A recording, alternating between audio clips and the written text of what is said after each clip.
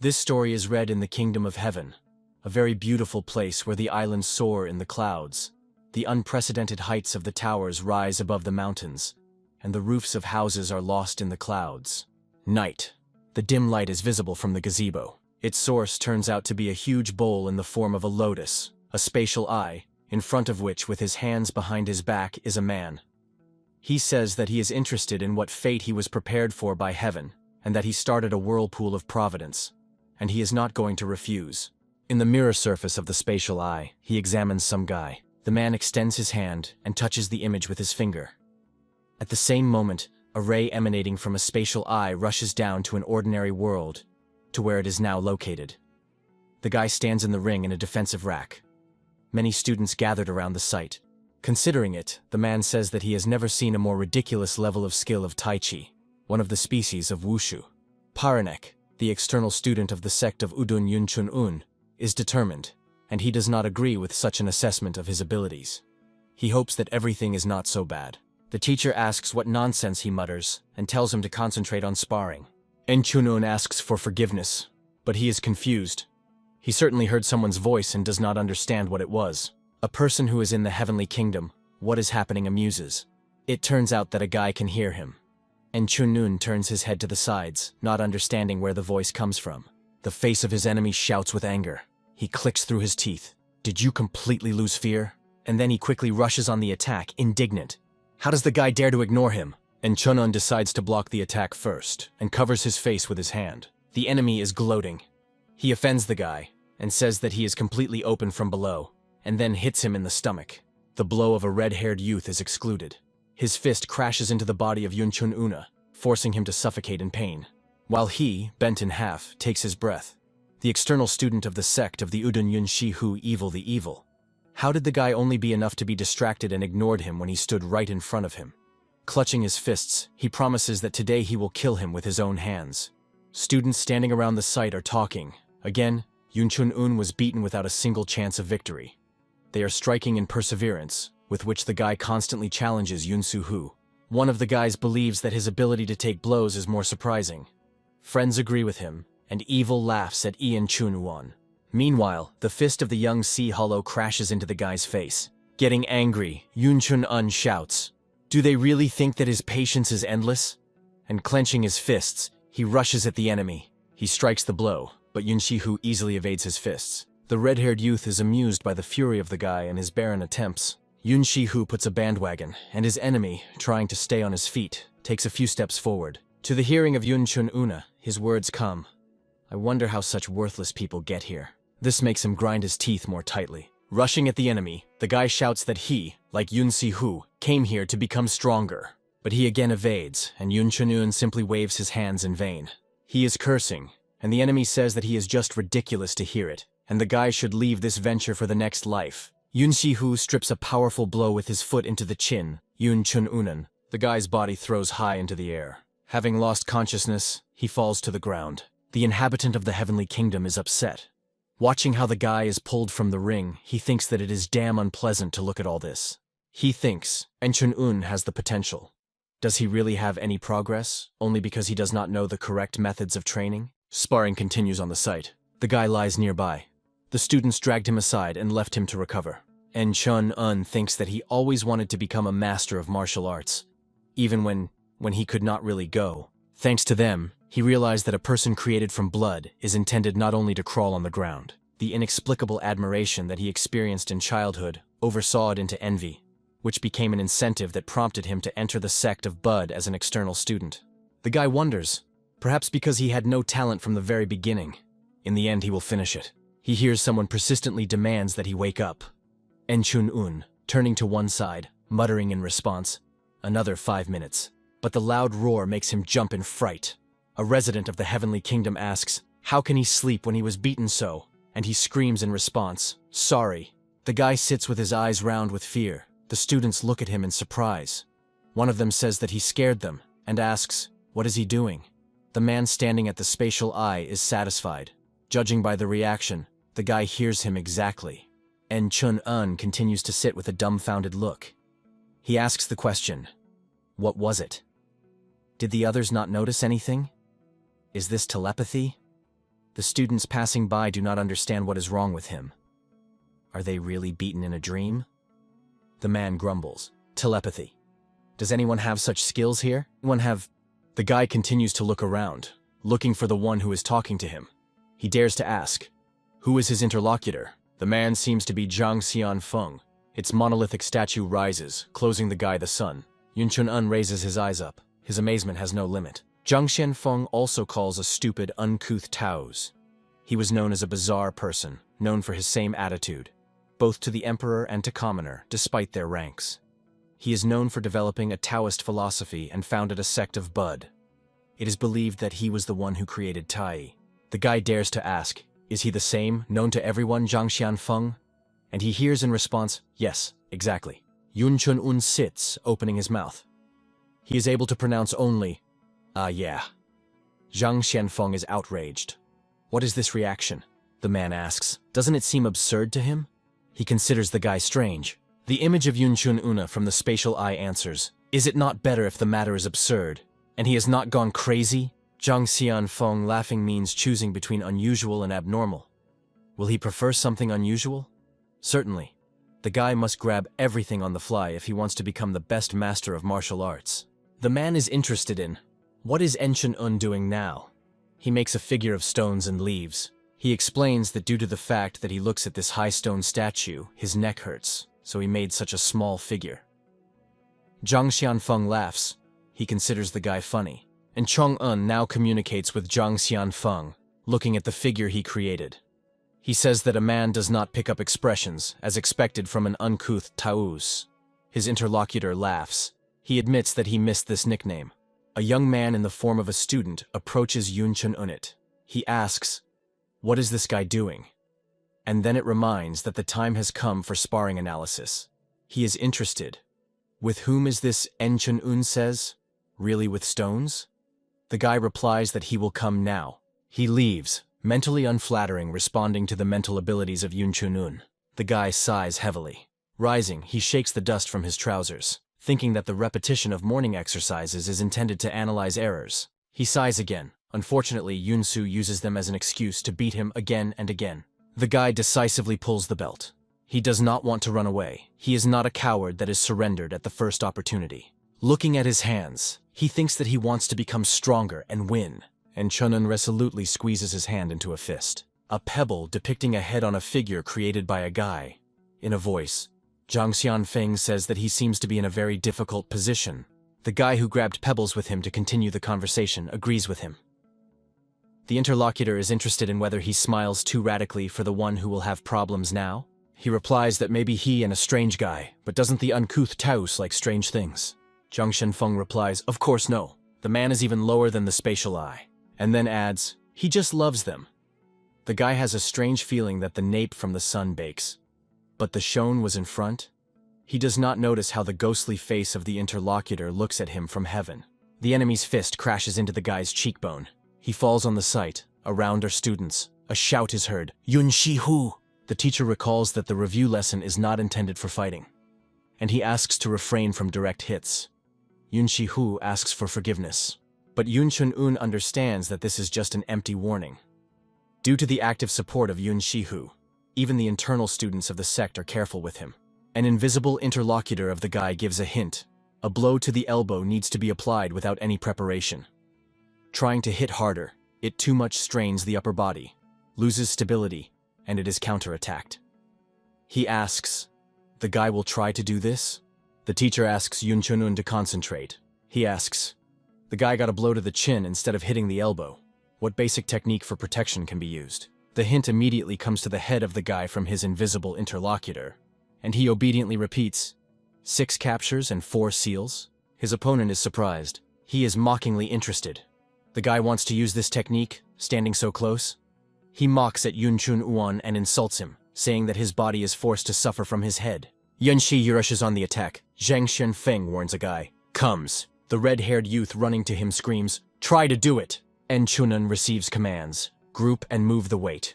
Put both legs to the ground. Keep balance. The enemy is already nearby. Sound another team. Group and move the weight. The guy's legs are trembling with tension, but he obediently fulfills orders. He manages to catch the enemy's leg to strike. Yunsu Hu cannot believe what is happening, and Zhang Xianfeng continues to command. He tells the guy to use both palms now, and Chun-un executes the instructions. It is necessary to repel with two hands not only for the attack, but also to control the distance between him and the enemy, his invisible interlocutor explains. Yunsu Hu from the push loses his balance and retreats. He praises insults, but the guy's hands, who are at his face, prevent him from seeing.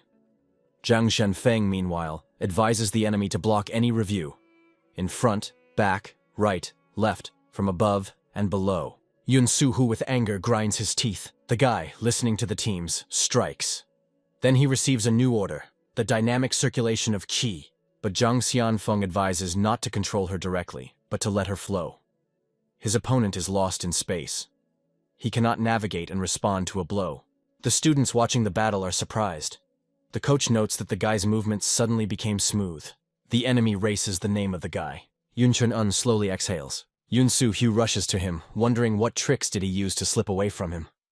But the guy is ready to meet. He beats the enemy in the chest with his palms. He flies to the door and breaks them with his body. Lying among the wreckage, he cannot understand what happened. Questions are heard. Is it in order? The guy is surprised to examine his palms. He asks, "Are these really 6 captures and 4 seals?" Zhang Xianfeng is selflessly interested in how he likes it. Yun Chun-un, smiling, says that it is damn nice. He joyfully says that it really was like 6 grips and 4 seals, the students watching him whisper. It seems to them that the guy is not quite in order. He talks with himself.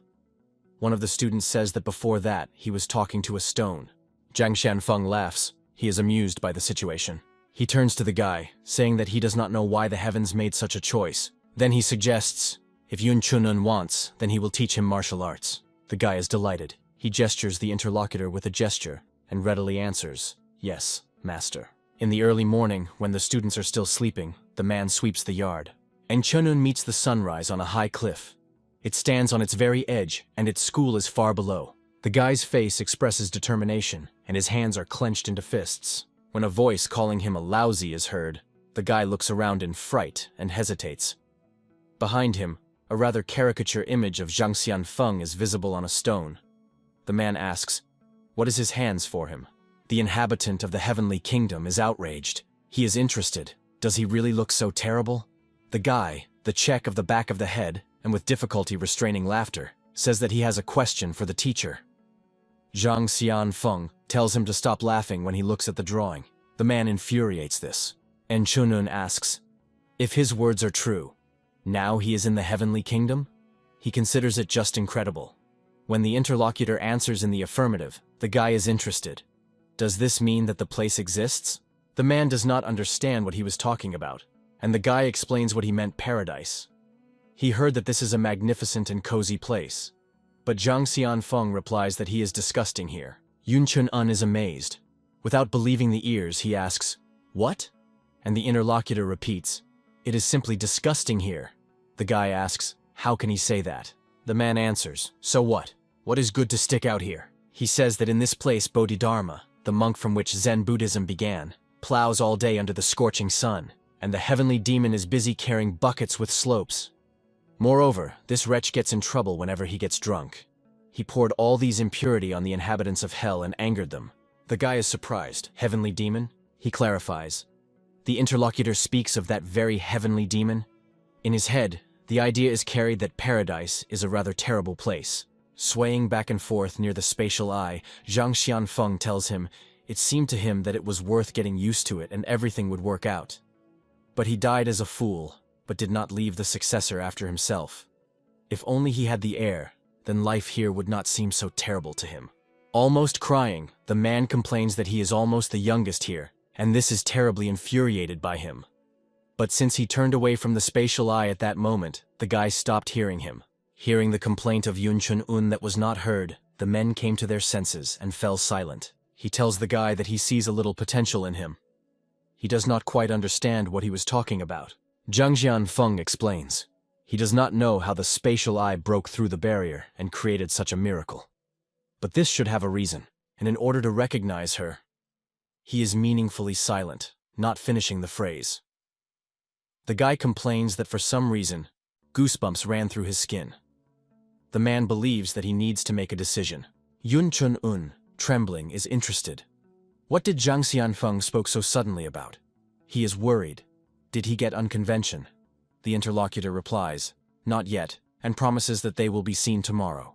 The next day, a training is going on in the outer courtyard of the Udun sect. Like the guy, some students are sincerely interested in martial arts, but there are rich families who make their children join the Squai sect to get the status of an external student. This is because even if they have good connections, the second and third sons will always relate to the obstacle. But just like the light followed by darkness, there are always exceptions. For example, someone like Yun Su-hu from the Dokpun Yun clan. Climbing the stairs, the guy thinks they hate him because he is opposed to this red-haired youth. He believes that this is why other students are so cold. En Chun-un, standing on the training site, reflects on the fact that Yun Si-hu will never leave him alone. He will definitely try to take revenge, so you need to prepare.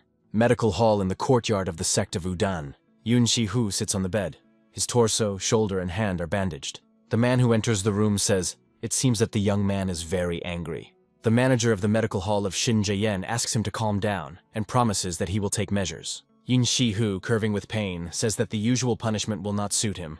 The man answers, he knows, because this is due to the eldest son of the Dokpun Yun clan. Shin Jayen recalls his request voiced earlier. The young man, mentally cursing, says his father promised him support, so he will receive a report after a couple of days. The man pronounces, as expected from a respected clan.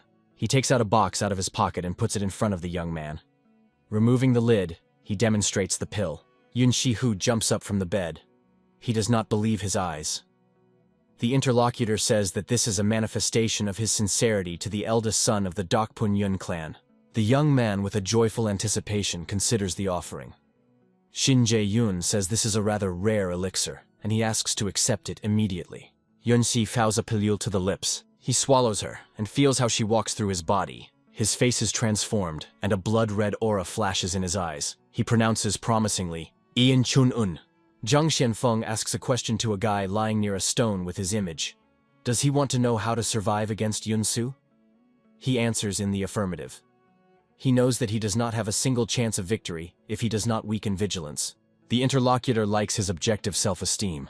He says, if they fight again, he will beat Yun Chun-un until all his anger splashes out. The guy, chewing a twig, asks the teacher to stop the mock. He asks, is there any way? He answers, of course there is. And Chun-un significantly perked up. He jumps up and asks, right? The man even recoiled from surprise from the spatial eye. He says the boy scared him. The guy appeals to the drawing on the stone, asking him to tell him away. Zhang Xianfeng asks to listen carefully. He promises to teach him the manufacture of poison. And he advises adding him to this insolent food. And when he wakes up a few months later, then the path will hit him. Yun Chun-un, shocked. Are his thoughts so terrible? The interlocutor asks. Does it make sense to answer? Each time a man sees his possession of Tai Chi, he immediately wants to tear his eyes out. He considers his skills disgusting. The guy shows the stone tongue. The man asks, is he angry? And Chun-un asks a question. Are there in paradise martial arts that will help him fix this? Zhang Xianfeng sighs. He was still going to train him, because he is now his master. The guy is beside himself with joy. The man says it seriously? Zhang Xianfeng, demonstrating movements, says, of course. This is a martial art that he himself created. Making a wave of his hand, he is surprised. Is that hand? How strange. Quite a lot of time has passed, so he is not particularly sure that he remembers everything. Noticing that the guy is moving away, the man asks, where is he going? En Chun-un, confused. He mutters that he was shocked only by the thought of his greatness. He thinks he cannot say that he was spending time studying some nonsense. The man is puzzled. What is this reaction? Suspicious. He tells the guy to sit down and cross his legs.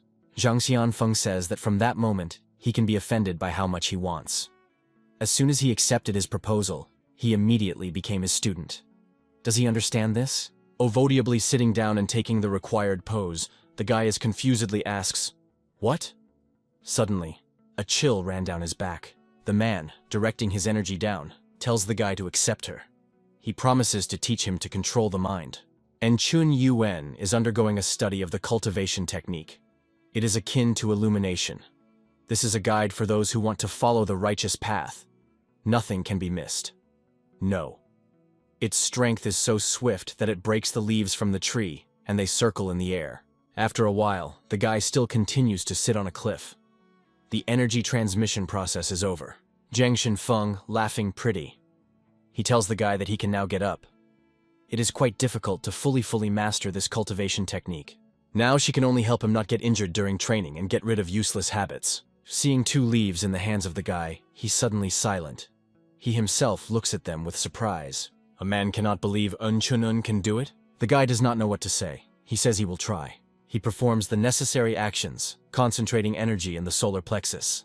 Watching him, Zhang Xinfeng thinks, incredibly. He tells the guy to collect energy at his fingertips. Its actions form a whirlwind, circling green leaves around it. Further from Ian Chun Una, you need to think about creating waves on the surface of the water. And it's okay if they are small. The guy obediently fulfills all the instructions, and energy circles are formed around him. The man is satisfied. The guy got very large waves. He decides that it is time to move on. And his student again sits down in the lotus pose. But now a powerful aura comes from him. Seeing this, a man cannot hide surprise. How is it? He demands to move even further. A few days later, Zhang Xianfeng says enough. The guy's body has changed beyond recognition. His muscles increased and became embossed. True, the clothes could not stand their growth and broke. But this is not particularly upset by Yun Chun Un. The guy asks, now he will overcome Yun Shihu? The man answers, not a single external student is an enemy for him. He is sure that since the guy took possession of the technique of conscious cultivation, he will no longer be distracted by all sorts of trifles. Exactly, like his master. The man in excitement nibbles his nails and curses. The guy stands in front of the manager of the medical room of the Tire Jaja Inom and asks, what does he mean? Go down the mountain? Zhang Xianfeng is perplexed. What did the Squan sect have turned into? Xinjiaj Yun calls the guy a dumbass and says that this is why he still has not achieved anything. He adds that he ordered him to go down the mountain and never again approach this place. And Chun Un is perplexed. Why? He asks, is it because of Yun Suhu? The guy believes that this is discrimination by origin, and he is interested in a man. Was the Udon always such a place? He, jumping up, hit the table with his fist. He screams, how dares such as Yun Chunun to condemn the great sect of Bud? Shin Jae-yu demands that he get out immediately. His last mercy is to let the guy leave without punishment. Yun Chun-un in fury. He wants to say something, but he understands that he needs to restrain himself and grips his teeth tightly. The guy believes that he would definitely lose his temper if he had not studied the technique of conscious cultivation. The angry Yun Chun-un leaves the room. He thinks that while you need to tolerate, he mentally asks the manager to just wait, and he will make him regret. The night came. A lunar disk shines in the sky. The guy thinks it's still good. Zhang Xianfeng is interested in what's good about it. Walking along the path with a clothing bag on his shoulders, Yun Chun-un says, he means that he immediately began to call the interlocutor a master. It would be strange if he called him the ancestor after he was kicked out of the sect. The man answers, what nonsense.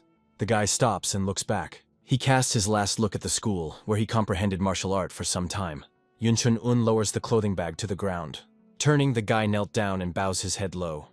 He says that although he leaves the sect of the Udun, he will perform 9 bows to the master. The red-haired youth, laughing, asks, what is he doing here? Does his knee bow to apologize for his mistake? Raising his head, Yun Chun-un sees Yun Su and his 3 friends. The offspring of a noble family says that he pray for forgiveness, and maybe he will let him go after a little beating. Rising and shaking his clothes, the guy is interested. He wants to be cut down from one blow again?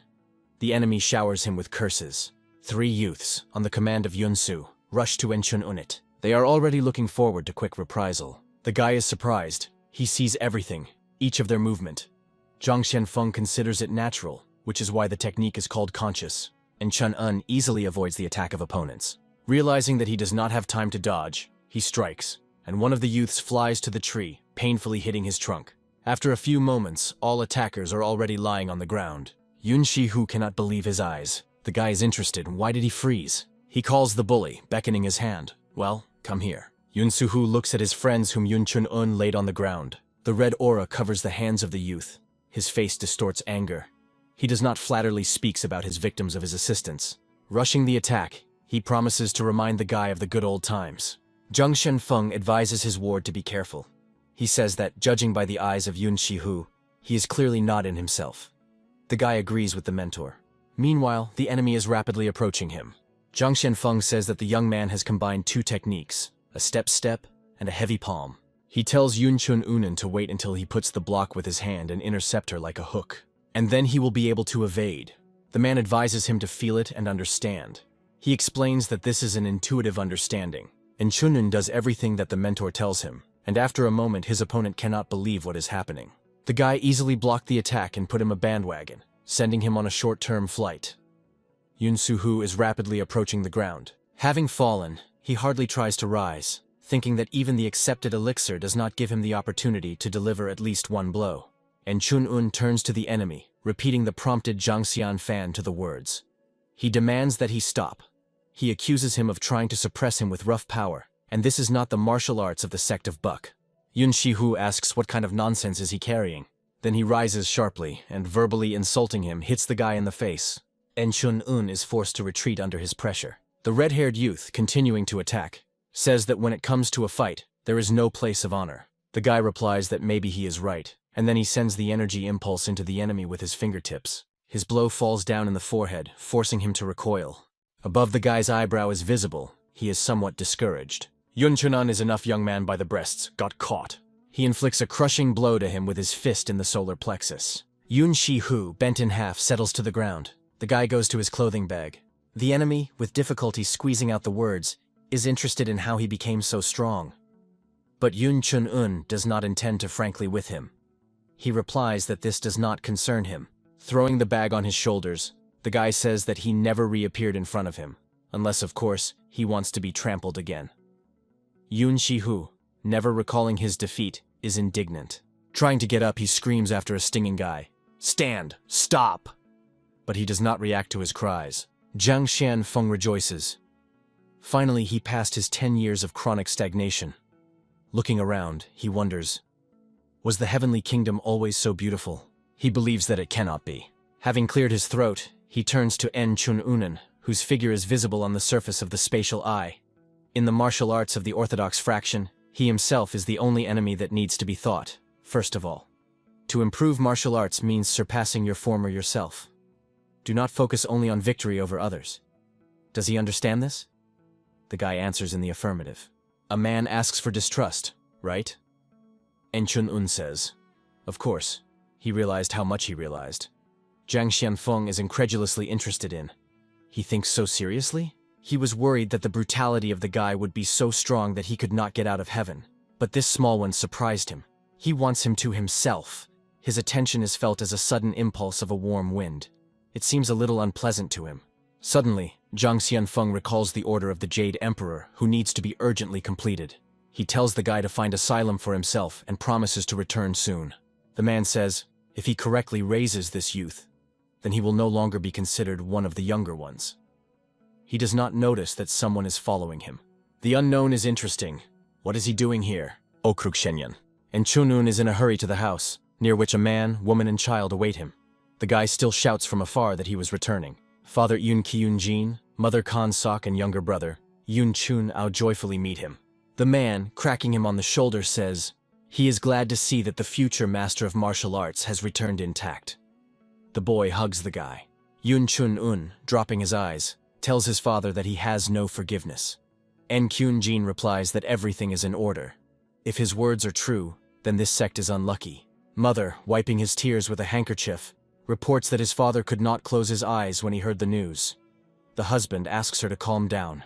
The guy thinks, it seems he was very worried. Everything is as kind, although he tries to maintain a harsh look. There is a voice of Yen Kyun-gaina, who is rushing the guy so that he would greet his grandfather. Already from the house, there is a voice of a guy who informs his grandfather about his return. Yun J.M. welcomes him. Looking at him, Yun Chun-un thinks that he is now facing a man, thanks to whom he began to admire the masters of martial arts. The old man tells the grandson, if everything went smoothly, then he would not return home. Yun Jae, looking at the books, asks, was he excluded? The guy is forced to admit, yes, it was. Having put books, the grandfather is interested. Is this his fault? The guy says he did something, but this is not his fault. The old man, laying out books on the shelves, answers, then everything is in order. He asks, what does En Chun-un plans to do next? NJM freezes, putting his hand on the book when he hears the response of his grandson. He thinks about staying at home for a while. He casts a look at the guy and is interested. He already lowered his hands and does not want to be a master of martial arts? Grandfather is nauseous for a guy who is in no hurry to answer. He asks, does he remember that he told him before? He is not obliged to live a great life. The guy continues, quoting the words he had heard once, if he really wants it. He remembers his grandfather's promise to support him even if he wants to hold his sword instead of a brush. And J.E. asks, is he really like this? The guy, boldly looking into his eyes, replies that he did not give up, and he has a goal. Something happened, and he had to return home, but he was not going to stop. The old man says that he understood and lets go of the guy, allowing him to go. He says goodbye and leaves. NJE looks thoughtfully out the window. He asks the question, when was the last time the child looked directly into his eyes? He believes that while they did not see each other, the grandson's gaze became much more confident. Grandfather is surprised, and when only the guy grew up like that. And Chunun, leaving the house, says that he finished all the necessary things.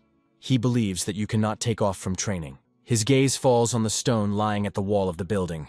And Chun-un sets at him in the lotus pose and plunges into meditation. Soon, energy begins in his palms. Without opening his eyes, he thinks, thanks to the technique of conscious cultivation, the conversation with his grandfather was much better than he expected. Grandfather is a good person, but he always nervous in front of him. Suddenly, the guy hears a voice in his head. How talented he is that such hopes are assigned to him. But this man is not Zhang Xianfeng. Then an unfamiliar voice says, the technique of conscious cultivation. The unknown continues. This is the unification of the secret technique of Tao, combined with the canon of changes in the muscles, and supplemented by Yoga Tianju yoga techniques. Yun Chun-un is surprised. The master has already returned.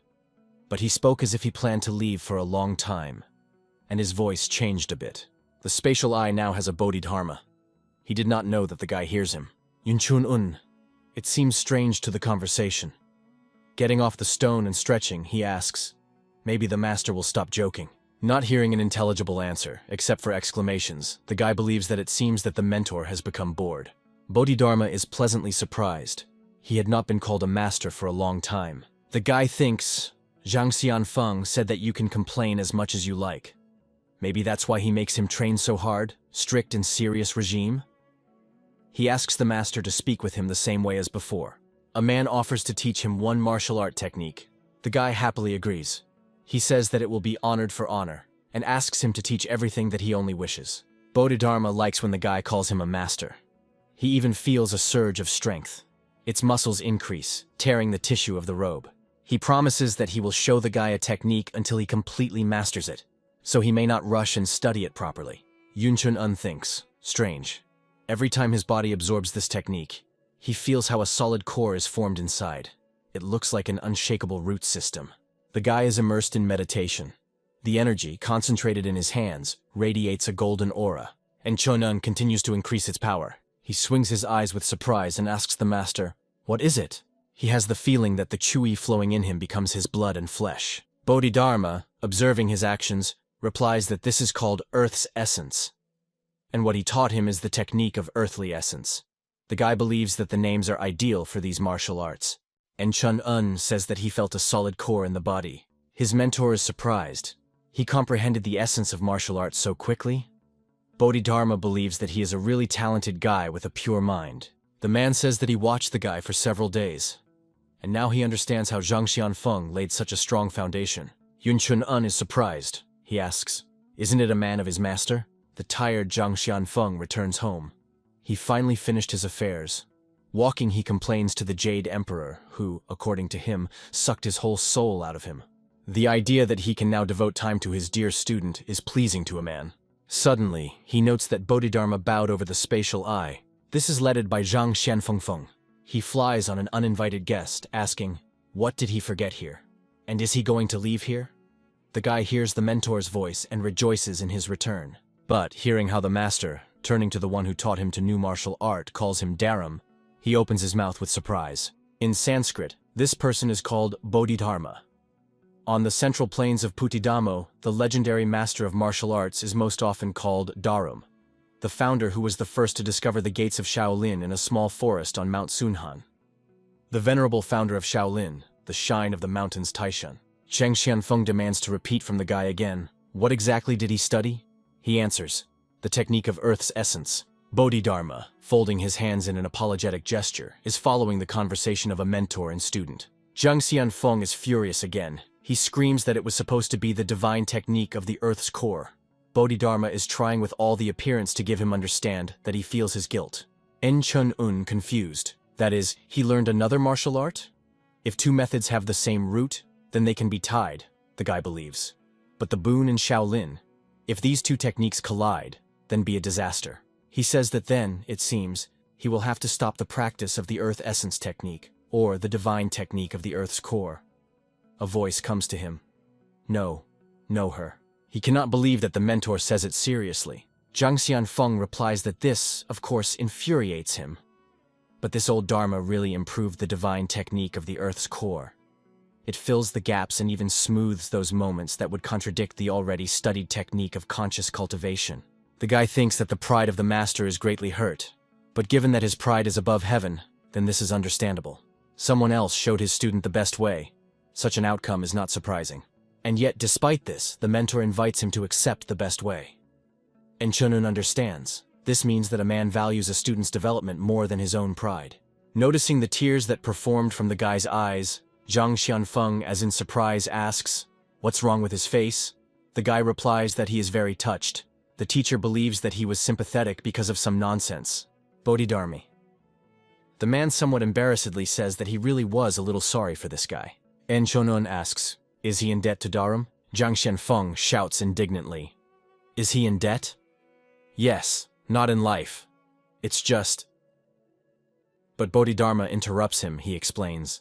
This is because the canon of changes in the muscles was included in the technique of conscious cultivation that the guy learned. Yun Chunun shocked. He learned the canon of changes in the muscles? The oldest method of self-improvement in the practice of wushu? Zhang Xianfeng says, yes, it is.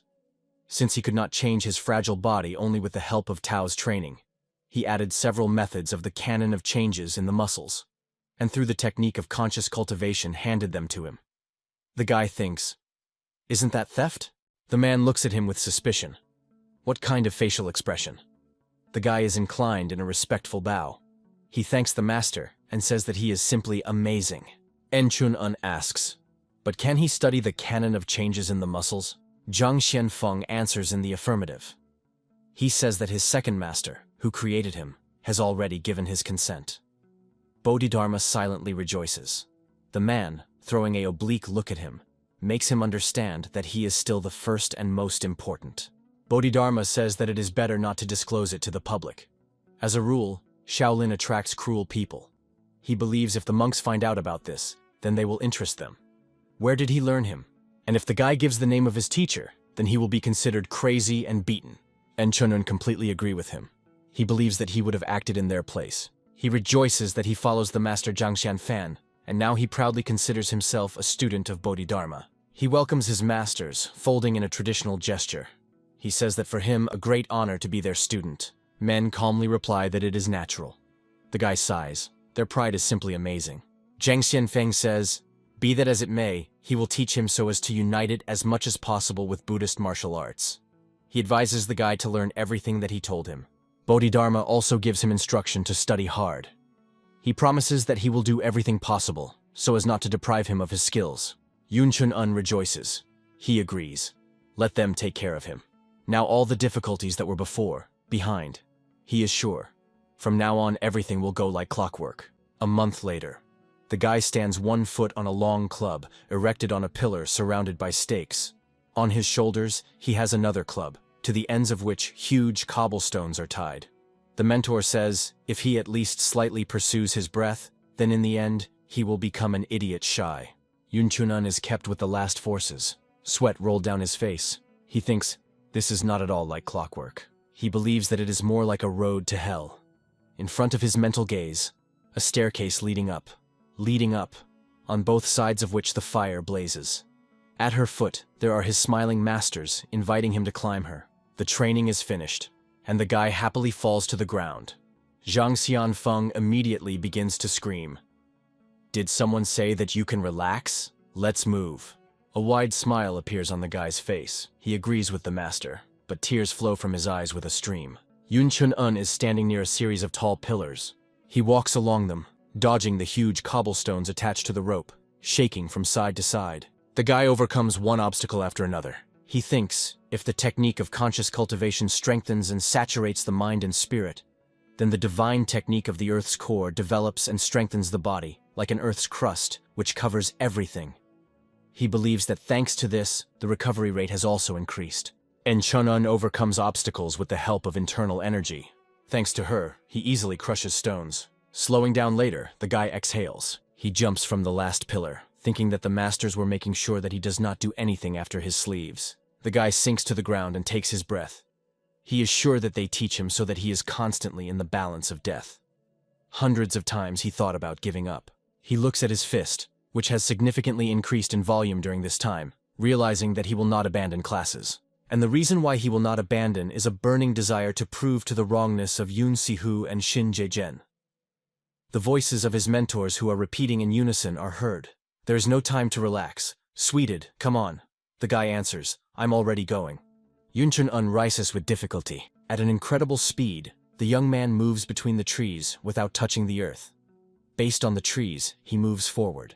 Finally, he lands, finding the place he needs, the training ground Yun Chun-un. The lower part of his face is hidden with a scarf. He is surprised to look around. A torn land, the wreckage of huge stakes and a series of arrows in the ground. Without noticing a person standing behind him, the young man says in surprise, the whole work of the hands of that immature youth. Near his ears the voice of En Chong-un, who is interested. Who is they have here? The young man is trying to attack, but the guy can easily go around him and beats his foot in the back. Rising and bowing his head low, he again heads to Yun Chun-un. Removing the fabric hiding his face, the young man says that he grew strongly in such a short time. The guys silently stand opposite each other. Baek Moo-ho smiles, looking at the guy. En Chun-un, not hiding surprise, asks, where does he come from? Before him is his best friend, the eldest son of the Baek clan family of guards.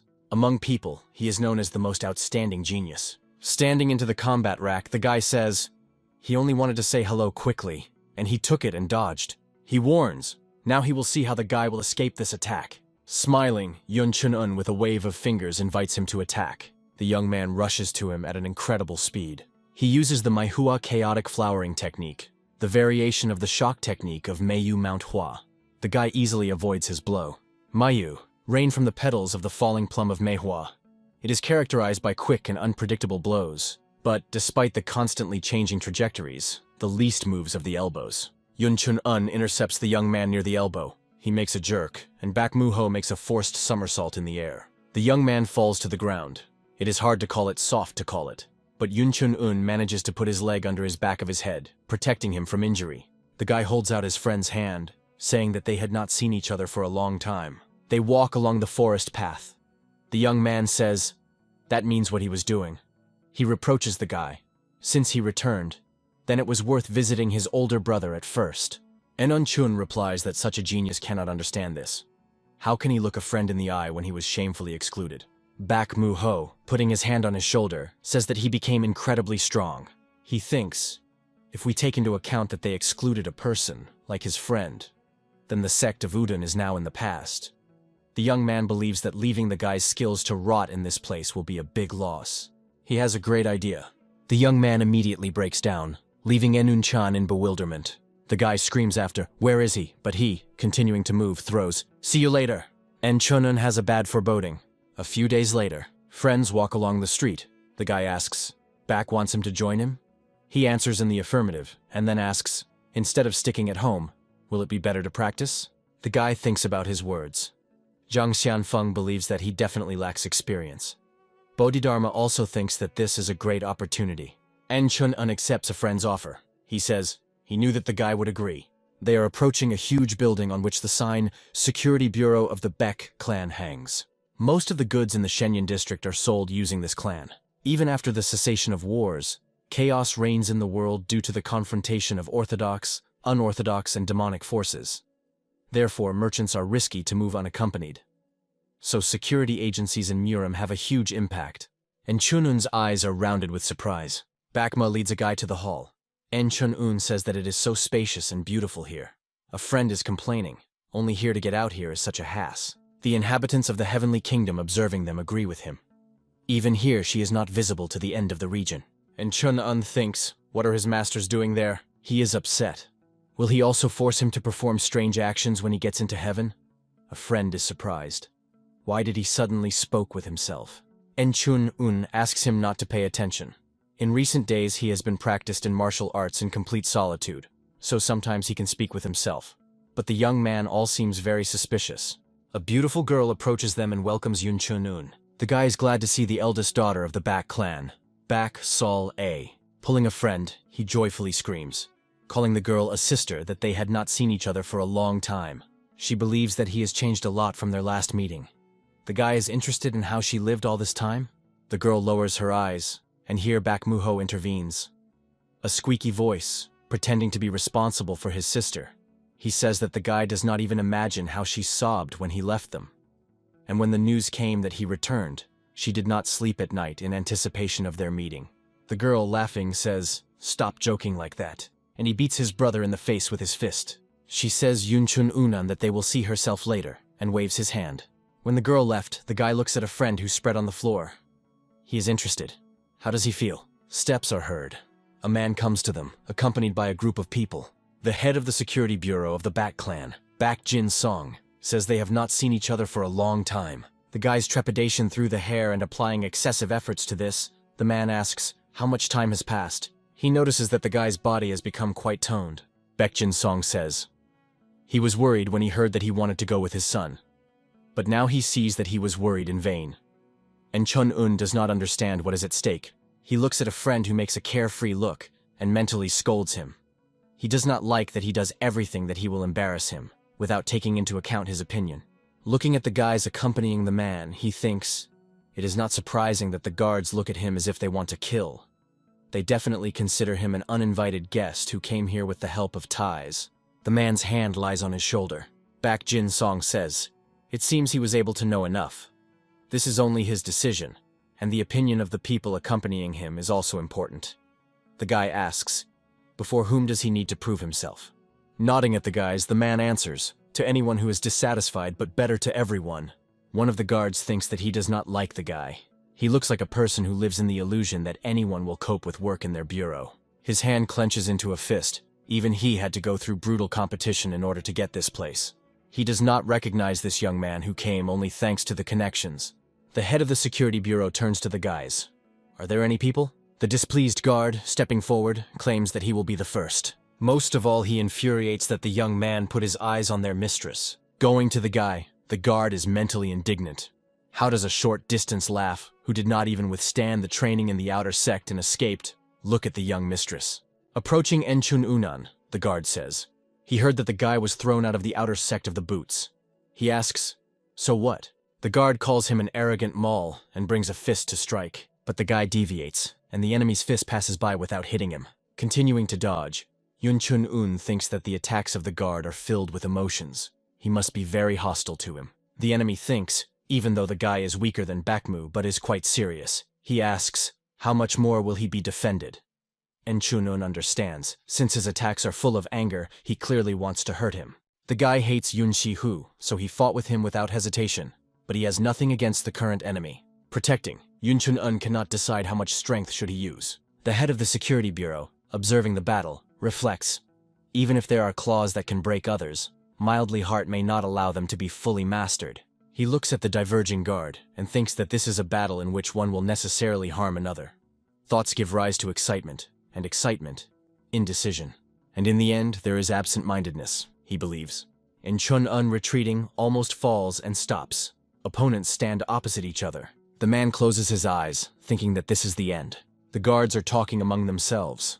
One says that he thought so. The guy is useless, the second answers. And what was he hoping for? After all, he got here thanks to his acquaintance. Baek Mu-ho is puzzled. What is wrong with a friend? And Chun-un thinks, what should he do? Zhang Xianfeng asks, is he mocking? He is not at the limit because of the superior enemy, but because of a simple newcomer? Did you want to die? Bodhidharma says, to cultivate, you need sound reason. He advises to clear the mind, and his body will move itself. The guy understands that the masters are right. He thinks that the point is not about the people who are looking at him now. as he has something that does not meet their standards, so they have things that he does not accept. But since the strongest teaches martial arts, his failures will affect them too. He can't tarnish the names of the masters with his mistakes, even if no one knows that he is their student. And Chun-un grabs the enemy by the breasts and throws up with force. The fallen guard rolls his eyes, foam bubbles on his lips. He clearly can no longer continue the battle. The head of the security bureau is amazed at what happened. All guards look in surprise at Chun-un, security bureau of the BEK clan. There is a voice calling for the guards frozen in surprise to attack the guy. The call is repeated, and they quickly rush to Chun-un. The enemy's fist is almost at the guy's face, but this does not seem to be very worried. Masters advise him to follow the trajectory and then redirect it. Chun-un executes the instructions. He easily evades and intercepts the guard's hand. Masters recommend finding vulnerabilities and using them. Interrupt the attack and drop the enemy. The guy follows their instructions, and the guard flies to the side, and he goes to other attackers. This leads the guards as a rage, and they rush to the guy with even more enhanced zeal. Chun-un is ready to meet them. His hands radiate powerful energy, and here 2 more opponents lie behind him, unable to rise. The inhabitants of the Heavenly Kingdom are satisfied with their student and support him. Excellent. That is how it is necessary. The assistant to the head of the bureau of the security agency thinks, well, let him often arrange riots, but he will not take, accompanied by anyone. He asks back Jin Sunya, isn't this the baby Chun-un whom he often treated? Not so for a long time. He became the external student of the Udan sect, but his skills are amazing. The chapter answers, this is the essence of their technician. But, in addition, there is something else in his movements. It seems surprisingly familiar. He is interested in the interlocutor. What will he say to it? He answers, how does he know about martial arts? Baekjin Sun clarifies that he is talking about Chun-una. The man replies that he seems quite capable, and he is interested. Is it worth it to accept it? He believes that this time the accompaniment is quite reliable, and it will never hurt to acquire a reliable ally. The head of the bureau agrees with him. He also thinks so. He asks the quiet guards, are there still those who want to oppose? Without waiting for any reaction from the guys, he says, it seems that no one. He tells them to take note that Chun-un will participate in their next task. Baek Jin Song sits at the head of the table. On the left and right hands of him were Chun-un and Baek Mu-ho. The man is interested in the guy, who taught him to martial arts. He is writing, not knowing what to answer. Zhang Xianfeng is interested in what he was slow in. It was him. Chun-un mentally asks the question. He understands that then he will be considered crazy. Realizing his hesitation in his own way, the man asks, that man asked not to disclose his name, right? The guy thinks, just the opposite. Baek Jin Song says that his skills are different from what they teach in the Squai sect. And Chun-un Hinet mentally does not agree with him. He has a true technique. Although the man is interesting, he promises not to ask questions anymore. His son is trying to say something, but his father, with the help of an energy impulse, covers his mouth. And then he does the same with his hand. At the same time, the man asks, the son wants to say something? He struggles to squeeze out. He gives up. Baek Jin Song says that he was actually worried when he heard that the guy was going to the Squai sect. But since Chun-un joined them with the help of his grandfather's connections, he said nothing. The current head of the hall, responsible for the students of the external sect, is a man of a nearby mind. The guy is interested. Does the man know him? He replies that this is a non-insignificance Shinji-yun constantly divides people into classes. He is neglected to those who are not supported by large birth. Baek Jin Song rises from the table. His son lies in a disconnection. Putting his hand on the guy's head, the man says, since he left the sect, then let him make himself a name. He believes, the more famous the guy will be, the more he will annoy the Jiejianushin. The morning of the day of the start of the mission, Chun-un left. The whole family went out. He asks for forgiveness for making a decision so suddenly. Grandfather believes that he is already an adult, so he should not ask permission for everything. Father says he take more money. Mother asks, do he really need to go? He was just returning. The younger brother presses at his feet, and Chun-un arrives at the security bureau, where Baek Mu-ho is already waiting for him. The guy stands, bewildered by the back of the head, and looked up. A friend niches him. Why did he froze there? It's time for them to go. And Chun-un answers, good. And he thinks, maybe it seemed to him? On the roof crest there is a girl with long hair fluttering in the wind. She looks at the convoy, serving. Baksol, and it was she, staring at them intently. The The convoy follows along the intended path. The guards accompany him on foot. Chun-un asks a friend to tell him again about their current task. He replies that this is a request from Jung In-gel from the Junshin Trading Company. He asks, the guy knows them? This man is widely known in these parts as Mr. Jung. Like the grandfather of the guy, he was a state official. Thanks to this, he had good ties in Hube. What distinguishes him from his grandfather, Iun Chun-una, is that he made even his acquaintance for the sake of benefit. Any friendship will fade if there are no more advantages that he can use. After leaving his post, Jung In-gel actively used his connections to establish a trading company. And what in the end? Incredible success. Several merchants united to do a large business, and the Junshin Trading Company grew to such an extent that it displaced all established institutions. Well, the most interesting thing, among the people whom he instantly replaced from the market, there were many who helped him at the very beginning. They stuck a knife into their backs and took everything away. The guy considers this person disgusting. Although the paths of his and grandfather's Yun Chun-un are similar, only this nasty character proves a huge difference between them. Bakmu says that halfway they will unite with the Security Bureau of Manhwa. As soon as they deliver goods to the destination, they will be free. The guy, looking at the fluttering flag with the emblem, answers, to be honest, he does not understand at all. Professor bureaus never work together. Does this make sense? To hire two security bureaus is the same as announcing their mistrust to both of them. Doesn't this hurt a draw of pride? A friend says, right. Usually this does not happen. In fact, if such a request came to them, they would have rejected it without hesitation. But they have a debt to the Security Bureau of Manhwa. The guy looks at Bak Jin-suna, jumping on a horse next to the body, and thinks, so they do this for them? To repay the debt? He thinks. The Security Bureau of Manhwa is engaged in the execution of the request, and the BEC family just helps them. And Chunun is interested in a friend. What kind of goods do they accompany? Bak is in a whisper admitted that this is a fake. The trick is such. He explains the fact that the trading company has so quickly increased its power means that many became their enemies. And with the greatest caution, the Junshin Trading Company belongs to the Hanwha sect. As the trading company Junshin began to encroach on many of their interests, therefore the Hanwha sect is trying to contrast at least something. But Jung In-gel has such good connections that they cannot do anything. The young man says that the situation has changed a bit due to an official recently scheduled to the Ministry of Personnel. And Chunun clarifies, is it in Hube? He thinks that the Ministry of Personnel is responsible for human resources management. Like the one who appreciates the connection, Jung In-gel definitely wants to establish relationships with this person. He asks, is it really about bribes? Beck wants to answer, to be more precise, then this is a bait that imitates bribes. So far, two security bureaus deliver the goods, attracting attention. The real load is moved in a completely different way. The guy doesn't like it all. En Chun-un is alarming and stops a friend. The rest of the guards are also worried about the sides. But no matter how they look closely, they fail to see anyone.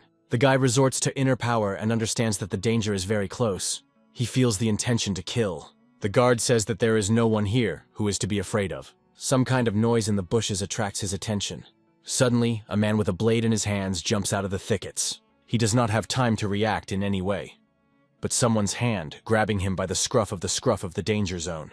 En Chun-un saves the guard from faithful death. The armed man says that he was lucky. He immediately attacks Yun Chun-un, but he evades a blow. The enemy is puzzled. He did not expect this young man to deliver him trouble. The guy again easily avoids a collision with the enemy. The man is sure that this is not an accident. The kid foresaw his attacks. Behind the back of Yun Chun-una, there is another person with a sword in his hands. The senses transmit all the information about the enemy. His steps, movements, and even breathing. This is the path from the boat to Shaolin.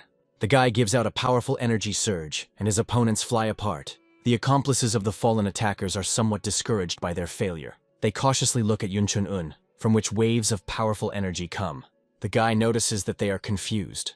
He rushes forward, thinking, those whose spirit is broken become a slight target. Suddenly, the voice of Zhang Xianfeng is rattling in his head like childish. En Chun-un is interested. Why did the master appear so suddenly? He replies that he expands his gaze and peered deep into it. He says that the guy does not create gaps in his thoughts and his vision of the world. And Chunun asks, does this really mean that he has a limited perception?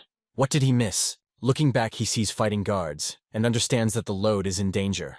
A friend shouts to him so that he does not go too far. Otherwise, their system will collapse. Running Yunchun-un thinks that he was too arrogant. The purpose of their mission is escort, and he focused on the battle. He uses all his resources, trying to complete the task. Feeling the danger, he immediately stops. The men attacking him are surprised. Does he have his eyes at the back of his head? One of them calms the friend. Since his stand is broken, they have a chance. But Yunchun-un easily avoids a sword to strike. And then, using the technique of the explosive power of Shaolin, he hits the enemy, flying far back to his surprise partner. A man without much excitement is still trying to attack a guy, but he gets a kick in the face. Enchun-un and Bak Mu-ho stand there back to the back surrounded by opponents. A friend is interested. Does not use a sword at all? He answers, "Why?" Bak Jin-song, successfully repulsing the attacks of the attackers, says that the security bureau Menvan was not just asked for help. His assistant, fighting nearby, answers. A rather troublesome task came across. He asks, "Maybe it's time to give up." The interlocutor answers, "It is impossible. They have not yet paid off their debt." Men become back to each other. The head of the bureau asks, "He sees it too?" The assistant clarifies, "Does he mean Yun Chun-un?" He believes that Baek Jin-song and his son became interested in the guy's skills. The head of the bureau answers, "Of course they are very interesting." He mentally adds, "Although this child was excluded from the sect of the Boots, he can still use their complex techniques." Watching how the guy straightens the next enemy, the man asks the question, how does he know the technique of Shaolin? He looks at the aura Unchun-una with increasing interest. Hiding the sword in the scabbard and looking around the enemies scattered around the body, the head of the bureau says, "They figured it out, almost everything." He orders to tie all the survivors and join the security bureau of Menvan as soon as possible. Soon, connected captives follow the wagon that continued their way. The guy's masters are pleasantly surprised. He managed to cope without serious losses. Now they only have to join another security bureau. Cursing, Zhang Xianfeng tells the student to gather. Yunchunan is surprised. What happened? A terrible picture opens with their eyes.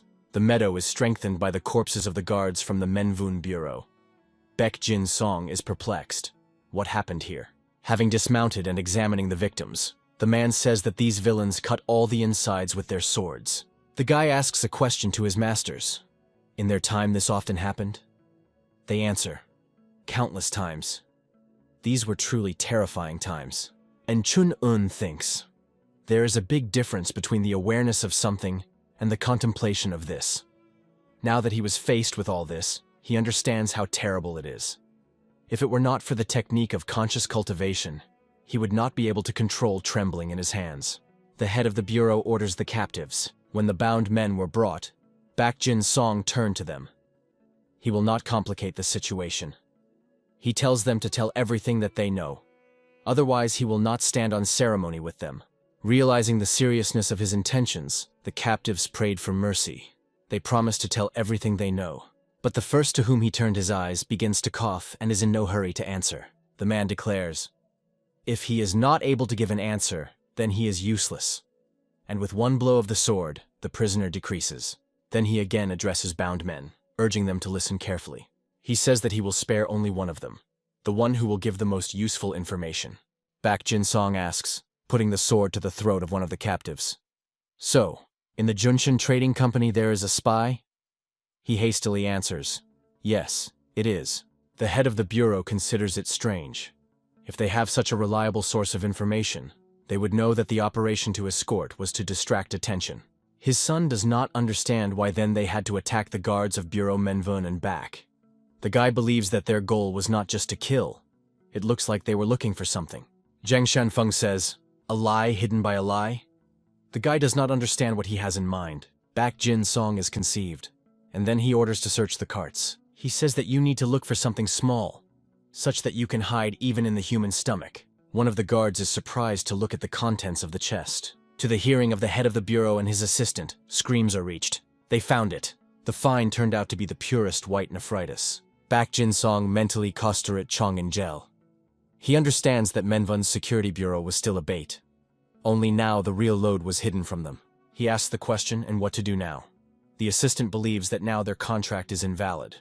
They can immediately stop escort and the Junshin Trading Company will not be able to present anything to them. The man asks Yun Chun-un, what does he think? He thinks that the head of the BEC Bureau wants to break the contract due to the debt to the Menvun Bureau.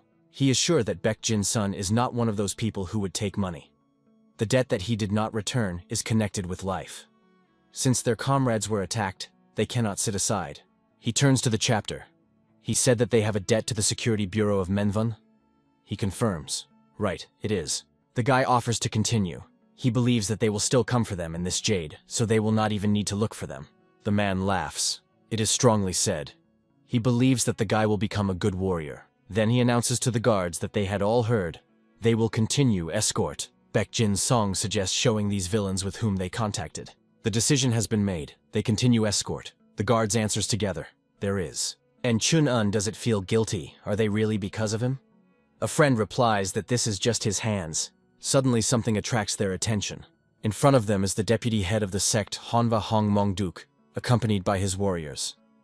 He asks Baek Jin-suna, are they strong enough to reckon with them? The head of the Baek Bureau says, so Honva is behind all this? A person standing next to Han Moondok replies, and who else is capable of this? He says that they would like to avoid unnecessary enmity. Nevertheless, Manhwa's Security Bureau cannot be compared with them. He believes that none of them make sense to shed blood. He still continues to speak, but Baek Jin-sun's sword blows his head from his shoulders. She falls at the feet of the head of the BEK Bureau. Han Moonduk, who did not expect this, is shocked. Baek Jin-song, holding a bloodied sword in his hands, says that unfortunately, he is one of those who believe that the duty is never too late to pay. And it seems, today, it is still without bloodshed in any way. On both sides, the order flies at the same time, to kill them all. Baek Jin-song resolutely throws herself aside a cloak, and then he rushes forward at an incredible speed. The guards follow him. The first row of opponents is immediately disarmed. The guard, whom the guy saved, overtakes the head of the bureau, screaming that he would take them on himself, but a man hurries towards him at times, surpassing him in height and strength. After asking where he rushing, the thunder strikes a powerful blow. Advising the guard to get lost, the enemy strikes another blow with a fist. And Chun-un hurries to his aid, covering him with his power field. He blocks the blow, but will experience a very severe pain. Grimila, calling him a bug, demands that he stop acting on his nerves. Rushing the attack, he asks, can the guy repeat it? The voices of the masters sound in the head of Yun Chun-una. Do not block, evade. He is a little surprised by their timely appearance. The student successfully follows the recommendations of mentors. His enemy is angry. He is outraged. The guy is spinning like a ludagun. Rice roll in a literal translation, a smoking donkey. He demands to stop these tricks, and is interested in, what about pride? He does not have it at all. The guy thinks that if he had not obeyed the teachers and tried to block the blow, his body would not stand. The man, calling the guy with a small midge, delivers another blow, but he again evades. He sees that because of his arrogance, the enemy began to use simple attacks. Taking advantage of the moment, he grabs the thug by the hand and promotes him in the air above his head. He with force throws at times the enemy superior to his earth. And then in the jump, he strikes him with a powerful blow. Jumping to the side, the guy sees how the man rises. Grimila pronounces, not bad for the child. A unkind light lights up in his eyes. He says that this even redeemed him. The guy, becoming in the combat rack, is mentally cursing. He put so much strength into a blow that the enemy's neck was supposed to break. He asks the question, does he have a chance against a man? Masters immediately begin to shame him. He studies martial arts for less than a year, but is already looking for easy paths. Judging by the age of his opponent, he trained at least 20 years ago. Zhang Xinfeng says that this does not mean that there is no way out, but the guy will fall without feelings for several days. En Chunun asks to teach him. He believes that this is nothing compared to the fact that he can lose in such a situation. The mentor agrees. He says that it is necessary to extract the essence of the technique of conscious cultivation. The guy replies that he will try now, but Zhang Xianfeng objects that it is not enough to try. If he does not succeed, then he will die here. The enemy of the guy is puzzled. He asks, what is he muttering there in the midst of the battle? Bodhidharma wants to convey to the student the essence of the divine technique of the Earth's core. Yun Chun-un is surprised. Didn't he get her any more? The master explains, the basis of the Earth's essence technique is the divine technique of the Earth's core. But he took only part to fill in the shortcomings of the guy. These two techniques are different. It may be difficult, but he does not need to understand everything now. The strength of the master passes the distance and flows into the guy's body. En Chun-un believes that even with a purified mind, it is difficult to withstand. If not for the technique of conscious cultivation, he would have died. He feels how incredible power seems to destroy the border between his flesh and bones. She fills his whole body. Awareness and understanding come to him. Liberation from the membrane of the earthly essence is the true essence of the divine technique of the Earth's core. She manifested itself. At that moment, the enemy attacks the guy. His huge fist rushes right into the face of Yun Chun-un. He thinks that now he will not evade. He is sure that he will cope with him. When the guy makes a movement towards the man, his masters are unanimously demanding to break the enemy. Their fists are found and the man howls in pain, shaking his hand. He does not have time to recover. The guy inflicts a crushing blow to him. The body of the big man flies at an incredible speed. He crushes 2 carts, and representatives of the warring parties are surprised to monitor his flight. The trunk of the tree stops his movement, and he slides to the ground. The guards and warriors of the Manhwa sect freeze in bewilderment. Now the guy understands what the true power of the divine technique of the Earth's core is. Suddenly his whole body pierces the pain. He falls to his knees and coughs with blood. En Chun-un does not understand why this happened so suddenly. The craftsman reminded. They warned that he could not take a step for several days. Bodhidharma explains.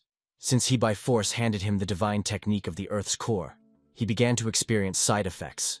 Han Moon-duke had no doubt that the back of the back is strong. Therefore they took the elite of the sect, Hanva, but now they were simply crushed. Han Moon-duke does not understand what is happening and what is the reason for their defeat. He is perplexed. Was the Back clan always so strong? He looks at the big man whom the guy printed to the trunk of a tree. The man wonders, is it really the whole thing in this kid who dealt with him? En Chun-un, it seems that his body is tearing to pieces. It's even hard for him to breathe. But he is not given time to think. Mentors have already attacked him. He does not think at all. He can still move. Their training is not so ordinary that the guy falls apart from pieces from something like that. Zhang Xinfeng is alarmed. Is he really not able to move a finger? Bodhidharma demands that he pull himself together. Masters say that he take a step on the expense of 3. They think it is important to inspire for himself that he will master it. They start the countdown. 1, 2. Somehow the guy takes the first step. He thanks the mentors. Now he can move. Zhang Xianfeng is touched and calls for a friend to see how their student takes the first steps. Bodhidharma says thoughtfully, it looks like raising a child. Meanwhile, 3 men armed with blades appear before En Chun-un. It's a pity to look at the guy. Tears pour from his eyes, and arms and legs tremble. He pronounces, they say, if you share flour with a neighbor, it will become easier. He pushes away with his foot and attacks opponents in the jump. Raiding to them, he concentrates the strength in his palms. Having struck with all power on armed men, he says, feel this pain. But they are unlikely to hear him. The power of his blow is such that they are scattered far to the sides. The guy literally growls with pain and anger. Back Mu-ho with some worry of a friend. Is he really ate rice with ginseng in that sect? And in general, is this the martial arts of the Bun? The opponents approaching him are interested in... What is he muttering there? Surroundedly wincing, the young man replies, do they not know? In their days, it is fashionable among young people to talk with themselves. Opponents in confusion, is this some kind of illness? What kind of nonsense? But Back is tired of talking, and he straightens out with both opponents with 1 blow. The young man pronounces, forget, you still won't understand. Screams are heard, stop this shirt already. Kill it until he has a stronger one. Representatives of the Hanwha sect are horrified. The guy again rushes on the attack. A powerful force comes from his hands. He easily straightens out with several opponents with 1 blow. Yun Chun-un stands in a circle formed by numerous bodies of enemies defeated by him. Drops of sweat roll along the guy's face. His view is incredibly tired. He says that now he is really at the limit, and falls to the ground. Opponents are puzzled. What was it? Is he just disconnected? They rush forward, wanting to deal with the source of their troubles. The head of the BC Bureau orders them to stop them. Opponents come together, and a furious fight is tied. Representatives of the Hanwha sect are sure. Their turn has come. The call sounds to cut the guy's throat, but under a few blades, ready to sink onto the guy's insensitive body, substitutes his sword of Back Mu. He with all his might holds back the onslaught of enemies. Father rushes to his aid. He asks, do they really think that they can deceive the guy before his eyes? Opponents are forced to retreat. En Chun-un is taken into the ring people from BC Bureau. A friend leans over him, wanting to make sure that everything is in order. The assistant chapter is interested in Baekjin Sunya. Is he sure that the guy is a student of the sect Udun? Military arts that temporarily increase strength are usually based on techniques that arouse dormant energy. Is it not demonic sects that use something similar? The man objects. Unchun unkiki, not dirty like these abuse. He knows several martial arts capable of this. He thinks he knows who taught the guy. The inhabitants of the Heavenly Kingdom in confusion? Were they really discovered? The head of the security bureau back says this is definitely a great sage with moon. Mentors are surprised. Why? The assistant clarifies he speaks of an unsurpassed genius who was once a student of 9 great sects. If this is the cultivation technique, the merger of 9 great sects, then the strengthening of Qi does not raise any questions. In the end, this martial art is based on conflict and harmony. Zhang Xianfeng is not satisfied. They think too much. Bodhidharma believes that from their point of view is the most logical argument. Zhang Xianfeng admits, if you think, then in the kingdom of heaven, there were rumors about the unification of the foundations of martial arts of all 9 great sects into perfect equipment. Although, apparently, nothing happened. Back Jinsong says Hongmongduku that it's time to give up. He asks, how did everything come to this? The deputy head of the Manhwa sect replies, all because Jung and Gel used them. The head of the BC Bureau believes that he will soon pay them in full. Han Moonduk regrets that he will not be able to see it personally. He asks, can both retreat? In return, he offers his life as a collateral. Baek Jin Song replies that gratitude is doubly paid, and the insult is 10 times. Isn't that the law of Murim? Naive sympathy will later often turn into the blood of its own people. Looking around the battlefield, he says that he asks him to understand, but those who are involved in the destruction of the Menvong Security Bureau will be destroyed by the One. Han Moonduk says thoughtfully, that's how. He tears his clothes on himself, bites his finger, and writes with blood on a cloth of fabric that he was against. He says, when his brother comes to take revenge, let him give him this message. Throwing back Jin Sunu, he adds that Jung and Gel looks like a snake. The head of the backing should be patient. Not that they themselves wanted to arrange a bloody massacre. Clutching in his hands a bloodied fragment of fabric, the head of the BEC Bureau says that he will find a worthy application. Han Moonduk, looking at En, Chun Una advises to take care of him. He believes that the guy has worthy potential. Baek Jin Song agrees. The child is really promising. The deputy head of the Manhwa sect replies, of course, because it was this child who violated the balance in their plans. If not for him, they would not be so easy for them. Raising the sword for the attack, he says that it is time to commit it. Throwing at the enemy, he says, since these are the last moments, then it is worth losing to the full, like true masters of martial arts. Yun Chun Un feels the cold. He lies on the ground half covered with snow. Snowflakes continue to fall from above. In a snow whirlwind, a female figure appears in front of him. She holds out his hand, and the guy reaches for her. A little more, and he will touch her. He calls, Salt, and Chun Un with difficulty opens his eyes. He vaguely sees a man leaning over him. He does not confidently asks, Sister? But in response, he hears a cheerful voice of a friend. What other sister? Did he finally woke up? Night. In a clearing in a semicircle, there are tents. In the middle, a fire is burning, around which several guards gathered. Jumping on the bed, Yun Chun Un indignantly questioned Baek Mu, calling him crazy. What does he do? He replies that he looks at himself, moves perfectly. A friend thought that because of the pain, he could not even move. The guy looks at his hands in surprise, and then with a groan falls on the bed again. Baek Mu Ho, chuckling, rubs his hands. He says that the guy should not call him that when he could not even get up. The young man tells him to relax. He will do massage with the help of Majua's chaotic flowering technique. His fist descends onto the guy's head. Baek Jin Song enters the tent. He asks how Yun Chun Un does. He, slightly rising, answers, he will do. The exhausted backing is on the floor. Pulling his son's body on his shoulder, the man goes to the exit from the tent. He says that he will take this problem from here. He advises the guy to rest, and Chun Un, following him, asks the question, what happened to people from the Manhwa sect? The head of the security bureau replies that Han Moonduku and his subordinates are over. He wanted to let him go, but still in Murim, this does not say goodbye. The guy looks upset by this news. Baek Jin Song says that Enchunun helped them a lot and advises him to relax. Then the man leaves the tent. Sitting on the edge of the bed, the guy complains that he is even hard to sit normally. Some sound attracts his attention. In front of him is the guard with whom he fought. His colleagues are visible behind him. Chesh, the young man is interested in. He woke up? The guy answers in the affirmative and in turn asks, what's the matter? The interlocutor clearly feels not at ease. A little embarrassed, he asks for forgiveness for everything. and thanks the guy for saving him. He adds that not only he is grateful to him. Feeling himself embarrassed, Yun Chun-un answers, "Good." The guard says that he has time, and the stroke leaves the tent. His friends waiting for him at the entrance scream after. He runs away.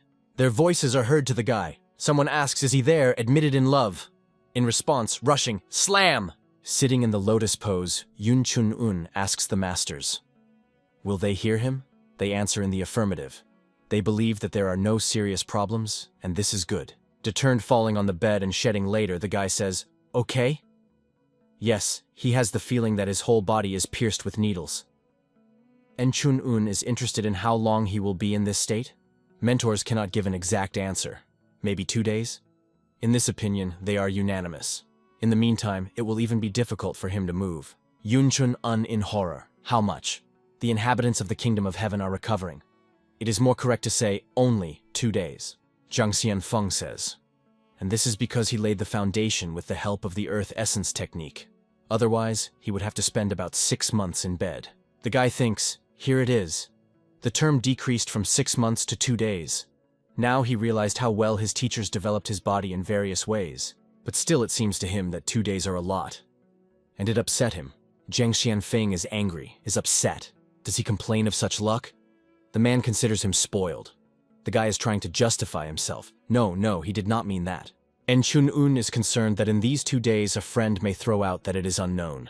Mentors with a groan grab their heads. Bodhidharma believes that natural recovery is always the best choice, but so, if you make a little effort, then he will be able to move by tomorrow morning. He warns that it hurts, but not as much as when he first knew the divine technique of the Earth's core. The guy is concerned about his words. The mentor is interested. Will he withstand? Rising to his feet, Yun Chun-un replies that he does not want to lie with a layer for 2 days. Standing on shaking and bending legs, Yun Chun-un says, it is better to die of pain. The mentor believes, since he is so decisively tuned, let it be so.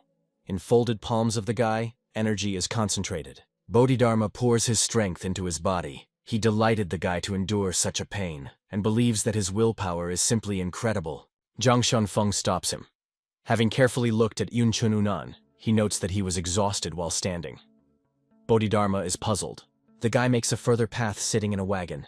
Mentally, he turns to mentors with the question, how long does he need to completely master the divine technique of the Earth's core? The guy portrayed his mentors in the form of 2 straw stuffed animals, so that it was more careful to conduct a conversation with them.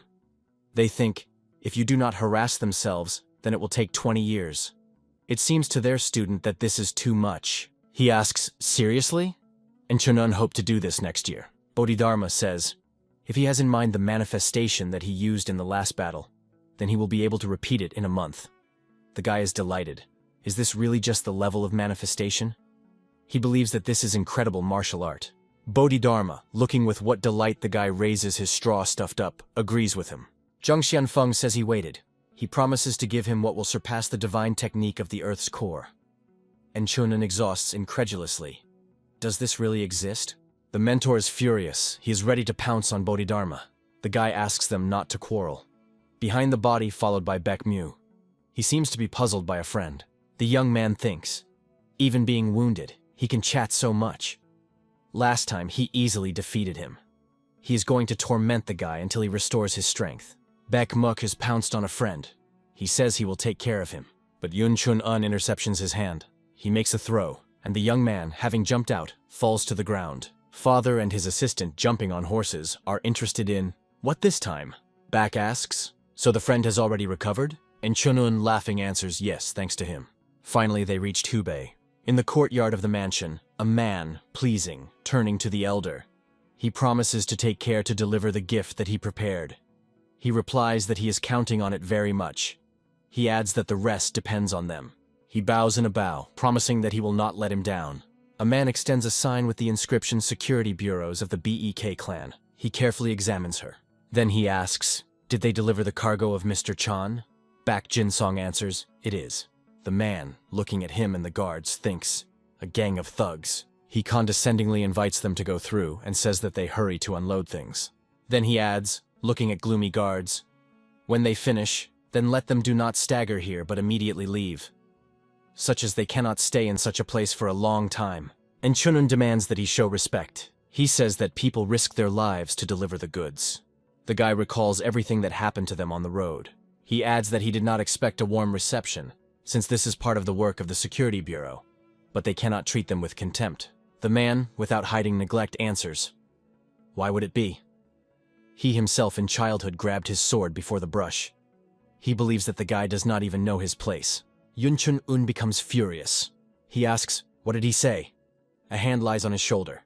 Baek Jin-song, laughing, says that disputes here will be a waste of time. They follow. The man looking after them grumbles. Such a character at such a young age. Bak Moo-ho, knocking him off his feet, hurries after his father, carrying a box in his hands. He shouts a little late, "Attention!" from the road. The young man complains on the go. How many things, horror. A man who fell to the ground shows him with curses. A young man runs up to him and is interested. Is he in order? The already rising man says. That is why he hates dealing with swordsmen. He is packed, it doesn't matter, and then he is interested. Why did he come? The young man replies that he needs to convey something to him. The mentor's voice comes to Yun Chun-un.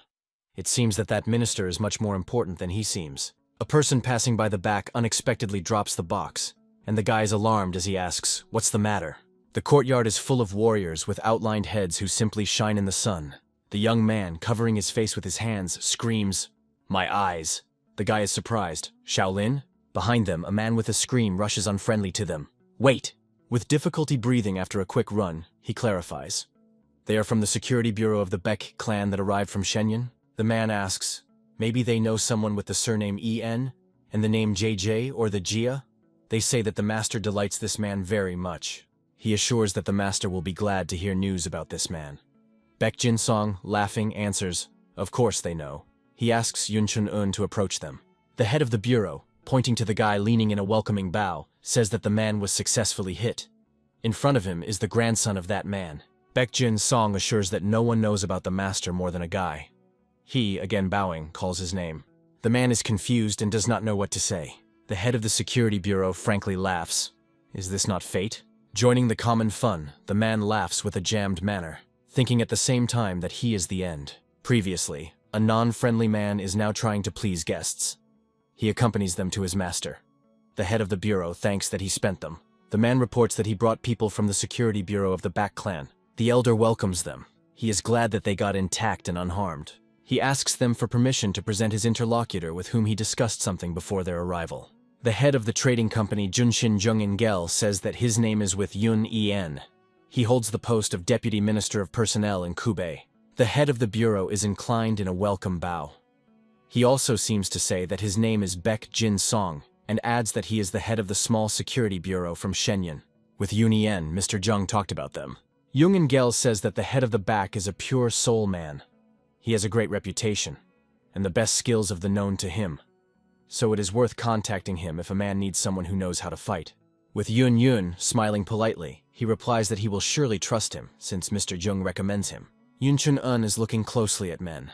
He thinks that people who have achieved something are usually distinguished. Maybe they look decisively like the head of the bureau, or maybe wisely, like his grandfather. But it seems to him that there are no such features in Yun-in. As if he adheres to the middle path, not outstanding, but not weak.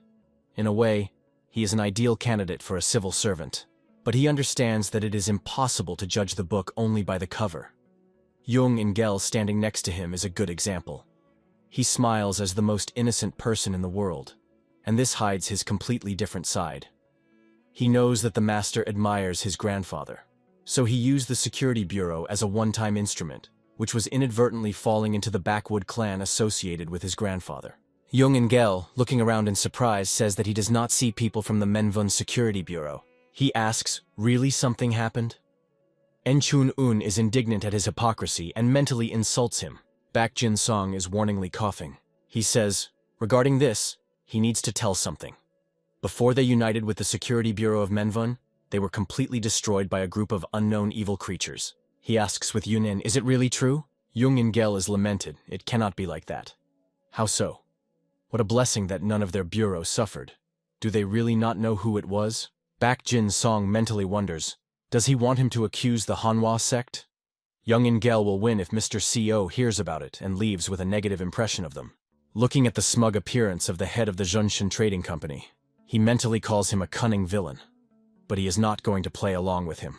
He says, since his work is over, he will begin to deal with this a little. Young Ingel supports him warmly. He says, that's how it is needed. You need to find those who did it. Mentally, he will annoy. His plan to substitute the sect Manhwa failed.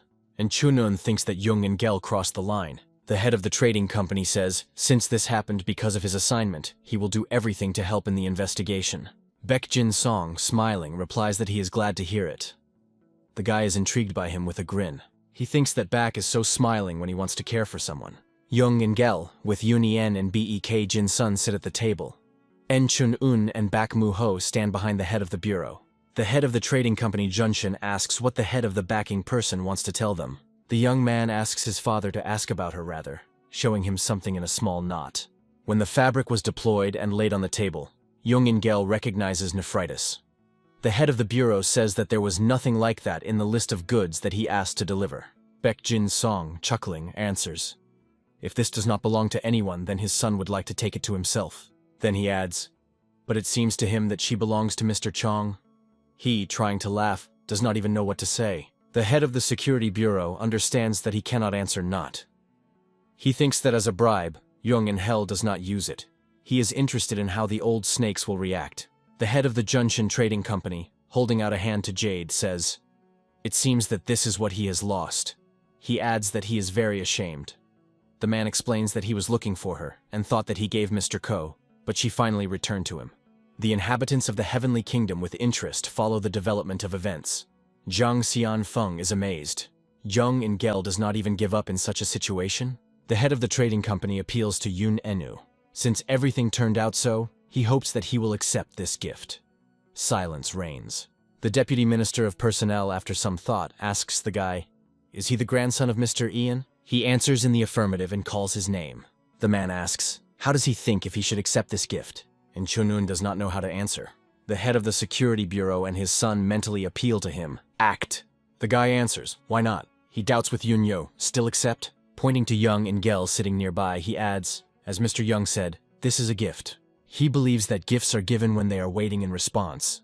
The guy says, although accepting such an expensive gift with his position may seem like something bad. He adds, but while the man observes the balance, that is, justice and neutrality, is everything in order?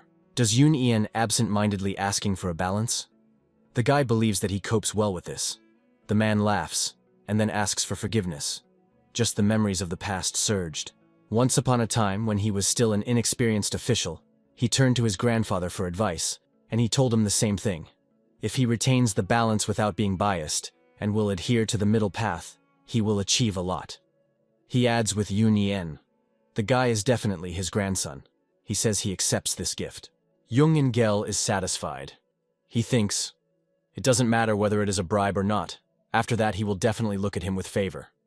The guy, squinting at him, believes that it is too early to celebrate. The inhabitants of the Heavenly Kingdom are happy to watch the performance unfolding in front of them. The head of the trading company seems to them a smart person. They write off his inaccessibility to the fact that Baek Mu and his father really found the man by surprise. With Yun Yen, he needs to apologize to Jung Ingel. He replies that he is not worth it. He feels embarrassed. The deputy minister explains to the head of the trading company, since he accepted the gift, then if he undertakes to be beneficial to Mr. Chan, will people not decide that he received a bribe? Jung Ingel suspected something was wrong. Cold sweat spoke on his face. With Yoon Yen, he explains that he should be careful. So in the future, when he will deal with the issues of the Ministry of Personnel, he will have to be a little stricter with him. The head of the trading company laughs strainedly and, slightly stuttering, is interested. There is nothing to do with it? He rises from the table and says that he should go. Jung Ingel leaves their society. A man who so unfriendly met the head of the security bureau and his people asks, is Mr. Young is really leaving? He is outraged. How did these bastards dare to deceive him? He is furious and mentally promises to pay them to 100, no, 1,000 times more. Looking after the hastily removing Young-gel, the guy thinks, judging by his behavior, he has many enemies. As soon as it becomes known about today's events, there will be a lot of people who want to test the relationship between Jung and Gele and with Yun and Yun Chun-un is sure that the head of the trading company will have a hard time. Baek Jin Song and Mouses show the guy a gesture. Great work. Their faces are decorated with equally satisfied grin. Yun Chun-un thinks, oh, this family. He answers them with the same gesture and no less satisfied smile. The voice of the head of the security bureau is heard. The man turns to with Yun Enu. He wants to say something. The deputy minister expresses the hope that he wants to turn to him with a request. He says that he would like to pay him for the fact that he reminded him of a lot. Then he adds, as well as for the fact that, thanks to him, he received a wonderful thing. Baek Jin-sung replies, when they came, the atmosphere was as if a gentleman was connected with Shaolin. He asks, could he give Chun-un a couple of instructions? A little surprised with Yun Yen, the grandson of the elder of the martial arts master, the guy is trying to object, but the head of the bureau stops him. During the last battle, he realized that Yun Chun-un was connected not only with the boot, but also by Shaolin. He thought that it would be nice for a guy to get a couple of instructions from a trained person. And Chun-un understands that nothing was hidden from the man's eyes carefully. Baek Jin-sung, a guy's rex through his hair, says, it is quite strange that a student of the Udan sect uses Shaolin's techniques, but he is sure that there are reasons that he cannot explain. En Chun-un thinks, as a student of the Udan, he really cannot explain why he uses Shaolin's techniques. But if here he is taught something, this can be used with knowledge transmitted by the master of Dharam. He incesses his head in a traditional bow in front of Jonanom, asking him to provide him with such an honor. The man smiles and replies that he will try. The night came. A voice is heard. Bom Hak here. The student tends his head and asks, did sensei call him? The man replies that the master turned to them with a request. He adds that he needs the help of his interlocutor. 3 monks leave the mansion in the morning. One of them complains that this situation infuriates him. He just wanted to enjoy the holiday and leave. The head of the monks, Bomgak, viciously stomps with his foot. He is outraged. I demand that they get along on the basis of the fact that they are of the same age. He believes that this is a waste of time. Bakmobu says something, Yun Chun-un now, and clearly copies someone. He complains that even his stomach hurts from laughter, but asks his friend to repeat again. Bom Hak, looking at the fun guys, thinks, is this the same guy? He believes that he looks like a typical spoiled son of the rich. Wiping away the tears that performed from laughter, the guy asks his friend, what about the Uncle Bak and others? Bak Mu-kyu suggests that he with the master talks about his grandfather, and Uncle Iceland and the rest are preparing to return. The young man adds, they were told to exchange a pair of strokes. Yun Chun-un, folding back on his chest, answers, this is not a battle, but simply training. The voice of Bomgak calling his name is heard. The monk asks, in front of them is Chun-un? Zhang Xianfeng is outraged. Does this person have the arrogance of introducing himself, standing in a collapse? The guy folds his hands in a traditional greeting, bowing his head and confirms, it is, his name is Yun Chun-un. Bomgak, without ceremony, interrupts him, saying that he doesn't care, he just wants to know. Can Chun-wan call him? The young monk reports. He heard that the guy studied the martial arts of Shaolin. He offers Yun Chun-un it show him what he knows. Seeing that the guy is in no hurry to demonstrate his skills, Bom Hak, yawning, demands that he move. He has little time. And Chun-un thinks, maybe he should leave? He still decides to tolerate. The master of Dharam was looking forward to a meeting with Shaolin. If he just leaves, he can cause problems back Jin Sunu and Mr. Company. And Chun-un answers, good. He demonstrates his skill. Yun Chun-un shows learned techniques. Bom Hak, with a nasty grin, is interested. The guy understands that he does everything wrong. The guy's amazed. The monk finds fault with the skills transmitted to him by the master of Dharam. Bom Hak, with all appearance, shows aversion to his skills. He claims that the guy does everything absolutely wrong, and he is interested in where he learned this, in some backward academy of martial arts. Bodhidharma hides his face with shame, and Zhang Xianfeng laughs. That's how Shaolin became. An angry guy asks, means backward. The laughing monk replies that his movements lack grace. Bodhidharma is angry. The guy thinks, grace? 5 animal fists of Shaolin. At the same time, martial art and method of self-discipline. Where does the grace come from there? While Zhang Xianfeng cannot calm down, Bodhidharma continues to be angry. He is in the whole bonfire of the monk, considering him a man of a nearby mind, who has lost his ability to think with his hair. Yun Chun-un is amazed. Master Dharam really said this? Bomgak says he expected something like that. Shaolin's martial arts are now incredibly popular. The guy mentally asks him to shut up. The monk continues. Any dog says that Shaolin's martial arts took possession of the martial arts. En Chun-un believes that this is already crossing all the boundaries. But the young monk does not disappear. He continues to say that the guy was trained by some scammers. At these words, Bodhidharma is lost. He scolds the monk with all kinds of words. The guy covers his ears with his hands. He thinks that something needs to be done. He has the feeling that a little more and the anger of the master will hit him. When he removes his palms from his ears, he hears the monk says that, out of kindness of sincere, he will give him a chance. He attracts the guy's finger to himself, promising him to personally show how bad he studied. And Chun-un turns to the master asking, "He heard?" The guy rejoices. This villain himself dug his grave. Hands of Bomgak, who became in the combat rack, covers a fiery aura. He is interested. How do you like it? He smugly thinks that he demonstrates the real martial art of Shaolin, that such a dumbass has never seen. Bomhawk rushes to the guy, but he easily evades, avoiding his blow. The monk twists his head in bewilderment. Where did the enemy go? His own failure angers him. He thinks that the guy is fast, just like a rat. He again rushes on the attack, confident that this time the enemy would not dodge anything. But Yun Chun-un, and is not going to dodge. His hand, clenched into a fist, also covers a shining aura. The guy strikes, his hand rushes right into the face of the enemy. Suddenly he realizes that after knowing the divine technique of the Earth's core, in his body there is an impressive amount of internal energy. He understands, if it hit with all his strength, then the monk will remain crippled. Noticing that the enemy is receding, the guy thinks, it seems like the 5 animal fists of Shaolin have both the rules of the offensive and the retreat. He thinks that the enemy never studied this. Noticing a smile on the face, Bomgak fury. Is he laughing?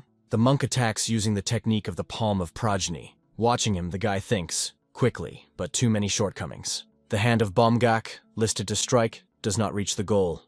Yun Chun-un thinks, it's still just a trick to deceive his eyes. Zhongxian Feng is surprised. A meaningless movement in martial arts? The guy replies that this is a bad theater. The enemy is surprised by his assessment. The master is interested. What is the name of the one who uses techniques that are easy to read? The guy answers briefly. An idiot. Bomhawk Bagrovs with rage. Both mentors ask a leading question. And then who is his opponent? Looking at the monk's face distorted with anger, Yun Chun-un answers, an idiot engaged in stupid things. The guy's fist falls on the target. Bomhawk receives a crushing blow. His eyes are closed, and he, flying away at a significantly distance, falls to the ground. The guy expects whether his enemy will rise or not. There is a voice. Enough. Sensei is approaching them. Dissatisfaction is written on the man's face. The man expresses the hope that Bomhawk copes. He won, the Shaolin monk thinks. The guy's name is Chun-un. He believes, if this same little man, behind whom Mr. Ko himself is looking at, would be nice to make his acquaintance with him. The man thinks, if the peers will train together, then this is only good. Before his eyes, Bomgak flies through the sight, and then his best student falls to the ground. Havon's face is getting dark. What is going on here? He demands. Stop! The monks accompanying the bomb of Gak are scared by the appearance of the master. Bodhidharma is angry, so he raised that idiot? He believes that the master is always responsible for the student's mistakes. He says that Jubaptsov needs to be admonished with a pretty blow. Zhangxian Feng is having fun. Another round? Yun Chun-un unpleasantly amazed. Another fight? The guy believes that this person is a completely different level than his previous opponent. Meanwhile, his friend crouching near Bomgak fits him, asking him, he died? Bodhidharma angrily hangs over the guy. He will re-man? He, sighing, answers, no, not at all. En-chun-un thinks that while he has not even approached the first stage of the internal energy of the earth, but okay, he will try. Seeing that the guy was heading for him, Sensei is having fun. He decided to compete with him? He warns, if the guy misses a blow, then only a wet place will remain from him. Yun Chun-un smiles. He directly feels how he believes in him. House emits a fiery aura and believes that missing a blow is also a kind of lesson. The guy laughs and says, thanks, it is inspiring. Without even entering the battle, he feels incredible pressure. This is what the difference is in level. Wrapping his fingers, the guy thinks, in this situation, instead of strength against power, as in Shaolin, the flexibility and smoothness of the sect of the boars is better. He becomes in a combat rack. En-chun-un believes that this collision can really be a lesson that he does not yet understand. He thinks, let it be dangerous, but he chooses Shaolin. Quickly rushing to the attack, he thinks, if you do it, then for sure. The man meets his fist with his palms that radiate powerful energy. The guy is amazed at the ease with which Sensei blocked his attack. He won. Directing the energy concentrated in his hands, admits that he has power. The guy delivers another blow, but to break through the defense of the monk is not able to. Zhangxian Feng's speed with respect. A real hand of a mighty diamond Buddha. Bodhidharma adds, eternal classic. Meanwhile, the guy is forced to confront the force directed at him. He thinks that he cannot fall so easy. And Chun-un tries to strike with his foot, but the enemy calmly blocks him. Confronting the pressure of Hivan, the guy feels as if the wall had fallen on him. A crushing blow knocks him down. He falls at the feet of a friend, excitedly asking, "Is he in order?" Sitting Yun Chun-un answers, "Yes, but he is offended." Looking at him, Sensei thinks that even in such a situation, the guy managed to throw a fist forward. He considers him unusual. He watches how his young opponent rises and thinks, who taught him this? The guy is interested in his master. This result does not suit him? He answers, of course, no. He considers him impudent. He squeezes a fist covered by a powerful aura. And Chun-un asks him and apologize. He did not tell him. The enemy's figure is fully enveloped in energy. The guy now does not see weak places. He asks the question, how can he break through? Bodhidharma says that he does not ask him to make the impossible.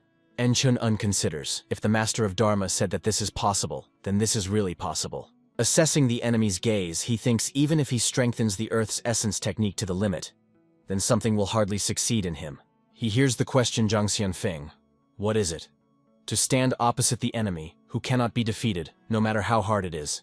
Masters believe that everyone has their own weaknesses, Bodhidharma says. And on the contrary, in the smallest person you can find a strong side. And if there are many these sides, then together they become weapons. Masters ask, what is his strong side? The guy thinks for a while, and then he answers, he is a student of his masters. The guy's fists envelops a luminous aura. He is ready for battle. He thinks, now he realized why Bomgak lost. Although the techniques of the young enemy are outdated and devoid of grace, they fully preserve the essence of Shaolin in all its purity. The man understands that the victory of the guy over his student is not just luck, but he believes that the enemy to train for another 10 years to train. Meeting the attack by Yun Chun-un, the man decides to demonstrate to him one of the 3 great techniques of Shaolin. Sending a concentrated energy with his hand to the guy, the monk says that he assimilate the lesson. He is incredibly surprised, realizing that his opponent had evaded. The guy understands that you need to attack right now, and puts all your strength into a blow. The monk, thinking that this is not Shaolin's energy, blocks the blow and knocks the guy off his feet. But Yun Chun-un attacks him again. Looking at the guy's aura, Hivan understands that he returned to Shaolin again. He considers it dangerous, and uses the technique of the divine hand of Arhat. The guy crashes into his energy shield. He sees him as a huge hand that protects the monk. She hangs over him, and he understands that it is impossible to dodge. Suddenly woven from energy, the palm cuts outside her. A person who approached says that they had not seen Hivan for a long time, and he has changed a lot during this time. Baek Jin-song cannot believe that he began to use such a serious equipment against children. Clutching the sword in his hands, the man says that this is already too much. The head of the security bureau believes that the monk has changed a lot. He is surprised that he applied the divine hand of Arahat against the boy. A man is indignant and does not hide it, masters grumble. They are unhappy that the guy lost consciousness, as always in the most interesting place. Mentors are sure that it would have been a little bit, and he could take another step forward. But they believe, even what he has achieved is already enough to be proud of. Bodhidharma says that this still makes you think how much their boy can become. Zhang Xianfeng replies that the performance of the ideals of the master is the duty of the student. Lying on the bed, Yun Chun-un asks, was he in a disconnection? Bodhidharma replies, about 2 seconds, about 4 hours. He is interested. Is the guy's body okay? Rising and trying to understand his sensations, he says that in order. Although his head is still spinning with sudden movements, he does not consider it necessary to inform about this. Having opened the shirt, Yun Chun-un sees an imprint of a huge palm on his chest. Master Zhang Xianfeng says, if he had received a direct blow, then his chest would have exactly the same shape in his chest. He escaped only with a scar, only because he was protected by Baek Jin-song. Zhang Xianfeng says he disconnected even from the release of residual force. He believes that it will be necessary to thoroughly practice it. Bodhidharma agrees with him. The guy replies that he tried, and even hit the face of the enemy. But the master says that this was not enough. He believes that this is his fault. He could not teach him properly. Chun-un thinks that it is better to change the topic, otherwise Bodhidharma will be angry again. In the middle of the site where the battle was held, an impressive dent is visible. The guy is interested, the head of the bureau, and really stopped that man? The master answers in the affirmative, and with ease. and they seem to be familiar. He turned to the monk informally, naming only by name. Sitting on the bed, the guy thinks, isn't Baek Jin-song not a student of the Hua sect? With his status, it is not so easy to make acquaintance with the student of the main monastery Shaolin. His thoughts are interrupted by the master's voice. As they say, remember the tiger, and he will appear. Baek Jin-song enters the room. The man is surprised. He thought that the guy was still unconscious, and he was already waking up. Yun Chun-un is glad to his appearance, but the man did not come alone. He is accompanied by Hee-von. The monk tends his head in a traditional bow, and says that first of all he should apologize. While the guy was unconscious, Bomgak himself told him everything, and admitted that this was his fault. And Chun-un says that this is his mistake, because he rushed thoughtlessly into battle. The monk believes that this outcome is caused by his hasty and stupidity of the student. He again asks him to forgive him. He does not think that a guy can be blamed for something. And Chun-un believes that Sensei is a kind and understanding person. He-won, turning to the door, says, "Come in." The door of Bomgak is sticking through the door.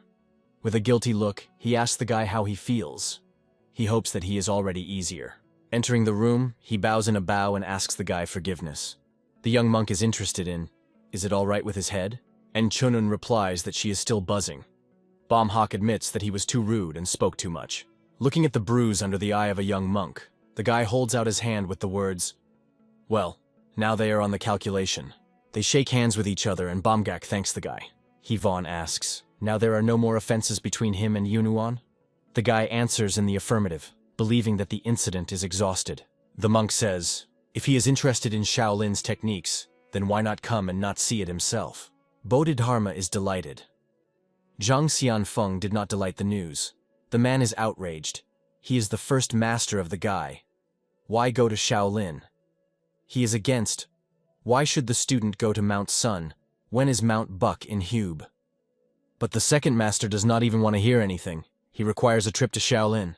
Bomhak and the head of the security bureau believe that this is somehow too much. Ha-won asks, isn't that a great opportunity?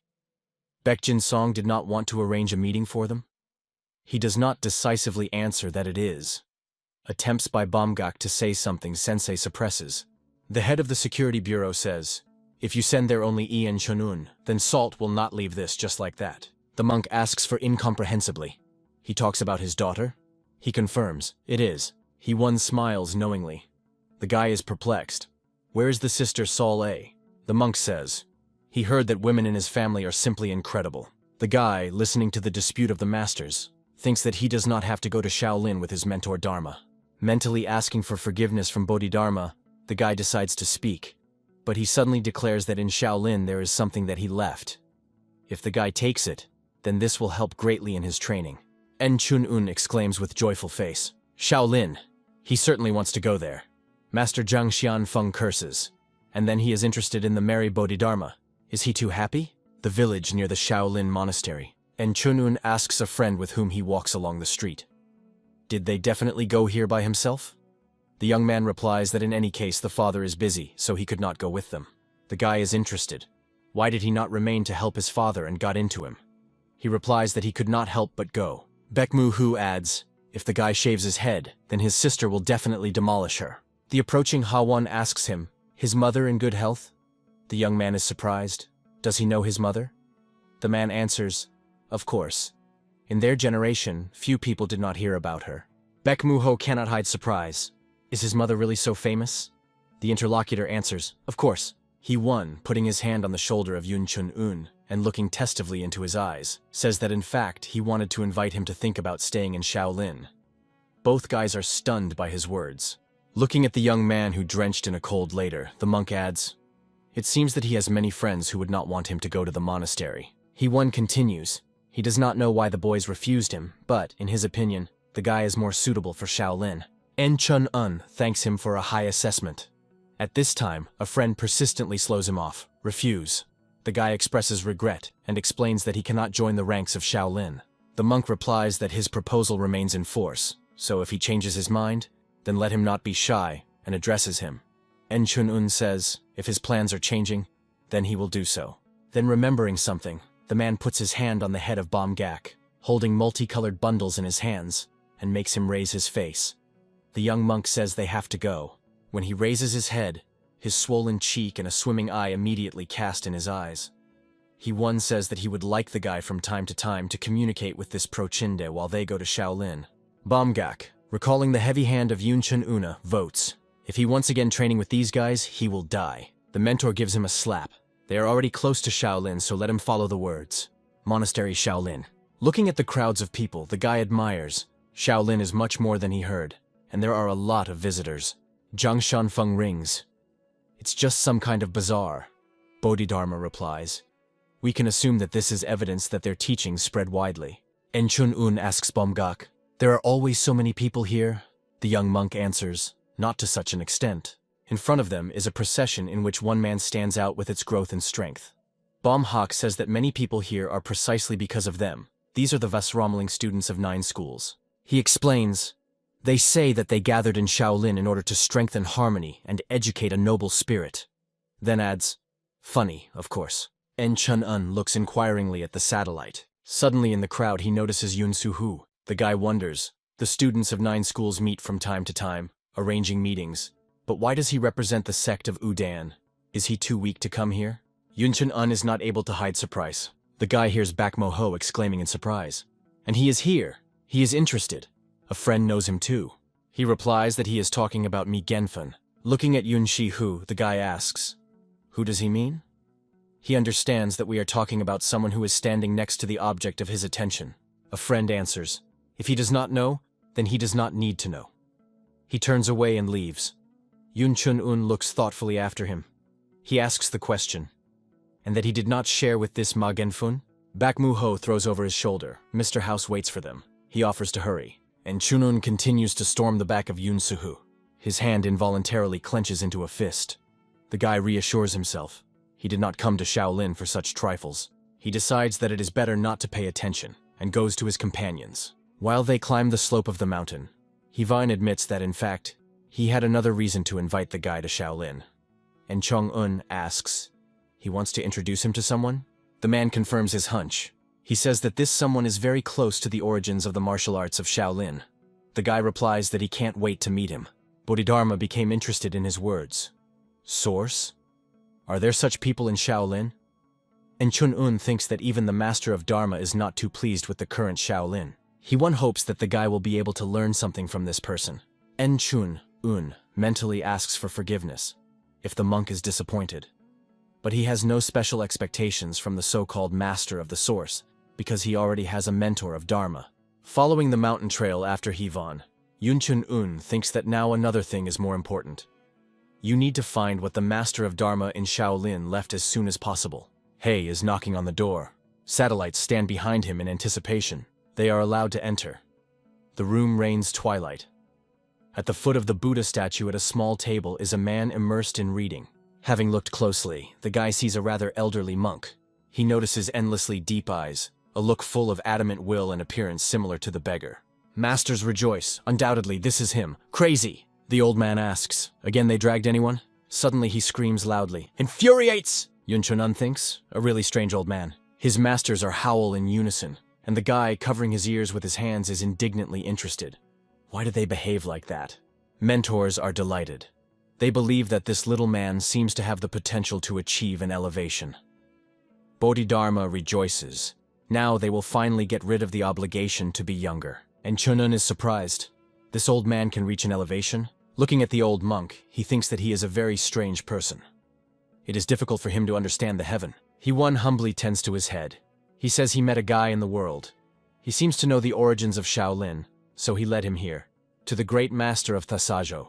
En Chun-un shocked. He recalls the hierarchy: Sabek, Saba, Sasuk, and Sako. This is the older brother in teaching or a master. There are Sabek-jo, Sasuk-ju, and Sajo to the level above them.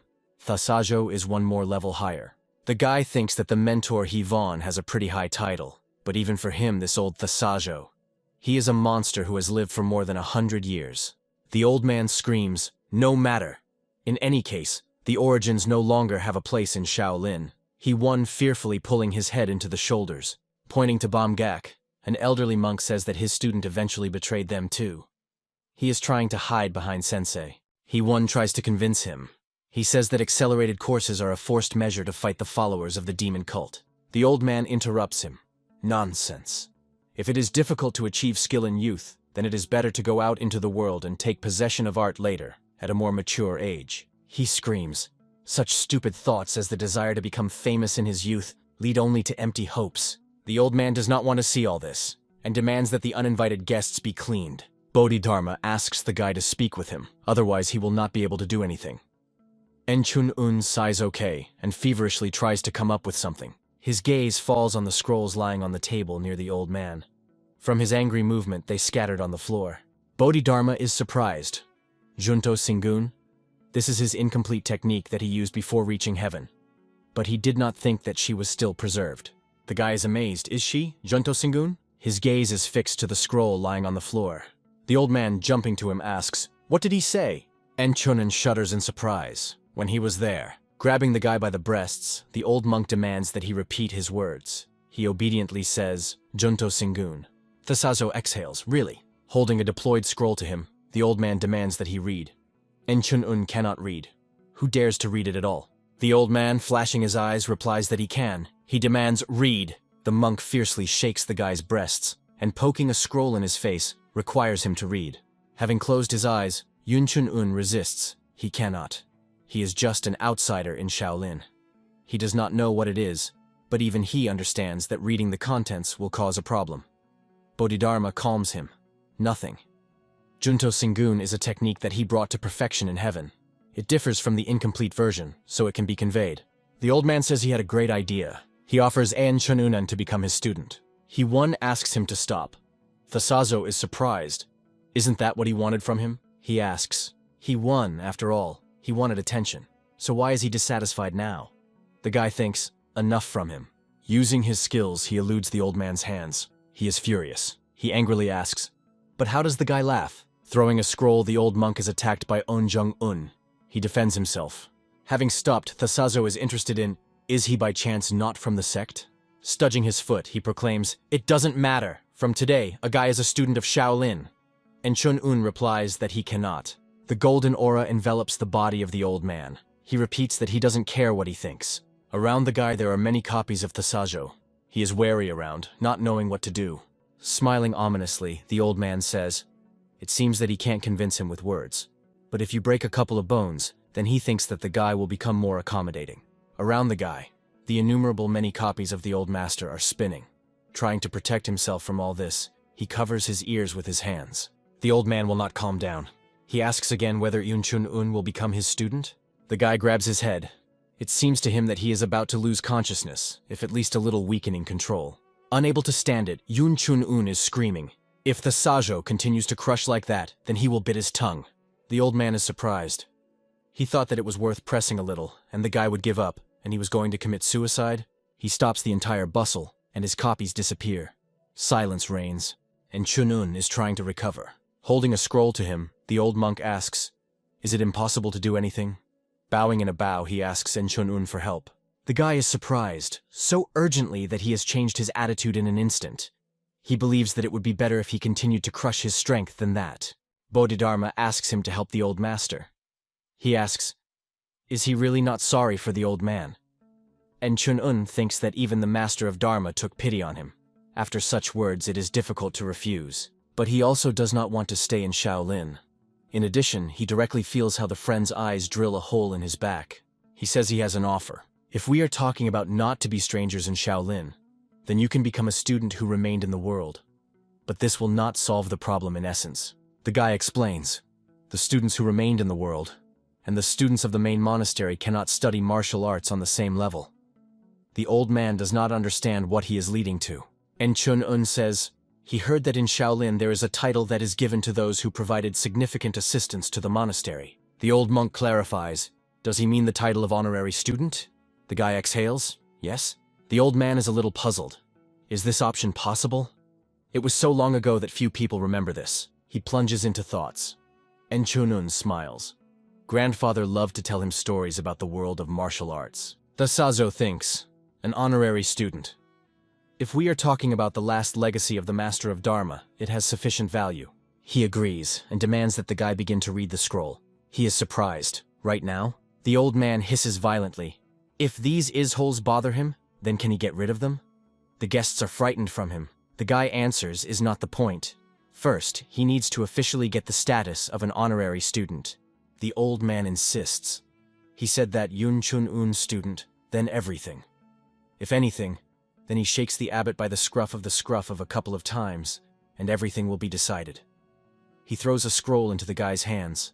The old monk turns to the guests and says, "They interferes," which means let them leave. Those do not dare to argue with a formidable old man. When everyone retired, Thasazo's impatient voice is heard in the room. "Start!" Yun Chun Un turns the scroll. He looks at him for a while. Then he begins to twirl it in different directions. The old man boils. He cannot read? The guy assures what he can and asks to wait a bit. He demands that the master of Bodhidharma begin to read faster. But he is in no hurry to fulfill his request, and Yun Chun Un provides to save his head. He replies that he is embarrassed, as if reading a diary from childhood. The guy is indignant. What a confusion. His head is about to split his head. The master continues to be embarrassed. He is ashamed, but in the end, agrees. He reads, "Heaven and earth mixed, and the world was in chaos. Laws were divided into 100 in different ways, and the exercises compete for the case.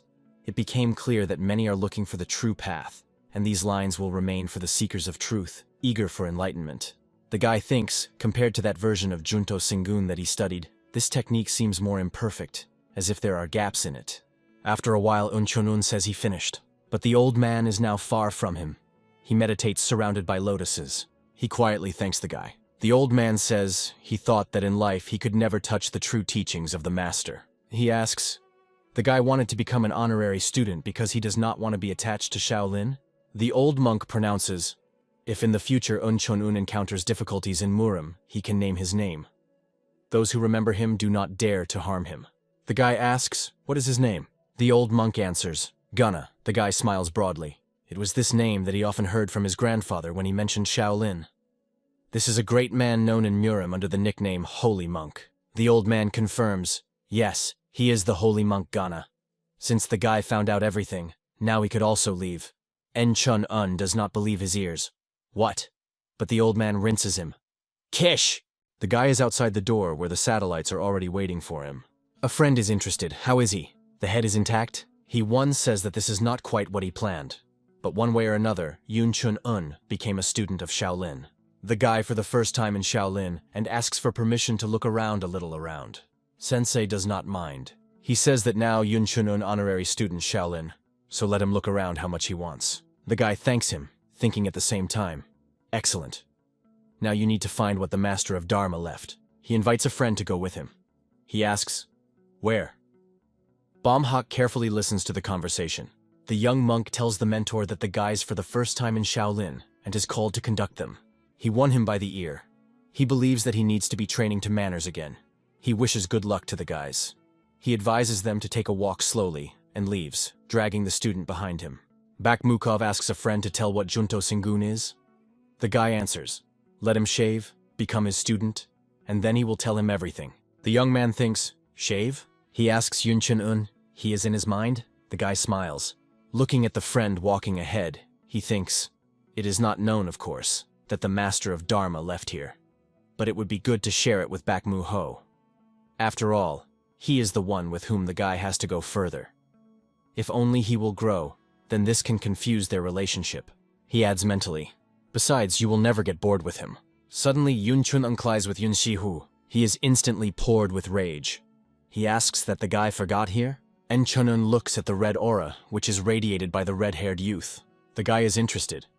Is Yun Suhu going to attack? The young man looks at him, thinking that it is better not to contact him now. It will only complicate everything. He turns around and silently leaves. Yun Chun Un contemptuously clicks, a coward. A friend asks, who is it? The guy is a little puzzled. He says that he usually does not differ in restraint. Yun Shihu is angry. Why did he come here? Because all the students of 9 great schools ignore him. A little earlier, a hand drops on the shoulder of Yun Su, and the question is heard. Is he the oldest brother of the son-in-law? Looking around, he replies, yes, this is he. The young man from the Huashan sect says that he heard about him. He is a student of the Uda sect, who remained in the world. His name is Mi Genfun from Huashan. Yun Shihu says that his brother is quite strong. The interlocutor laughs. He should be hard with such a relative. he adds, looking at the object of their conversations. You can't figure out worse than to be in the shadow of your youngest. Then he expresses sympathy. Yoon Soo-hoo turns red. He understands that Mi Genfun pretends to be comforted, but in fact he simply carries him out. He believes that the interlocutor with rotten inside. Ma Genfun encouraging him on the shoulder. Then he says that he holds on. The world is harsh, but let him hold on. And laughing, leaves. A voice is heard behind him, asking him to calm down. Looking around, he sees his brother, Yoon Sonvan from the sect of the Juns. He says that he understands how Yoon Shihu is angry, but he better not deal with that guy. He adds, besides, since Chan and the Will here, then people here are serious. Do not inflate the problem. The red-haired youth mutters that he understands everything. Chan and Vol, the daughter of the head of the Guardians of the Gate, who is called one of the 10 best swordsmen of all Murim. Although she is a woman, her skill is far ahead of the level of peers. Among outstanding people, it is the most outstanding. Everyone is trying to impress her. Walking among the crowd and feeling universal attention, the girl thinks, what unpleasant personalities. Mei Genfun, feeling in the crowd like a fish in the water, rushes 9 schools for students. He offers to go and continue the feast at the top of the Jungik. Young people pass by them. Someone comes to Yoon Soo-hoo. Who is this? In response it sounds, the elder brother of the son of the Shunskaya school. The face of the young man will have a barrow.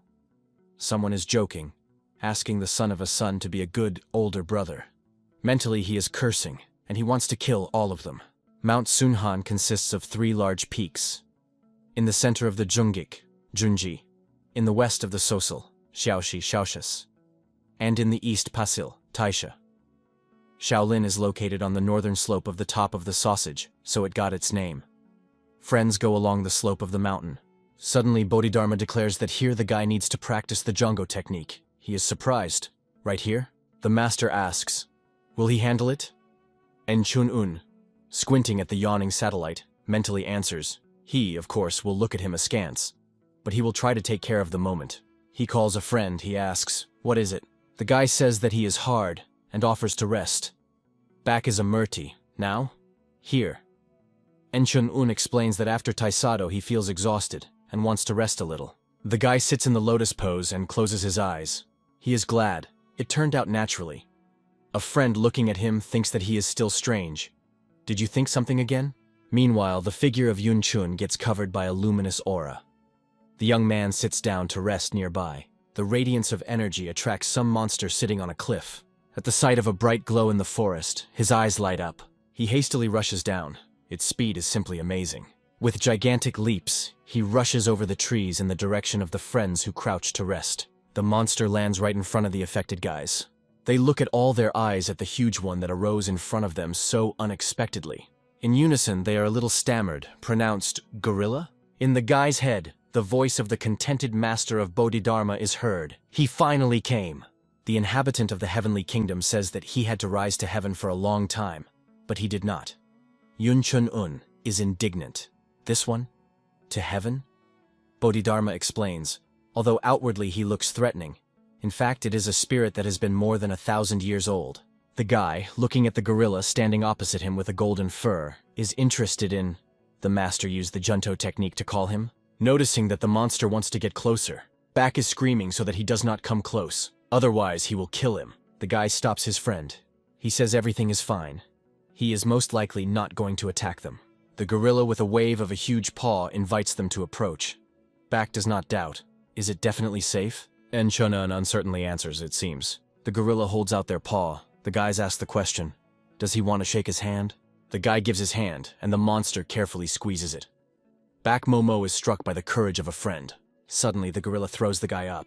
Then there is enough for Back for the head, and he also takes off up, thrown by her mighty hand.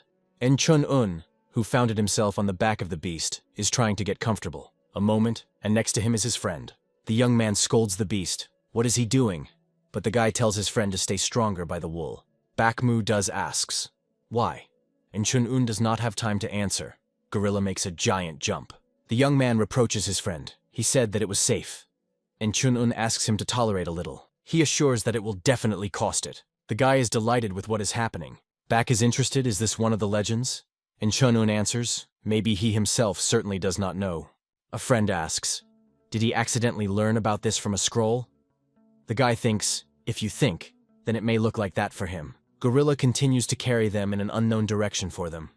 And Chun-un answers, no, not quite, but he received permission from the real owner. He asks his friend to trust him. He believes, if the guy says so, then it is. In any case, he doesn't care. He says, the main thing is that it is fun. The gorilla lands at some crevice in the mountain. She goes inside. Friends continue to sit on her back. Soon they find themselves in a cave with flowering flowers, which illuminate the sun's rays, breaking through from above. The gorilla stops in the center of vegetation, free from flowers. The guy believes that they arrived in the right place. They descend from the back of a huge monkey. The gorilla points them with a finger at the piglet, where they are now. Chun-un decides that she tells them to wait here. A friend agrees with him.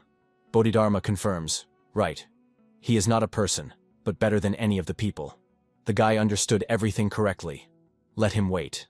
While Yun Chun-un communicates with a mentor, the back of the Muru smells flowers. The guy is interested. Why does only one of his masters say? He replies that Zhang Xianfeng is a little busy. And Chun-un is interested. What is he so busy? Bodhidharma explains. He skipped something to help the guy, and is now working out. And Chun-un believes that he is in an amazing place, and he is very interested in what is hidden here. Noticing that a friend froze in front of one of the walls of the cave, the guy asks, what is he doing there? But back is silent, and Yun Chun-un goes to him to see himself what he is looking at so closely. He freezes, seeing that the entire wall is cut by lines. Bodhidharma is surprised. Are they still preserved? The guy asks the master, what is it? He replies that these are traces of one harmful type. And Chun-un is interested. Who is he talking about? He thinks that judging by the teacher, these traces were left at least in his time. Even after 1,000 years, they still retain their energy. Who could leave them and why? Bodhidharma says that his friend has much more potential than he expected. Finding something in these traces is not such a simple task. The guy answers, nothing surprising. This is his friend. The master says, however, it must be stopped. It's too early for him to approach them. And Chun-un calls back Muho, but he stands as if enchanted. The guy once again entwines him, and he turns to him. But it is impossible to recognize him. This is the face of a completely different person. Around the young man, a red aura lights up, the same as the energy in the lines on the wall. The guy is forced to cover his face, defending himself from the power emanating from him. And Chun-un understands. If you do not bring a friend to life, things will be bad. Looking at the back of the Mu, surrounded by a red glow, he frantically thinks, what to do? Suddenly a gorilla appears and rushes to back Muho. The guy is desperately screaming. SPOSS, he called him so because of the radiant golden wool. The luminous aura of the beast falls on the young man, extinguishing his red energy. Back Muho becomes the same.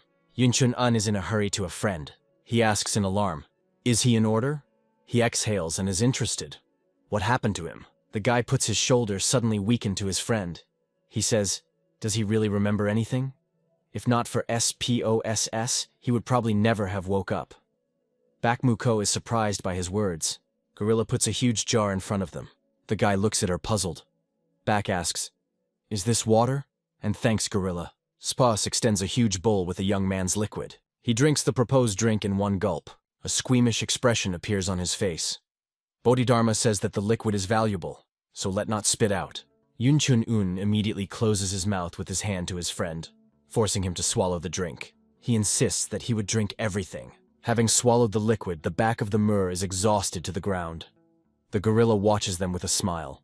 The guy carefully glances at the drink in the bowl, hoping that in 1,000 years he did not deteriorate. But since the teacher said that he was valuable, he would have to drink. Yun Chun-un brings the bowl to his lips. Giving the empty bowl of the gorilla, he thanks. Thanks, excellent water. The beast pours out the remnants of liquid from the can. And Chun-un understands that the gorilla wants to give him everything that remains. The guy again carefully looks at the bowl. He thinks, if the master says that this water is valuable, it probably strengthens spiritual power.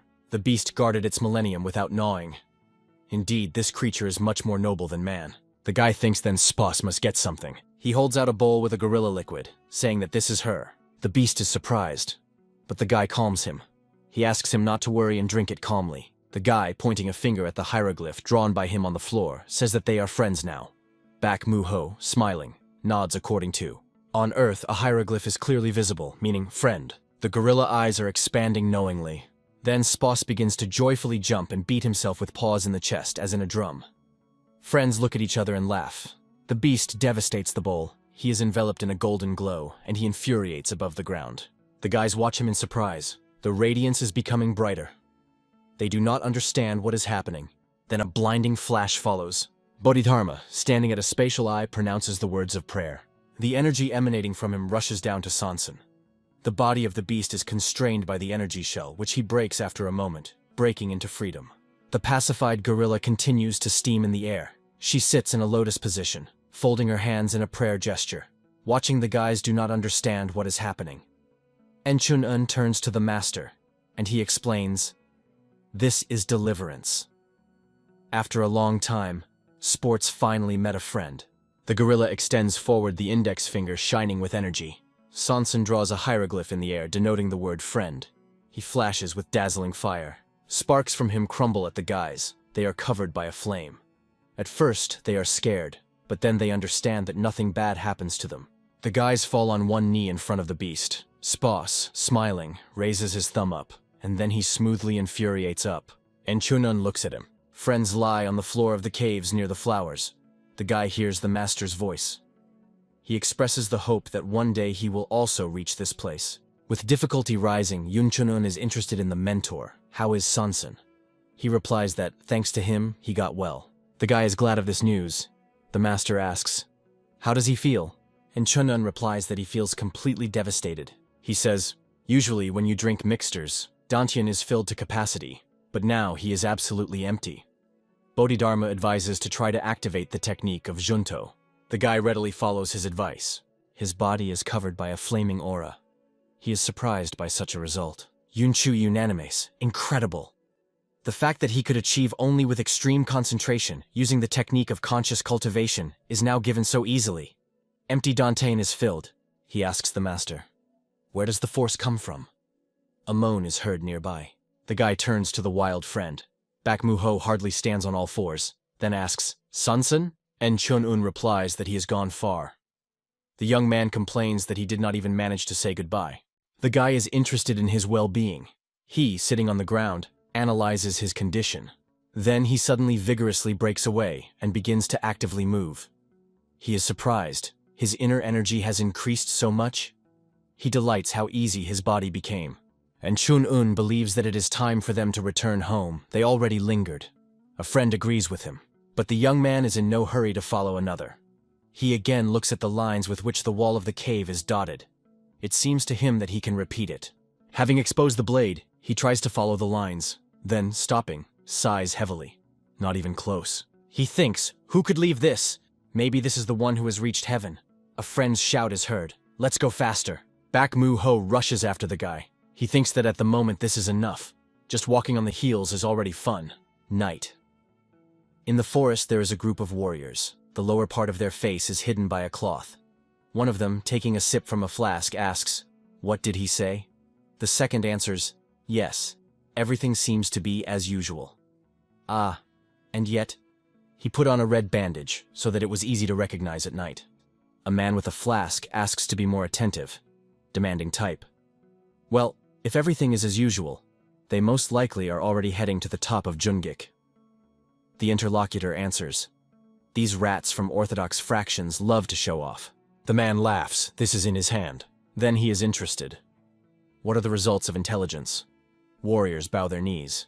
Then one of them says that two are approaching them. The man asks, "You can see a red bandage?" And he receives a negative answer. He says, "They were not lucky," and gives the order to several soldiers to deal with them and join the main group.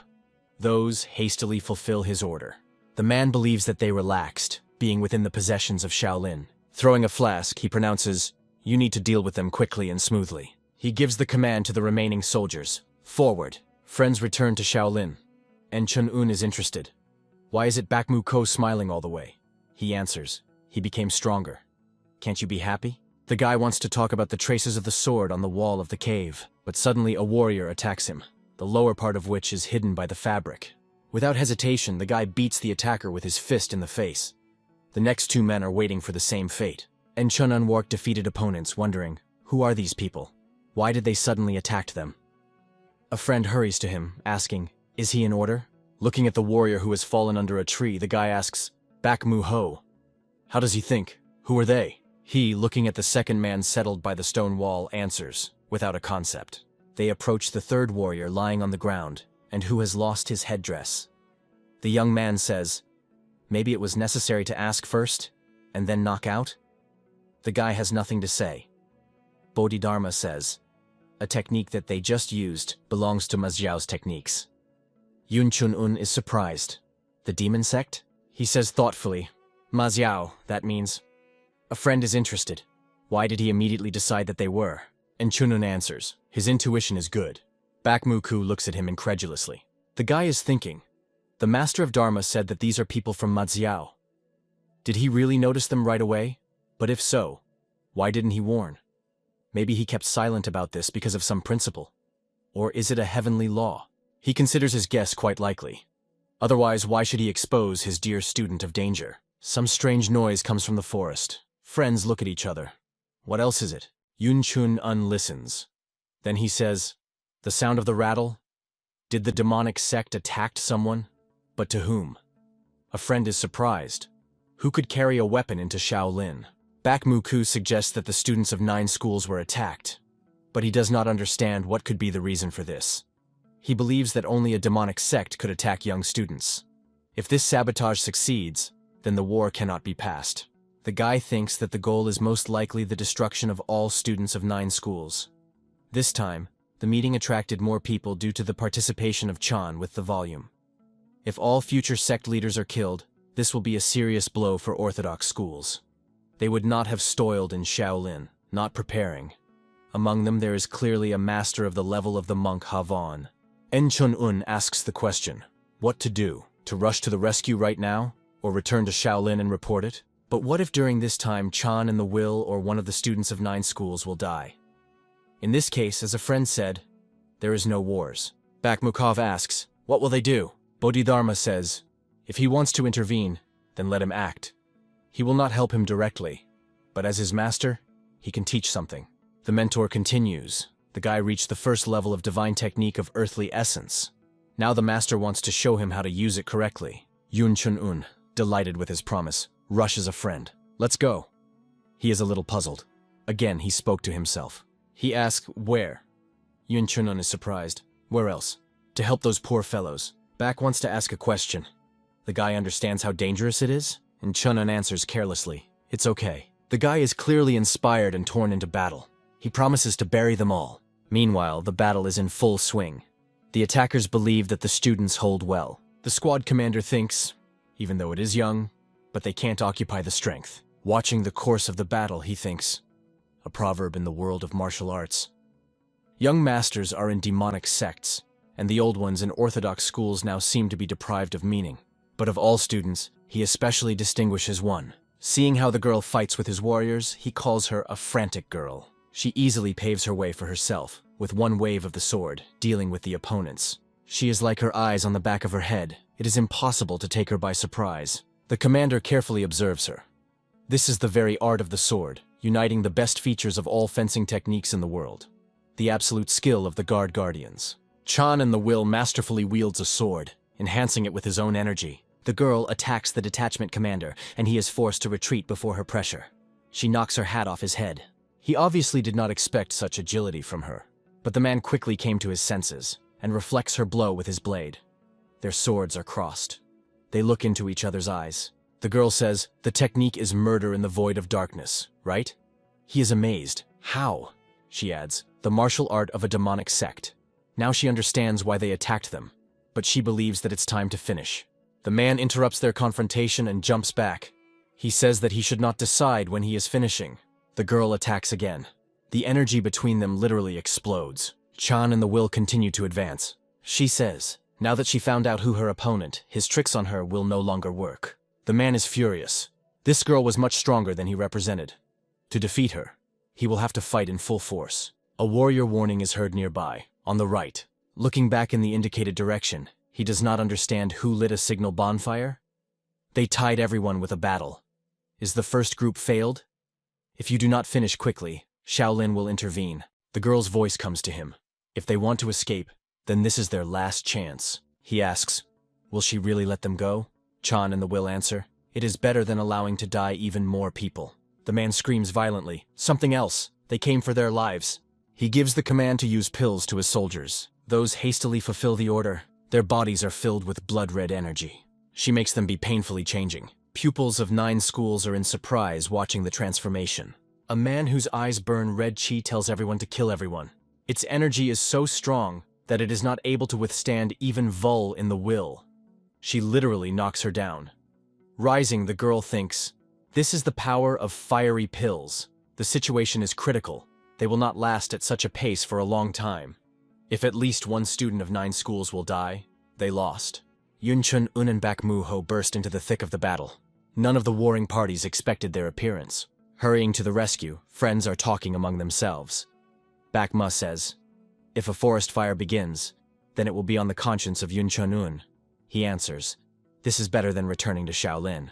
The leader of the representatives of the demonic sect looks at the new arrivals in surprise. In insulting expressions, a man is interested in, is this their business? Bakma tells a friend, asks if their hands are a signal bonfire. And Chunun, stretching his lips in a smile, answers, well, since he asked, then we must answer. He answers as a secret. The man is furious. He orders to kill them. His warriors are in a hurry to fulfill the order and rush to the guys. And Chunun says that he will do them. A friend answers, see you later. The guy offers to check the new equipment. And Chunun uses the point of limit, and then the path of power. The monstrous energy comes from him. Opponents scatter in different directions when he uses the technique that the master of Dharma has honed over the centuries. He resorts to the technique of heaven. Those present are shocked by his power. This applies to both opponents and those on whose side the guy fights. From afar, hiding behind a tree, some person is watching them. He asks the question, who are these two? In the heat of battle, the guy almost hurts the Chan with the will. He immediately raises his hands and assures that they are allies. And what happened is just a misunderstanding. The girl answers. She sees that they are not enemies. And Chunun apologizes again and asks to understand him correctly. Chan and will be interested. Are they from Shaolin? The guy does not know how to answer. He is riding. And then the master's voice is heard. Do not dare to relax. And Chunun immediately with his foot strikes a crushing blow to the enemy. He shudders. It hurts. If it were not for the divine technique of the Earth's essence, then the fracture could not have been avoided. He is attacked by the commander of the detachment. The girl warns him to be careful. Their opponents are under the influence of fiery pills, so it is dangerous to fight them. The guy barely manages to evade. He is surprised. Is it all because of the pill? Well, well. However, what's the difference to him? Standing, he thinks that the enemy attacks will not inflict damage to him. With his fist, he blocks the blow to the squad commander. He retreats under his onslaught, thinking that the masters taught him a lot. A man is beside himself with anger. He screams that he will kill them all. And Chunun thinks, come on, try it if you can. The clash of their energies causes an explosion. And to the place where the man stood, stone blocks are falling. Watching the tactics of the battle, Yun Chunun, the girl thinks, from the boat again to Shaolin? Who is this person? The guy triumphs.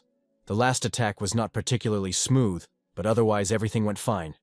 The master answers, if Zhang Xianfeng was here, he would have arranged him. And Chunun reflects, although this is just a basic technique, but after he mastered the divine technique of the Earth's essence, his body became somehow tense. He thinks, maybe it seemed to him. If this is not the case, then the master Zhang Xianfeng would hardly count him. The guy resolutely turns to the soldiers who approached him. The master tells the guy that his friend is not so simple. Yunchun looks in the direction where Bakmuho fights. He agrees, in every sense, an outstanding guy. And Chunun believes that his feeling of sword is the same as that of the master who left traces on the wall in the cave. To steal the nature of the trace left 1,000 years ago. Bakmuho, really a genius. The guy thinks, but was a friend always so cruel?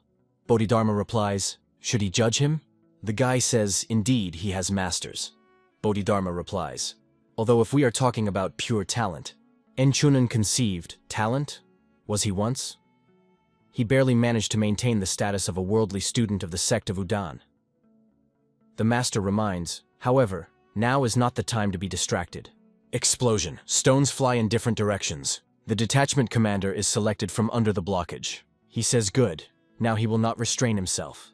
A man uses the technique of murder in the void of darkness, the 8th form. The cold aura Chun is opposed to the scarlet energy of his enemy. Chan and the will approach the guy. She says she will help him. He replies that they themselves will cope, and Chunun advises her to help other students. The surprised girl says she understood him and counts on them. She is in a hurry to help other students, and the guy is preparing for a battle with a fairly serious enemy. They feel a friend's arc. Their thoughts are intertwined. They don't need words. The guy feels. The enemy put his life on this sword. A person who is ready to put his life on a stood acquires incredible power within his will, and the will of the one who is ready to sacrifice is far away. But what about that? This dog is able to bark only at those who can win? Yun Chun-un feels regret. He mentally offers the enemy to attack. He answers the same way, as he says. They understand each other without words. Then, with a cry, "Die!" the man attacks Yun Chun-un. The clash of their energies causes an explosion. The man screams in pain. The guy strikes with a fist, putting not only physical strength into it but also ki. A blinding flash occurs. The enemy is defeated. He lies on the ground, unable to rise. With his energy and power, the guy literally sweeps him. The students of 9 schools are amazed. Who is this guy? But no one has an answer to this question. The brother leaning over the earth lying on the ground, Yun Shi-hu, calls the name of the guy, Yun Chun-un. He is perplexed. How could he gain such power in such a short time? The young man wonders. He blessed the heavens. But why En Chun-un and not him? He also wants to become strong. Yun Shi-hu asks his wounded brother, "Is he in order?" Yun Sun-won, trying to smile, answers, "Is fine. From this he will not die." Having clamping the wound on his brother's body, the young man thinks, why did it happen? He thinks, is it really because he is weak, or because of the lack of talent? Yun Sun-won, his younger brother, was not the same as now. As a child, it was an ordinary guy with ordinary abilities. But at some point, everything changed dramatically, and he began to demonstrate incredible power. He could not grow up in a short time. It was like a gift. Even if the talent is acquired, then it still remains talent. The young man thought that his brother would come to Murim, but the family sent him to the sect of Juns. Even the main student there is allowed to lead a worldly life. The family decided that Yun Sun-won in the sect of Jun would successfully advance and be able to apply for the post of head of the family. If he joined the sect and took a high position, it would be good too. Therefore, the choice fell on the sect of the Juns. Unlike Yun Shi-hu, who was considered an insignificance, it was obvious that the family thought a lot about the future of the younger brother. At that moment, he realized that in the future that his father sees for the family, there is no place for him. He recalls how his father, putting his hand on the head of the sun, tells him that he should become those who will bring the glory of the genus Dokpun Yun. Watching how Yun Chun-un fights the enemy, Yun-su thoughtfully pronounces his name. Chan with the will shouts, "The balance is broken. We must continue to crush." The girl and other students of the sect in his eyes are headlong forward. The young man calls a brother named Sun-won. He says even if he perishes, he is unlikely to be able to become the main student of the sect Jun. The brother does not understand what is at stake. Yun Si-hu continues to think. Perhaps the strength of the family aimed at his brother will switch to him? With one hand he presses his brother's wound, and the other tightly clamps his nose and mouth with his palm. A few moments of struggle and now everything is over. Yun Si-hu continues to sit near the body of his brother. He removes his hand from his face. The eyes of the grandson are widely open. Around the mouth, blood is visible. Yun Si-hu examines his bloodied hands. Then he covers their face and pronounces the name of his brother, Sun-won. He removes his hands from his face. His lips stretch in a smile, more reminiscent of a grin. He asks for forgiveness at the son-in-law, saying that a good brother did not make him. He continues to sit over the cooling body of the son-in-law. A man with a red bandage on his head, observing everything from behind the trees, says that it is becoming more and more interesting. Then, taking off the bandage and clutching it in his hand, he says, "Why, it seems, can this be considered a defeat?" Yun-su puts his hand on his brother's wound and screams, "Hold on!" Raising the son of the sun by the shoulders, he begs him not to die. He complains that he was so weak and asks for forgiveness from his brother. Sobbing, he prays to forgive him. Meanwhile, people are approaching them. Someone asks, "Is everything all right?" He won, and the monks who came with him freeze near the brothers. Yun-su hugs the body of the son-in-law. Behind him are the students of 9 schools. The monks froze a little further. The words of prayer sound. One of the monks is interested in, "Are there any wounded?" They cannot believe that this really happens in Shaolin, as if the attack of the demonic sect was not enough. And then one of the students of Junnam died. He thinks an unpleasant situation. If it is wrong to settle it, then the reputation of Shaolin may suffer. He asks someone to explain the situation to him. While they are bandaged the wounded, Hee-Von says Yoon Chun-woo now. He heard that thanks to his efforts, he managed to reduce losses. The guy objects. This became possible only because everyone acted together. But, of course, he also made a lot of effort. The monk thanks him and says that the apple from the apple tree does not fall far. BEKMOTHASSISTANT. Is this a compliment? And thanks the man. Hee-Von asks the guy, is he wounded? Then, taking out something from a wide sleeve, he says, it is good that he took it with him. Bodhidharma is impressed.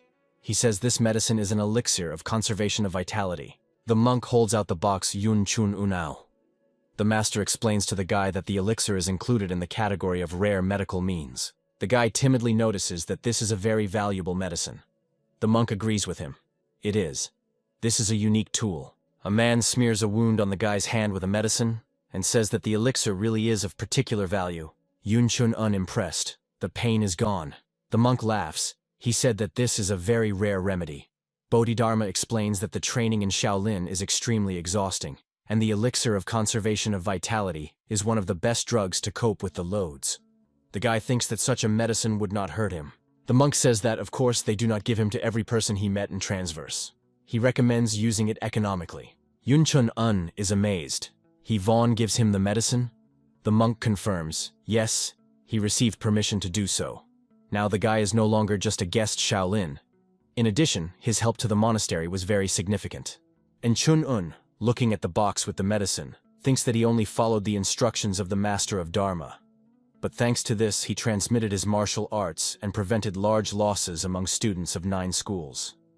Yes, there were still victims, but everything could end much worse. Hiding the medicine in his pocket, the guy asks, what did the monk mean when he said that the elixir is of particular value? Hee-Von answers, they made this decision together. Probably the guy already understood this. And Chun-woo thinks that something is clearly in this reward. He asks, Hee-Von means the further development of the situation? The man says, yes, given the enemy forces, they cost little blood. But the victim of the student of Junam will not be left without consequences. They will probably begin to act. And among the supporters of the war, discontent is already brewing. The guy asks, is the political situation complicated? House answers, everything is right, and he can also be drawn into it. Yoon Chun-woo is sure that since he proved himself, they will clearly be aimed at him. The monk says, if he were ambitious, then they would have a chance. He is interested. The guy is ambitious. Yoon Chun-woo is conceived, glory and power. He replies that he does not care about such trifles. He won, putting his hand on his shoulder. He says that he thought so. If it were otherwise, he would not refuse the position of student of the Master of Tsajo. If Yoon Chun-woo is hard in his decision, then it is better for him to leave Shaolin before the problems begin. The monk, looking for something again in a wide sleeve, says he was going to help the guy here in Shaolin, but apparently it would not work. It is very annoying that he leaves them. However, he still has something for him. The guy, bowing in a bow, replies that there is no need for additional gifts. He thinks that he had already received a lot from Shaolin, but the monk insists that he accepts another gift that will help him in training. The man gives him a bracelet, saying that the Master of Tsajo ordered to give it to him. It is believed that it helps to collect more pure energy. Yoon Chun-woo is interested. What is it? He puts the bracelet into his hands with the words, since he gave it to him, then he will definitely use it for the benefit. He understands that this is a real artifact, and only thought comes to his mind. The master asks, is it still here?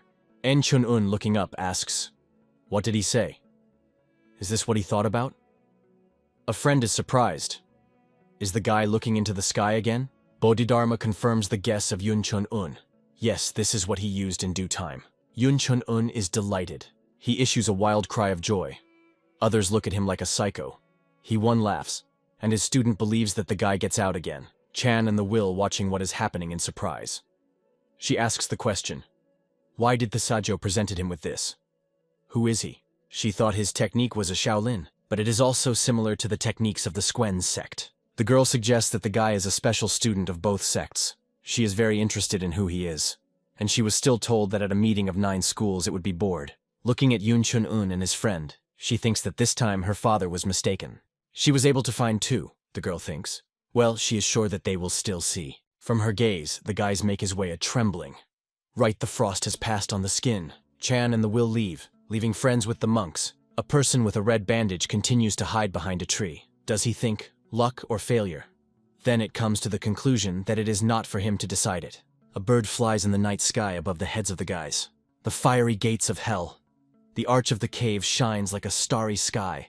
A huge boiler standing on fire can be seen. Someone as if a melted hand gets a skull from Vreva. The voice sounds, "So he is the same Demo Emperor of the Black Wind?" A loud name for such a discharge. The skull flies to the rest, lying against the wall of the cave. Someone pronounces, "It's funny to see how any trash calls himself demons." Moster, an unknown who threw the skull so casually, wipes his hand with a rag. He wonders, is it really so lacking in the demonic sect? He lowers his hand flaming with a red aura, saying that it is sad, and wonders how many years have they gathered to rot in these hellish lands. He concentrates energy in his palm and says dismissively, "Garbage." His energy attracts the body of the detachment commander from the demonic sect to him. He grabs the man by the hair. Then he says, "Since he was brought first, it means that he is their leader. How many atrocities are in his soul?"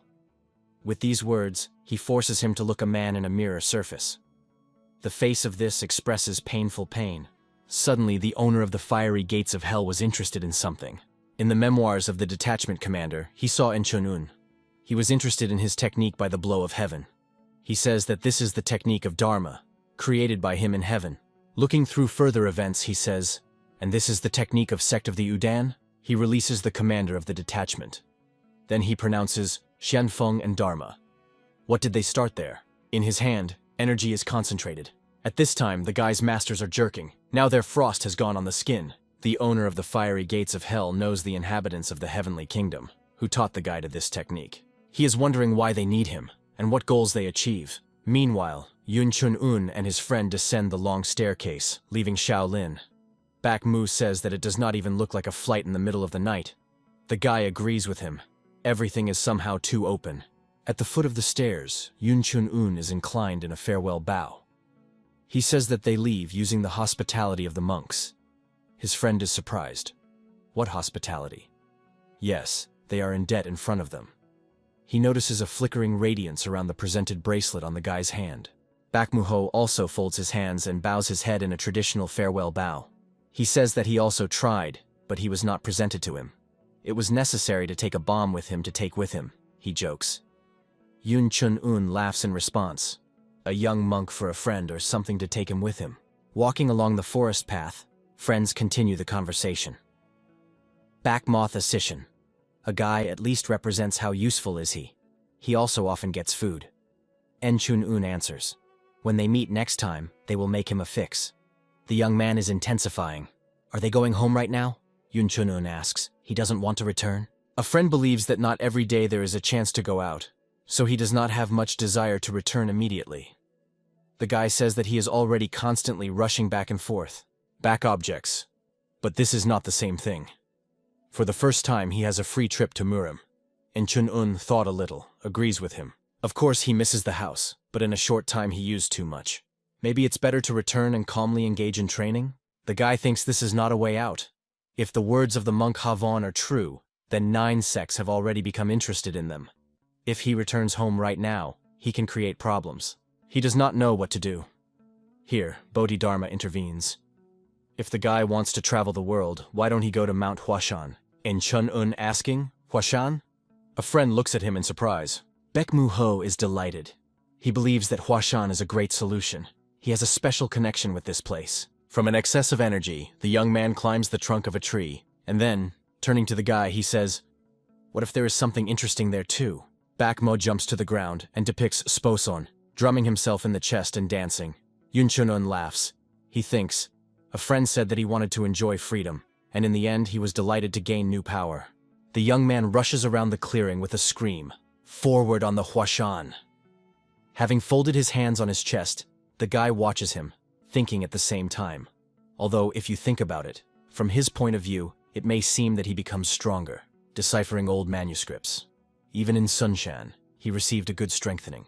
En Chun-un is asking a question. Maybe he wants too much? The guy believes that now is the time to absorb knowledge and grow. He thinks that it is necessary to correct the mistakes of 9 schools, which were considered the basis of orthodoxy. Yun Chun-un is sure that this is the best that he can do for his masters. To do this, he needs to take a position in which they themselves will bow their heads in front of them. Therefore, he needs power. If there is an opportunity to get something, then he must get it. Raising the index finger up, the guy says, "Forward." A friend jumps with joy and screams, "On Huashan!" On a narrow mountain trail bordering on a cliff, there is a man. A bird rushes to it. The man holds out his hand, and she sits on her. A person reads a message that the bird delivered. Burning a note with the help of Ki, he says, "Failure. Of their people, only some youth from the sect of the Juns died." He knew that they were useless.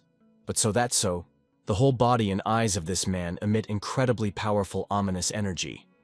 He believes that if you look from the other side, then everything is not so bad. Touching the poultry of the poultry, he says, "The Juns are not peaceful guys." The bird disappears in a fiery flash. Walking along the path, the man says that this is not the best outcome, but he will also fit. A few days later, forest next to Huashani. Friends drink water from the river. Yun Chun-un wipes his mouth with a sleeve. Bakmuro cannot tear his head off the water. The young man rises sharply. Yun Chun-un laughs. A friend's lips captured a large fish. They strung a catch on a stick and placed over the bonfire. Friends are sitting by the fire, waiting for the fish to be fried. Soon, only the raised bones remained from an unexpected catch. Bakmu-ho, throwing a sword on his shoulders, says, "They ate, now you can practice." The guy agrees with him, but is in no hurry to rise from the ground. Nevertheless, he begins to train. His whole body radiates radiant energy. He thinks that every time he hones the martial arts of the Master of Dharma, he feels how he changes himself. It seems to him that his bones and muscles become strong, like steel veins, and the body is strong, like hardened iron. He believes that in the future, perhaps, he will be able to beat off the blows of swords that cut iron, like soft clay with his bare hands. And Chun-un understands that we must not forget about the teachings of the Master Zhang Xianfeng. Having finished training, the guy exhales tiredly. He believes that today is enough. Yun Chun-un sits under a tree. Plunging into meditation, he thinks about the bracelet that he received from the monk Ghana. He heard that this is a fragment of the relic which was used by the immortal. The more he looks at him, the more amazed. The Master of Dharma went to check how much the gift is suitable for him. The guy is interested. Is Zhang Xianfeng still busy? He was used to the fact that one of the masters is constantly nearby, and without them he feels some kind of emptiness. The guy thinks that he even managed to miss them. Suddenly, the voice of Zhang Xianfeng notifying that he had come. En Chun-un is interested. How is the master doing? Zhang Xianfeng says that Bodhidharma told him that the guy forgot about the technique of buck. En Chun-un thinks that he hurried to miss the master, and decides to take his words back. The mentor says that they will leave the guy's mistakes for later. He reports that he now wants to introduce him to someone. The guy is interested. Who? The master answers, "Didn't he tell him?" There is one person who everywhere carries a bucket for discharge. En Chun-un does not understand what the mentor is talking about. Then the hunch illuminates his face. Is it really? Does he say with enthusiasm and hope, "Heavenly demon"? The object of his delight says that he stops making such a stupid face. He looks as if he had just got into hell. And Chun-un cannot believe that he was in front of him. He is confused and is not able to tie even two words. Finally, gathering his thoughts, the guy asks the question, does he really carry a bucket of garbage with him and drives demonic warriors?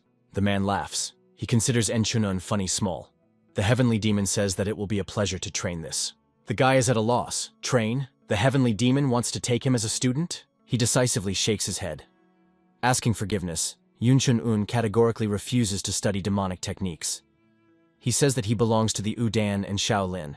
He is a warrior of an orthodox school. The guy thinks that after the attack of the demonic sect on Sunshan and Marima, is already restless. If he is suspected of the fact that he is a spy of a demonic cult, then they will simply kill him. The heavenly demon says, if the guy worries that someone learns that he studied demonic techniques, then he will teach him how to hide such things. Yun Chun-un is delighted. Among the legendary masters of Murim, along with Bodhidharma and a bloody demon, they are also called a heavenly demon. And now he has a chance to learn his martial art? The guy still doubts a little. The heavenly demon is interested. How is the martial arts of Dharma to him? En Chun-un says they are excellent. The interlocutor answers, what he will teach him will be approximately the same level. If you remove all unnecessary conventions and leave only the essence, then the martial arts of the Dharma and his are not so different.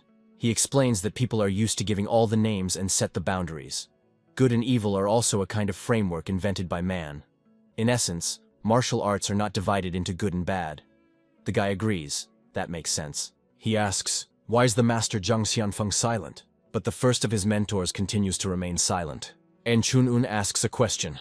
The master does not mind that he study at the heavenly demon. The guy remembers that when the master of Dharma intervened, the mentor was still more worried about his development than his pride. If you think about it, then he most likely brought a heavenly demon because it will be useful for him. The heavenly demon tells him not to waste time on thought. In the end, he does not have much choice. The man adds, if he wants to save his friend, then he will have to study his martial art. That technique of owning a sword belongs to him. The heavenly demon says, even though Bak just imitated, but still, he conveyed the essence well. The guy thinks, it turns out that strange aura that he felt was the energy of the heavenly demon. He asks, his friend is in danger? The man answers, the innate talent Bak Mu and the ambitions turned against him. If there is no mentor nearby who will direct him on the right path, he will certainly break. And Chun-un asks, what will happen to him if everything is left? The heavenly demon believes that the young man will not be able to eliminate the gap between the studied martial arts and will forever remain a third-grade warrior. And then he will either go crazy with internal discord or plunge into darkness and will become the one whom he despises so much. The guy thinks, if this is true, then things are bad. Why then did not the master of Dharma tell him about this that time? Maybe he was sure that even without a heavenly demon, a guy could solve this problem. Or maybe he was going to attract a heavenly demon from the very beginning. And Chun-un thinks, if so, it becomes clear why Master Zhang Xianfeng is just watching silently. The guy asks, then what should he do? The heavenly demon invites him to fight a friend. He says, if Yun Chun-un wants to understand how much back he wanted to be influenced, first let him conduct a test. This is the only way to decide whether to use strict measures or a sufficiently soft approach. The guy clarifies, that is to save his friend, he needs to fight with him? The guy bows in a bow. He asks for a heavenly demon to take care of them. He answers, let's see. Yun Chun-un goes to a friend. He says that Bak will take a fighting rack. They will fight. The young man is transforming again. From him comes an unusual aura for him. The guy says that since they returned home they did not really fight. Then a friend did not even use a sword. He offers to try real. Bak is surprised. He says, seriously? This is not the same thing that the battle is on fists. And Chun-un understands this? The guy says it would be strange if he did not understand this. They spent so much time watching each other. Smiling ominously, Bak wants to answer. Well, good. He has long wanted to fight him for real. And he warns in advance, recently his sword behaves somehow strangely. Because of this, he feels not at ease. The young man adds, so if he suddenly chopped off something, then let his friend not be offended. With these words, he lunges with a sword. And Chun-un barely manages to evade the rapid attack by Bak Mu. A friend looks somewhat confused. He did not expect such agility from a guy. And Chun-un says that they don't talk to friends. Throwing a sword on his shoulders, Bak Mu Miru laughs. I'm sorry. He explains that recently he has not been following words. The young man again rushes with a whirlwind to Yun Chun-un. The guy is interested. And when did he follow them? Bak Mu Ho brings a sword to strike. He asks, the guy is mocking? Okay, then he will try to chop off something carefully. The guy wishes him good luck. He thinks a friend behaves strangely. As if it changes, it becomes the same. It turns into someone else. Exploring the attacks of Bak Mu Ho, Yun Chun-un is thinking, if he does everything, as it is said, then it should become better, right? Okay, you need to trust the masters. At least the master Zhang Xianfeng never did anything to him. So, the heavenly demon will not fail. He said that he would fix the state of his friend and teach his martial art. Bak Mu Ho strikes with a sword. The guy blocks his weapon with his hands. And Chun-un barely restrains the pressure of a young man. He thinks that this is a heavy blow, and he does not look like the style of MANHUA, who studied Bak Mu Ho. He substitutes a bracelet under a friend's blade, but he is seriously configured. He increases the onslaught. And Chun-un, holding back his sword, asks, now it was the style of MANHUA? The heavenly demon says, a mess. He put the spirit of the sword into it, but due to dispravity, a gap is felt. Holding the pressure of the young man, Yun Chun-un is interested. Then what should he do? Bak Mu Ho suggests once chopping off something. The guy is outraged. He advises the young man to chop off something to his father, so that he will not produce such nearby mind. Yun Chun-un is nervous. He asks the heavenly demon, is this not the end? A friend becomes all fiercely. How much more is he to dodge? He asks the question, When does the most beautiful plum bloom? Cerning under the onslaught of Back Mu-ho, the guy thinks, what kind of nonsense? He is no longer able to withstand the pressure of his friend, and a scream breaks from his lips. On the face of the young man, a celebration is written. The guy asks him, when the most beautiful plum blooms, and he begins to recover. Taking advantage of the moment, Yun Chun-un increases the distance between them. Back Mu-ho absorbs plum, which means he plunges into thoughts. When it blooms, the most beautiful. The young man covers his eyes for a moment, and then he throws up his hand holding the sword up. So he stands, holding a weapon above his head. In his head there are words. A lonely flower, blossoming at the wrong time, tends his heavy body. He continues to stand, and the words all sound. Even if the petals are covered with snowflakes, a flower that stands steadily remains beautiful in winter. Back's gaze is filled with determination. Yun Chun-un notices that the young man's eyes were clouded. He is worried. Is a friend okay? Back Mu-ho attacks the guy again, and he barely manages to evade. The tip of the sword cuts close on the hand of Yun Chun-un. The guy thinks that the enemy has slowed down, but getting from the blows became harder. The heavenly demon is delighted, an amazing talent. If he was alive, he would certainly take him as a student. The sword passes literally millimeters from the guy's face. He asks, the heavenly demon, and really thinks so? He asks him not to scream, otherwise he knocks down concentration. There is very little left. Yun Chun-un should just hold out a few more movements. Following the actions of Back Mu, the man says, as soon as the young man learned to give the sword to the sword, the speed increased again. The guy barely leaves the blow. He is outraged. Does the heavenly demon offers him just to wait for a friend to cut him with a sword? The man replies that with every wave the young man becomes stronger. When making an incredible jump, Yun Chun-un is indignant, so he will die before. The heavenly demon says, it seems that his friend understood something. The guy insists that he can no longer. He will die now. The man replies that he will give him this knowledge. He will teach him the void. And Chun-un does not understand what is at stake. Meanwhile, a friend who again rushes at him with a sword. The heavenly demon asks, what is a hep? Looking in a friend's eye, Chun-un answers, time. While the guy performs incredible somersaults, avoiding a shock by a sword, the heavenly demon asks another question. Then what does the absence of a hep mean? Chun-un asking for mughep? Lack of time? He still does not understand anything. Back Mu-ho brings a sword for a crushing blow. The heavenly demon says, when he knows the void, he will achieve illusory. The sword inexorably descends onto the guy's head. The man continues to speak, and when he reaches illusory, he will see the world as he is. The heavenly demon explains that the beginning of knowledge begins with awareness. He sends an impulse through the spatial eye right in the head of the guy. An unbearably bright flash occurs in the clearing, which is visible very far. Words sound in the guy's head. Only he can be called worthy. Two auras belonging to friends are opposed to each other. In his thoughts, Chun-un, Una, continues to sound a voice. For the sake of power over everything, he will even erase the time. The guy grabs his hands by the head. Back Mu-ku frantically squeezes the hilt of the sword, which is about to fall on Yun Chun-un. In the guy's head sounds, words that are not subject to reason, roll like a tide. Only he is delighted. Yun Chun-un lowers his hands. In a few moments he became a completely different person. His face expresses gloomy determination.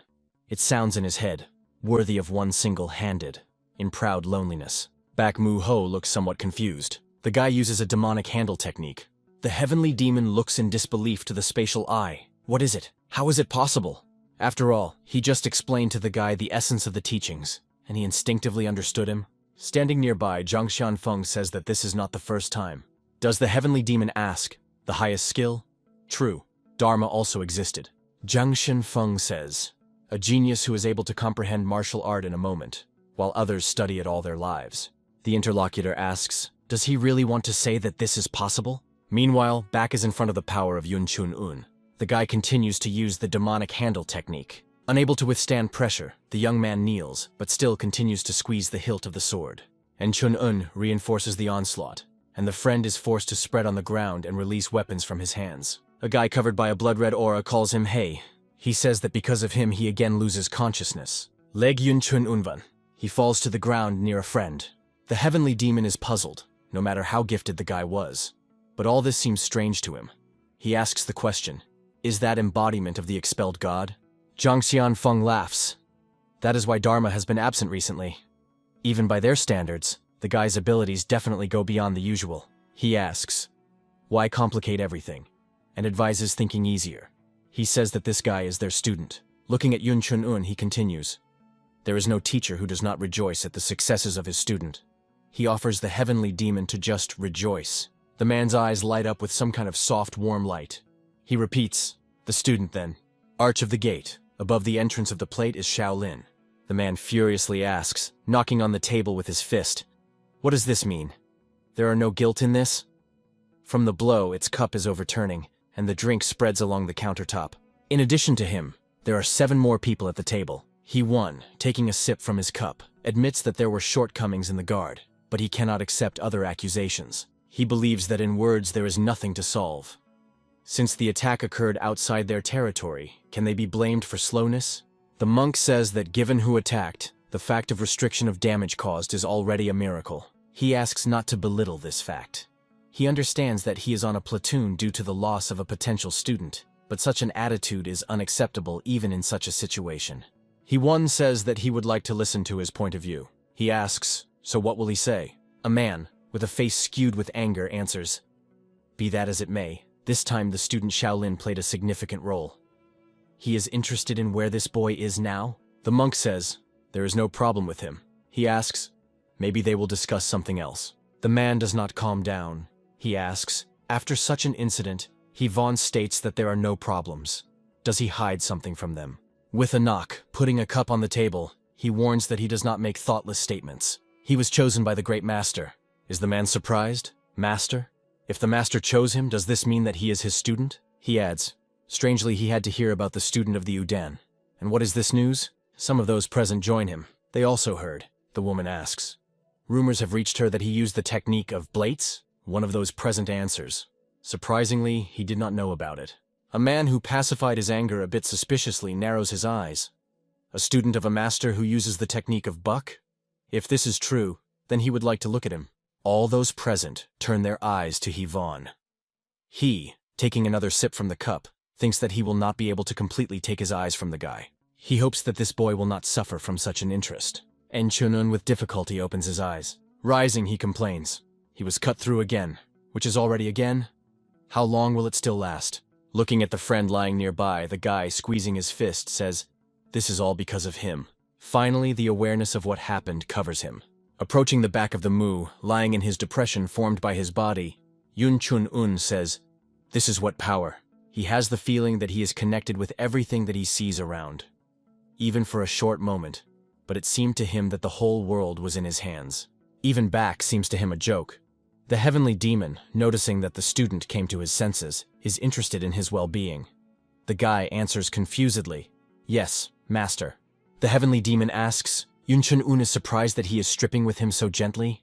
The guy answers, a little. The heavenly demon says that they would be seen soon, so he came to see him so that it was not so embarrassing at the meeting. And Chun-un is surprised. Will they soon meet? Is this? It turns out that he will die soon. The man answers, this will happen if he again imprudes this way. Does he remember what he did yesterday? The guy answers embarrassedly. He does not know, and does not remember. The heavenly demon explains, he crossed the border with his miserable skills. He touched hell, reached him, and even tried to manage. He saw much more than was worth it. The guy smiles, right? The man says, this does not mean that he has the power to manage him. Yun Chun-un agrees. Yes, he has not yet become one of them. The interlocutor believes that the guy does not know what this means. He agrees again. Does not know. The heavenly demon laughs. He says, if those who are chasing him learned about him, they would have broken their heads on the floor. And Chun-un asks, this is a story about someone who did not know how to walk, but suddenly ran? The man corrects him to say correctly. Unable to walk, suddenly takes off. This means that an imbalance appeared inside it. The heavenly demon says that it's hard to even imagine how bad everything is after such an experience. Simply put, if he continues to use this power, then he does not find his bones. And Chun-un believes that he was lucky that he survived. He knew that this was a dangerous skill. Still, this is a great power. Zhang Xianfeng says, apparently he successfully went through conscious cultivation. If there were no Dharma bracelet, then, after a little silence, he continues.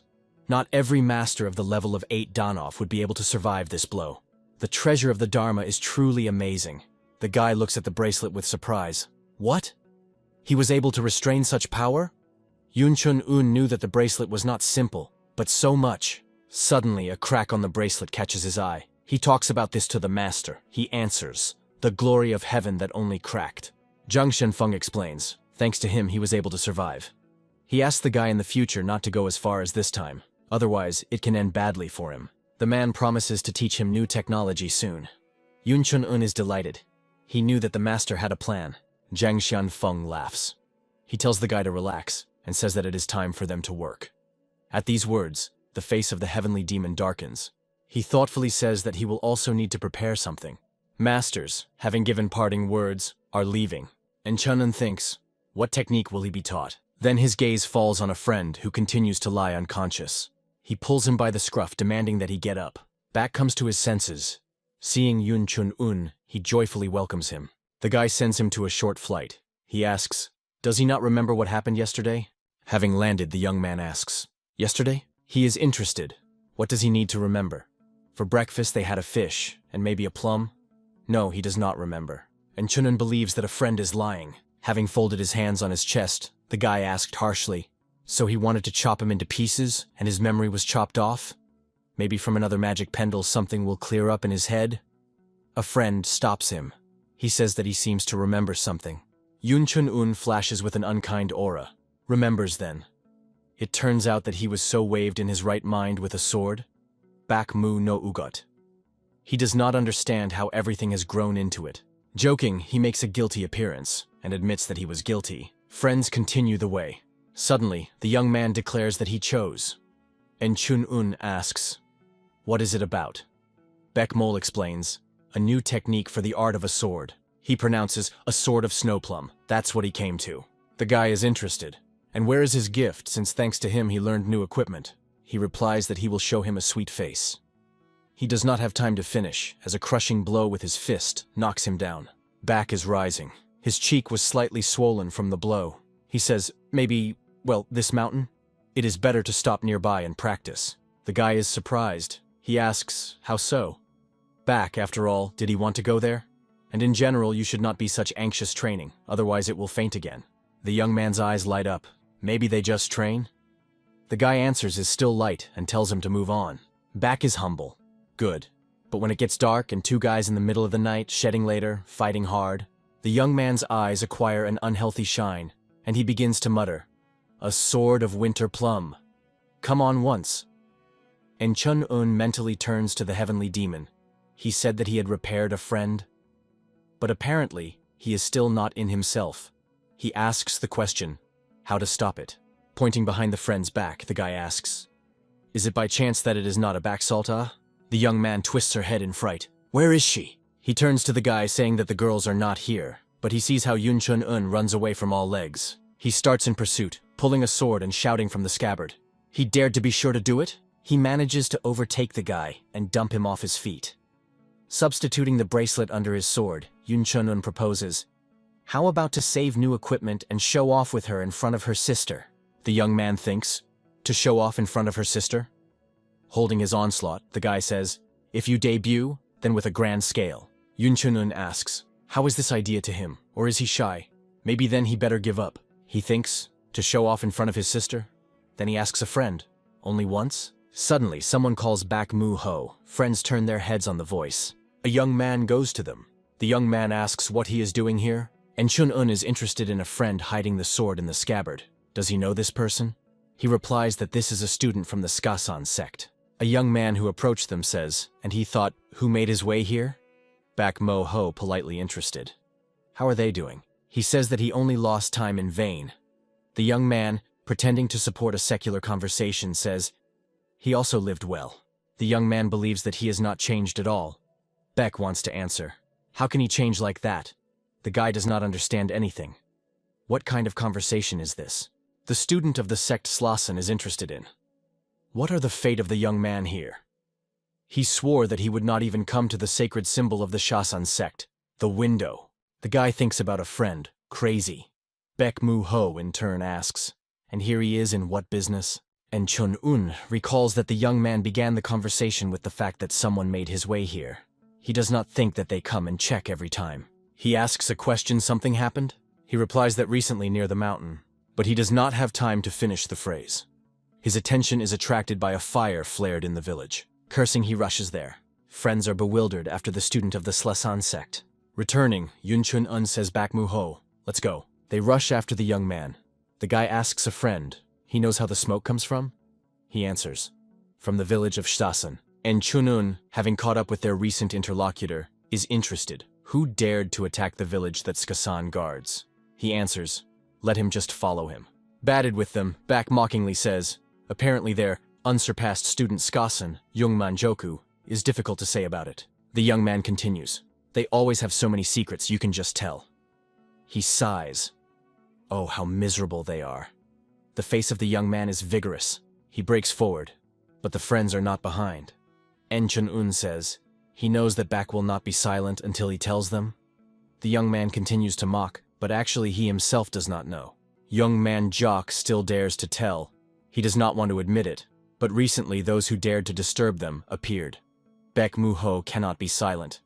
With a surprise, the young man says, he knows how to talk. En Chun-un considers those who dared to disturb ordinary inhabitants.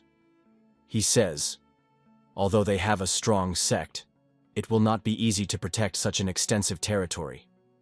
Isn't it better to ask for the help of the main in the province? Young man Jock replies on the run that they have already sent people, but it seems that he also has problems. This did not happen before. And the soldiers all went north.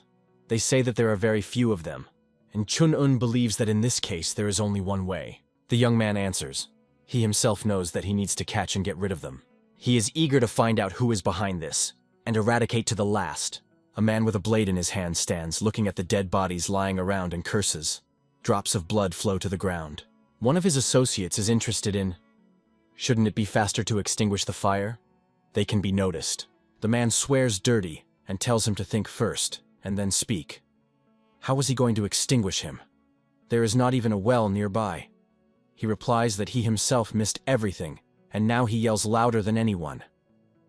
A man, grabbing his breasts, asks, what did he say?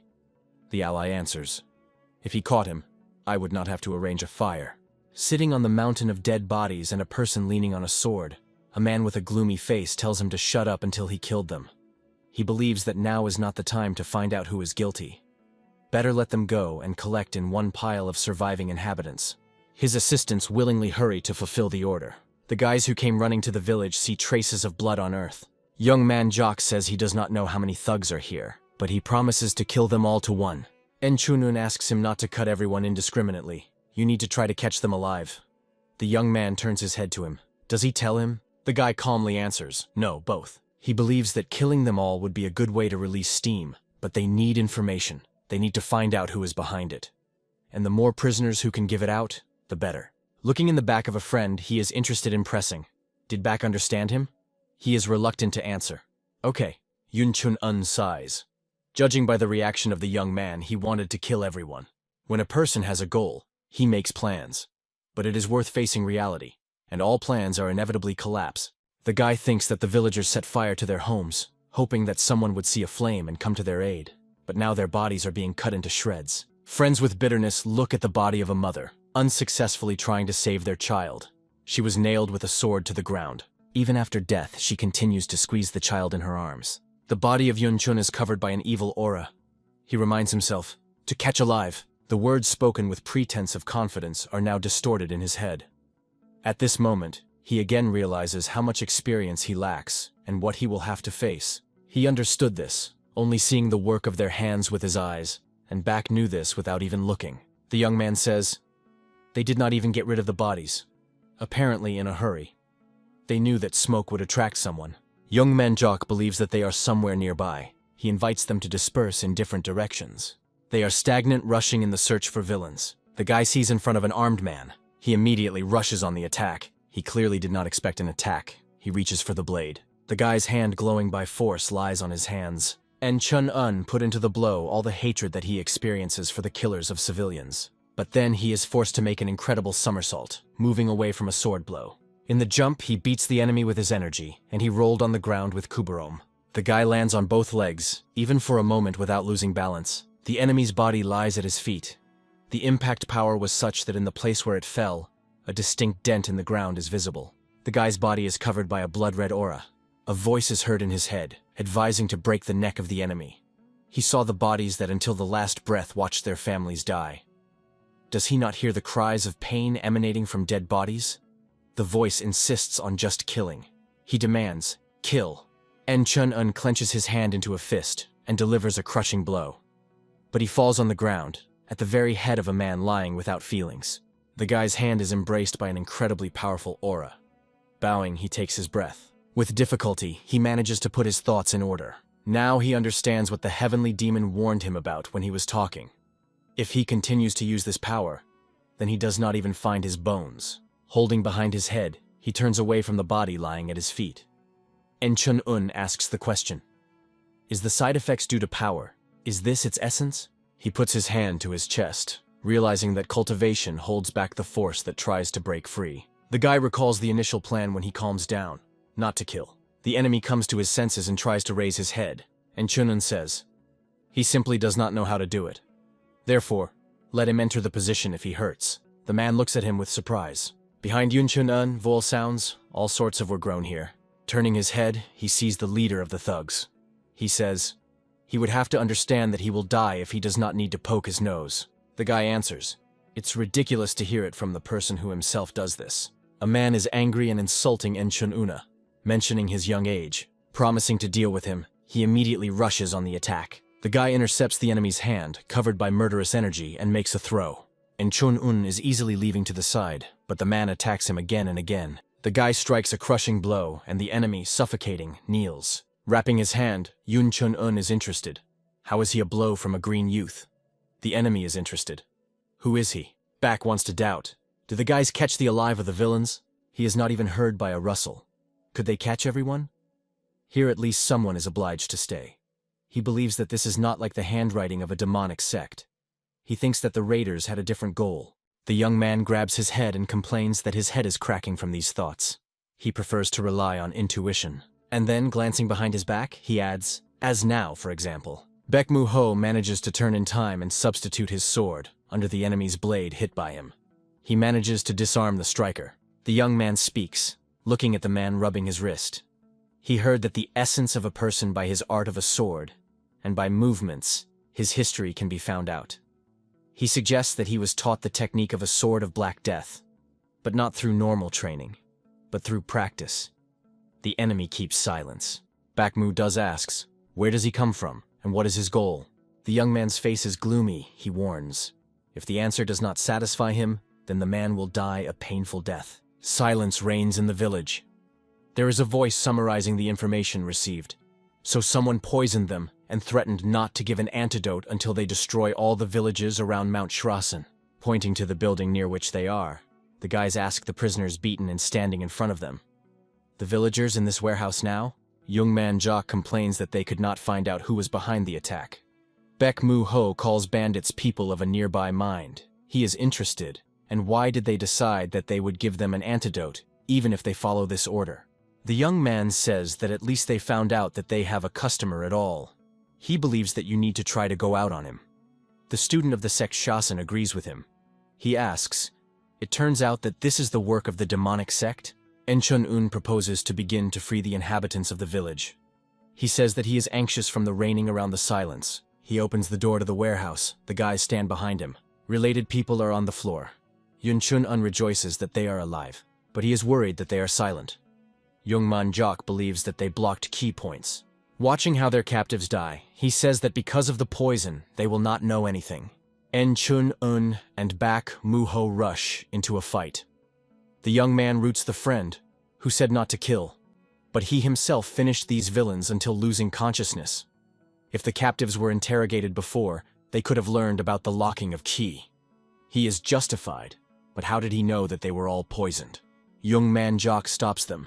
He says that they studied something similar in the sect of Shaisan, but he, of course, cannot say that it is strong in this. He is inclined over one of the men, explaining that the points of key are essentially vital zones of the body.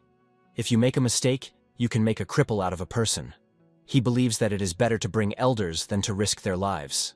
The guy replies that then he needs to run after them soon. Baek Moo-ho, smiling, says that it will be hard for a young person. The road will take there at least half a day. Unfortunately, he will not be able to go there instead. Rising, Young Manjok mutters that he hates him. Baek is wandering around. Well, what got up?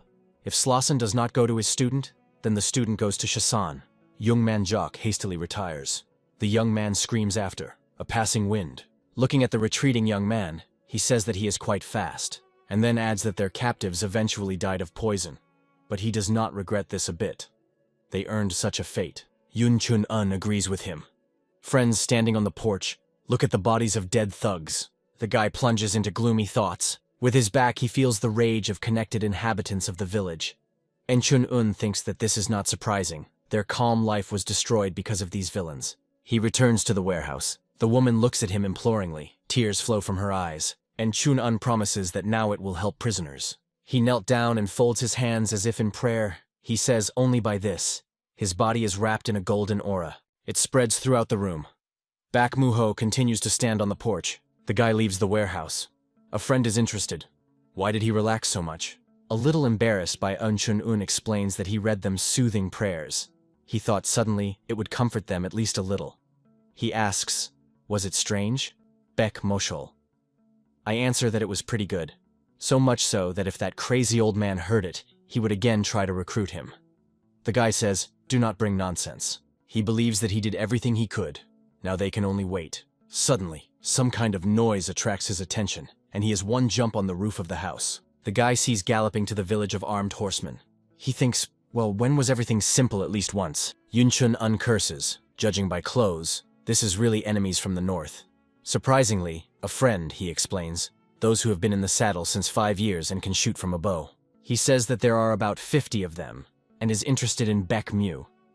He thinks they can do it? He answers, well, 2 people will be able to kill. The guy believes that in this case, they need to hold out. He asks, how does a friend think about what they are aimed at? He replies that most likely to a warehouse with groceries. Yun Chun-un agrees with him. So they need to protect him. The only question remains, how to do this.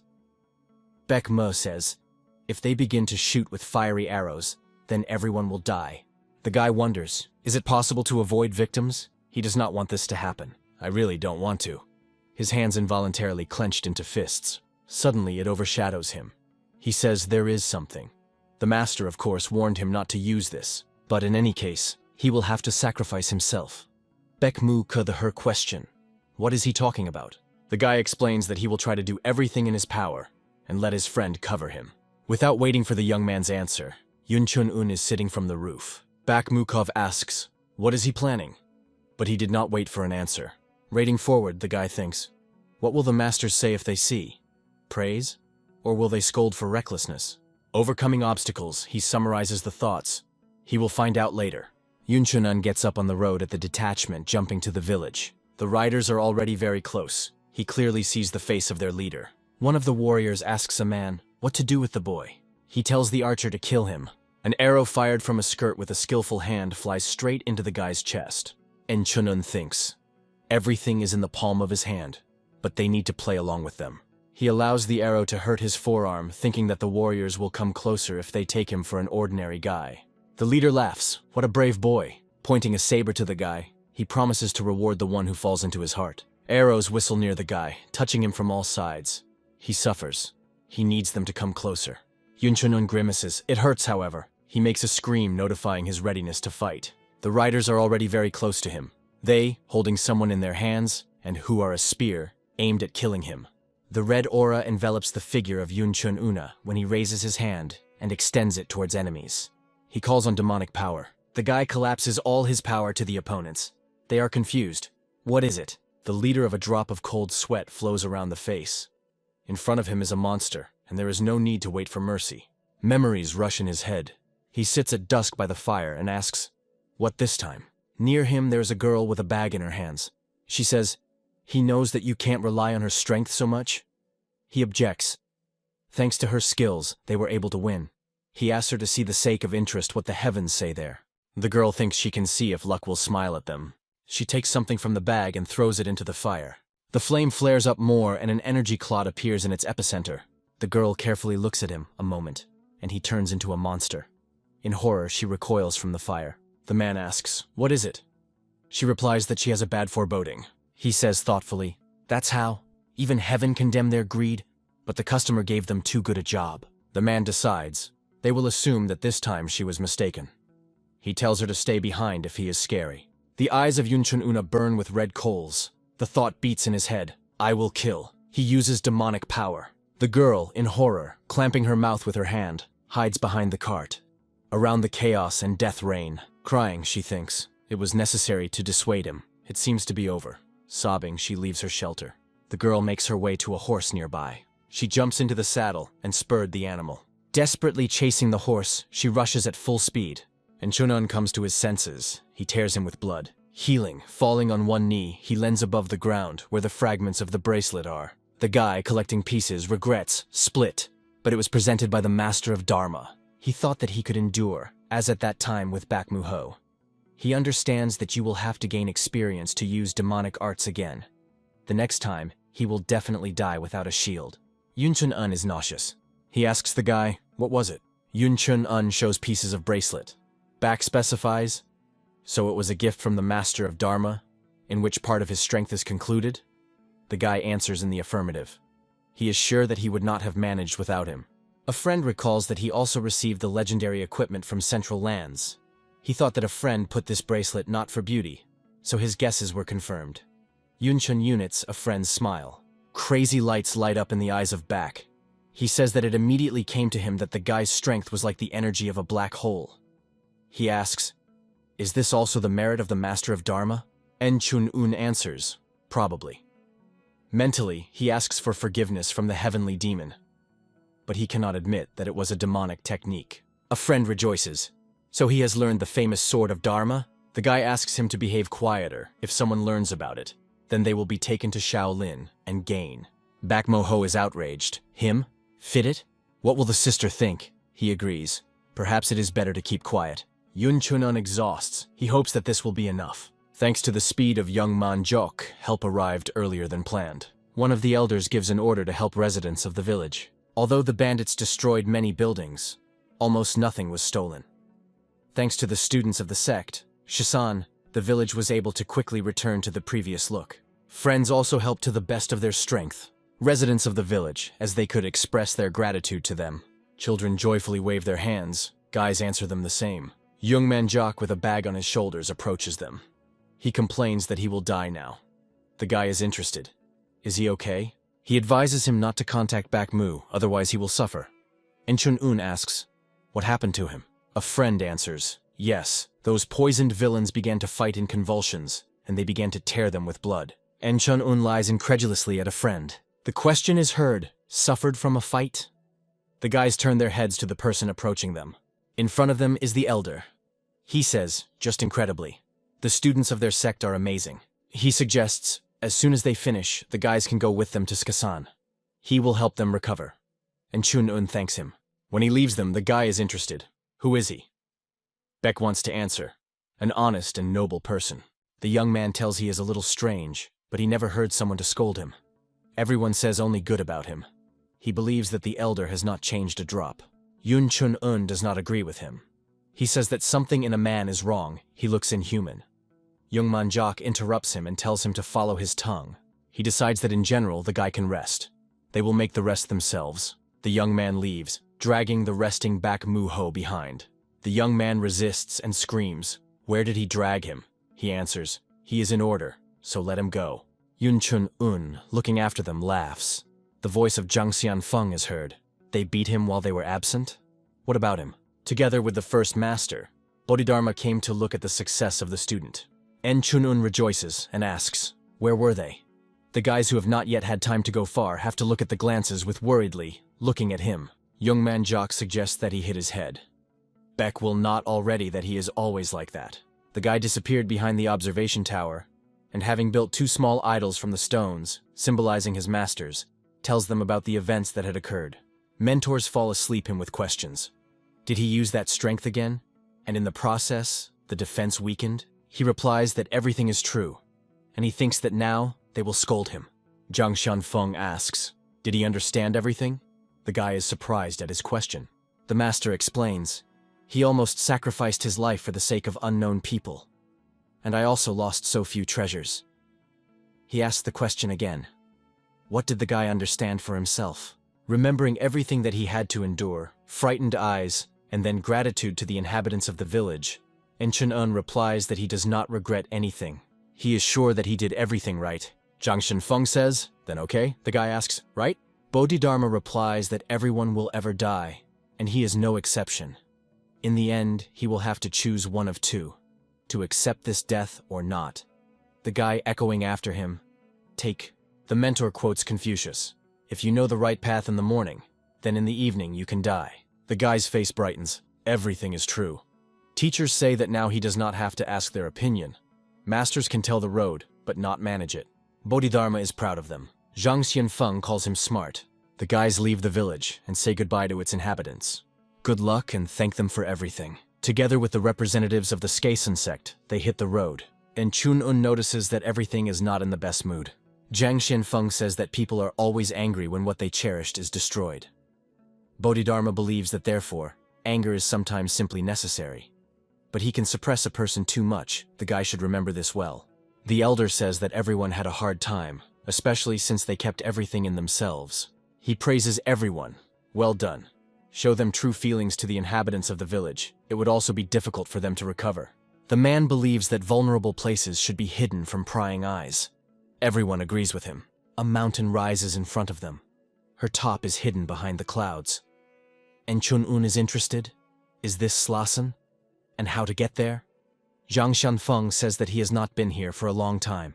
The elder asks his friends, can they use the flight skill? Yun Chun-un is surprised. Bak wants to be responsible for him. He does not know how to. And he adds that the guy does not even have a master who could teach him. Mentors, having heard his words, laugh. There is no master then. And they promise that everything will be now. The elder says that not everyone is given this. But it's okay if at his age he has not yet learned this. He advises them then to rise slowly. They can just admire the landscapes of Skasan. Friends agree. They will not rush. The man rushes upward. The rest of the people follow him. Friends remain together. En Chun-un is interested. For those who cannot use the flight skill, there is also a road. BK wants to answer in the affirmative. Mainly people use it who want to enjoy local views. The guy asks, what way will the friend choose? He says, what does he think? En Chun-un offers to argue who will rise first. A friend laughs. Born to crawl, cannot fly. The guy insists, so what will they argue with? Or is he chilled? Beck wants to answer that he himself asked for, and offers to argue for a desire. Yun Chun-un says, excellent, he accepts the conditions. They count and start. Beck follows the elder and the rest of their companions. The guy tells the masters that the time has come to teach him. They begin, interrupting each other, giving recommendations. Running, jumping, running, quick jump. Zhang Xianfeng believes that with such a skill it will not work out soon, and he is too artistic, so everyone will immediately understand that he is from Shaolin. Bodhidharma says that his run is not much different. They begin to argue, quick run or a long jump. The guy intervenes. He will lose at this pace. Bodhidharma asks, how about combining their skills? Zhang Xianfeng agrees with him. He offers from the clouds to create a staircase. Bodhidharma tells the guy to take advantage of the skill of long jump. They decide that the merger will help them. Bak Ma easily rises. He asks, can reduce speed? The young man is satisfied with himself. He is sure a friend will need a lot of time and effort to catch up with him, but to his surprise, Yun Chun-un easily catch up and restrains him. He uses a shining heavenly gear. Behind him leaves the affected young Manjok. Breaking forward, he throws a friend, born to crawl, then he cannot fly, right? He screams in surprise. How is it? Stop! The members of the Shasen sect are surprised no less than him, because the guy said that he did not know how to use the skill of flight. A man stands on a narrow mountain trail and looks down. He tells everyone to hurry. With surprise, he observes the approach of Yun Chun-un, who was carried away, almost rushed further upward. The cry of a man who took him as a ghost is scared by a guy. He lands near him. He asks, who is he? En Chun-un replies that he is a man, but the man does not believe him. He claims to be a ghost. He assures that he is a man heading for Skasan, but the man does not believe him. How did he get up? This is impossible. And looking at him, it cannot be said that he is capable of this. He exposes the sword, wanting to verify the veracity of the guy's words. If blood drops do not spill, then he is a ghost. If on the contrary, then it is, he will believe him. And Chun-un barely manages to dodge. Jumping away from a man, the guy assures him that he is a man. But he replies that he is not so worried. He will beat lightly. The stranger believes that this will be enough to find out who he is. The body of a man radiates a powerful aura. And Chun-un with his whole body feels pressure. And most importantly, he cannot withstand him. The man approaches him, rapidly reducing the distance between them. The guy calls the masters, believing that the meeting with them is inexorably approaching. Zhang Xianfeng spoke immediately, demanding that he come to his senses. Bodhidharma asks, the guy wants to win or evade the sword. And Chun-un doubts that he can win. He barely manages to evade the blow again. He believes that he will be sufficient to avoid enemy attacks. The guy decides to read the movements of a man as a master Zhang Xianfeng, to fend off the blows as a heavenly demon, and move with the help of the divine art of the earth of the master of Dharma. Zhang Xianfeng supports him, like that, well done. Bodhidharma believes that he was lucky, a good training will come of it. The enemy, increasing the power of pressure on the guy, is approaching him again. He says that in Murim he will receive glory for being able to get rid of the ghost. And Chun-un is upset. The man does not want to listen to him at all. He decides that it is best to just run. But the enemy is not behind. Behind the guy, his voice is heard, look at him. Running in the clouds? Or not? It seems to be, but it seems not. And Chun-un is surprised that the man recognized his skill. He believes that he is not such a simpleton. The enemy brings a sword over the guy's head and screams, "The ghost will disappear!" Back is upset. He lost. The elder puts his hand on his shoulder and says that his friend is necessary. The young man thinks angrily, dishonestly. And where did the friend learn to this? Did this Bodhidharma taught him this? An unexpected noise attracts his attention. He and his companions are surprised to watch how Yun Chun-un is scorched from a man with a sword. At the same time, the guy screams that he is a man, but his pursuer, not paying any attention to his words, assures that he will lightly hit. Back is surprised. What is he doing there? The elder is also amazed. What is their priest doing? With a crazy laugh, a man continues the chase. He is surprising how a ghost can use such techniques. He suggests that the guy learned from someone. He thinks if he is somehow connected with the Jiyu sect, then the Huashan sect must be too. He threatens to send him to the next world. But Yun Chun-un says, late. He resorts 1,000 souls to the demonic technique. His aura is getting dark, and a red light flare up in his eyes. The guy easily avoids impact. The priest says that he really moves like a ghost. Yun Chun-un triumphs. The enemy opened. Shouting that he is not a ghost, the guy is striking a crushing blow. A stunned priest falls on the roof of the house. Bodhidharma believes that the heavenly demon must personally see this. Zhang Xianfeng thinks. Their student reflexively uses part of the spatial power of 1,000 souls as a substrate. Martial arts of a single master are slowly turning into a survival product. The man comes to his senses and tries to rise. He is surprised. A ghost hit a man? Then he notices that the guy standing in front of him casts a shadow. Yun Chun-un says, he has repeated many times that he is a man. The priest replies that it was necessary to at least warn. The guy only sighs. It turns out that the road on which he rose can be used only by a few people. So they attacked him.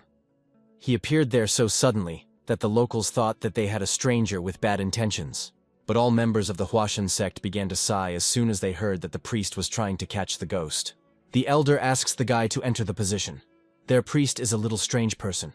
En Chun-un replies that you can't say otherwise. The man says that he gives the guy the right to choose. He asks what punishment he deserved. En Chun-un is surprised by such a question. He thinks that the priest is already middle-aged. Is this normal? Seeing how his recent opponent says something impulsively, who bowed his heads to his students, he is interested. Is he always so talkative? The interlocutor answers in the affirmative. En Chun-un is interested in, how about to conduct a discipline of silence? The elder's eyes become round in surprise. Joking, he asks the guy to wait a bit. Approaching the priest, the man informs him that he was sentenced as a punishment to the discipline of silence. He is shocked by such a solution. The elder thanks the guy. The sect members express their appreciation to him and call him their savior. The guy thinks, the priest is probably a tongue without bones. Suddenly, he feels some kind of energy. He already felt her earlier, and as if he was familiar with her. Baek Mu-ho, who put his hand on his shoulder, laughs and wipes his tears. The young man says that the priest is tormented with this discipline. The guy believes that she would not hurt a friend either. Baek is surprised. Why would it be? And Chunun replies that they had a dispute to desire. From this day, while they are here, he will add on the day in case of disobedience. The young man is cursing, and immediately the voice of his friend sounds, plus the day. En Chun-un dresses in the room provided to him. There is a laughter of a Bodhidharma, and then the voice of a heavenly demon. Is this a sect of Huashan? He is interested in. How did the masters find out where he is? The heavenly demon replies that he was here a couple of times and misses this place. The guy is surprised by his words, but he is even scared to ask the details. The heavenly demon, looking at the spatial eye, says, he is glad that the student used what he taught him wisely. He is interested. How did the guy like to move in the air? En Chun-un answers, not that wisely. He believes that he was just lucky. He is still surprised that the master knows everything. He was not here yesterday. He says that emptiness and illusoriness are his path. Even he does not know how the spatial eye was able to break through the ceiling barrier and connect to the ground. But if this happened inside the upper center, that is, the heavens located outside the barrier, then connecting energy flows will not be difficult. He explains, if you get a suitable artifact and connect it with the eye, you can see the true picture of what is happening. Bodhidharma is interested. Why? The heavenly demon answers, I do not like it. Let them try to drive out. But who, if not he, will take up this? He says, what is it? Bodhidharma can also take a boy under the wing. However, he is stubborn in the same way as a lot of hair on his bald head. How many years have passed, and he all there? And Chun-un understands that there is no better relationship between them. The people from the Huashan sect left to defend nearby villages. They apologized to the guy that they could not properly take care of him. Running Yun Chun-un says to his friend, hurrying after him, that this is even for the better. He suggests looking for treasures. The guy thinks that on Mount Sunshin they were able to get a bracelet and gifts of gorilla. He is interested in what they will find here. A man in the robes of the Huashan sect is coming towards them along the mountain trail. Friends stop in front of him. Yun Chun-un asks Baek Mu-ho, does he know him? The young man recalls that they shook hands yesterday. He asks, why did the guys come to such a deserted place? En Chun-un replies that they accidentally wandered here and wanted to look around. He mentally adds that they are actually here in search of treasures. He asks, what did the young man forget here? He answers, he thought that if someone wants to attack, then he would slip through this path. Having slapped Yun Chun-un on the shoulder, he says, let them walk, and he will go on. Suddenly, the guy understands that the unusual energy that he felt yesterday belongs to this person, and Chun-un believes that something is wrong here. A friend, not unclenching his lips, so as not to violate the agreement, tries to ask, what exactly? The guy reflects, or is it all right? Maybe he himself is strange? He believes that do not suspect him. He tells his friend that he wants to help members of the sect. Perhaps he will be able to come in handy for the detachment? The guy believes that then they may need information. He asks the question. Maybe then it was necessary to ask the attackers. He understands that now it does not make sense. The dead do not say. And Chun-un repeats thoughtfully, the dead do not say? He turns to the heavenly demon. Does he accidentally work in hell? The heavenly demon examines his possessions. Who did it? It is in the boiling boiler of hell. And it seems he found the one who dared to use it. From a huge boiler, he catches a man who did not listen to the prediction of the girl.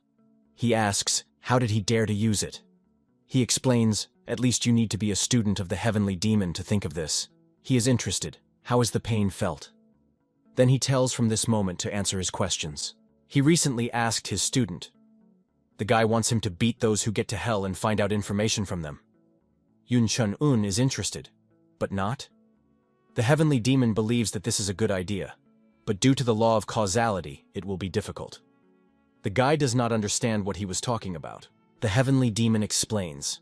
Deities from the heavenly kingdom are forbidden to intervene in the world of mortals. Therefore, illuminated reflection is especially. For some reason, it connects the master with the student. He says that even it may not withstand the consequences of using heavenly power. If you delve into the topic too much, the conversation will never end. Yun Chun-un wella. Heaven, so they do not allow? Even in Shaolin, the masters always avoided direct instructions. Now he understood why. Do not burden. The heavenly demon promises to try. Although this is the request of the student, he became curious how things were going on Mount Huashan. It seems to him that amazing stories are lurking there. Enchunun thanks the master. Bakmook the point. Blank looks at him thinking, crazy. Friends walk along a narrow path bordering on a cliff. Bodhidharma says a little more and will be visible. The guy thinks, weakly, of course, but he still feels the energy that was on Sunhan Mountain. Friends find the entrance to the cave. They rejoice because they stumbled upon her by accident. Activating small lighters, they enter. Guys are more and more moved away from the entrance. And Chun-un warily looks around. Bak is delighted. The guy is watching a friend in a hurry to the wall of the cave. He carefully studies the lines on its surface. En Chun-un thinks that they look like traces of a heavenly demon. But his sensations became weaker than before. Seeing that a friend was opening his mouth, the guy reminds that he still cannot speak. Bek wants to answer. Now is not the time for this. And he asks the guy to come and see. Yun Chun-un, coming closer, sees some inscriptions. Bak Muhu considers it incredible. The guy stops his friend. Mentally, he turns to the master. Maybe it is worth dissuading the young man? What if something goes wrong? Bodhidharma believes that there is nothing dangerous about this, since this is just a vision obtained by the heavenly demon in time of enlightenment. And Chun-un answers, good. Looking at the inscriptions, the guy says, he does not think that this is all. While the friend is busy, he follows. He notices wax from a candle on the wall. Trying him with a finger, he thinks, judging by his condition, most recently someone was here. No more than a day has passed. At the moment, he has a suspect, the person whom they met on the way here. Moreover, a strange energy emanated from him. He notices that wax traces lead inside. Yunchun follows them. He illuminates his way, looking for drops of wax. They lead him further and further.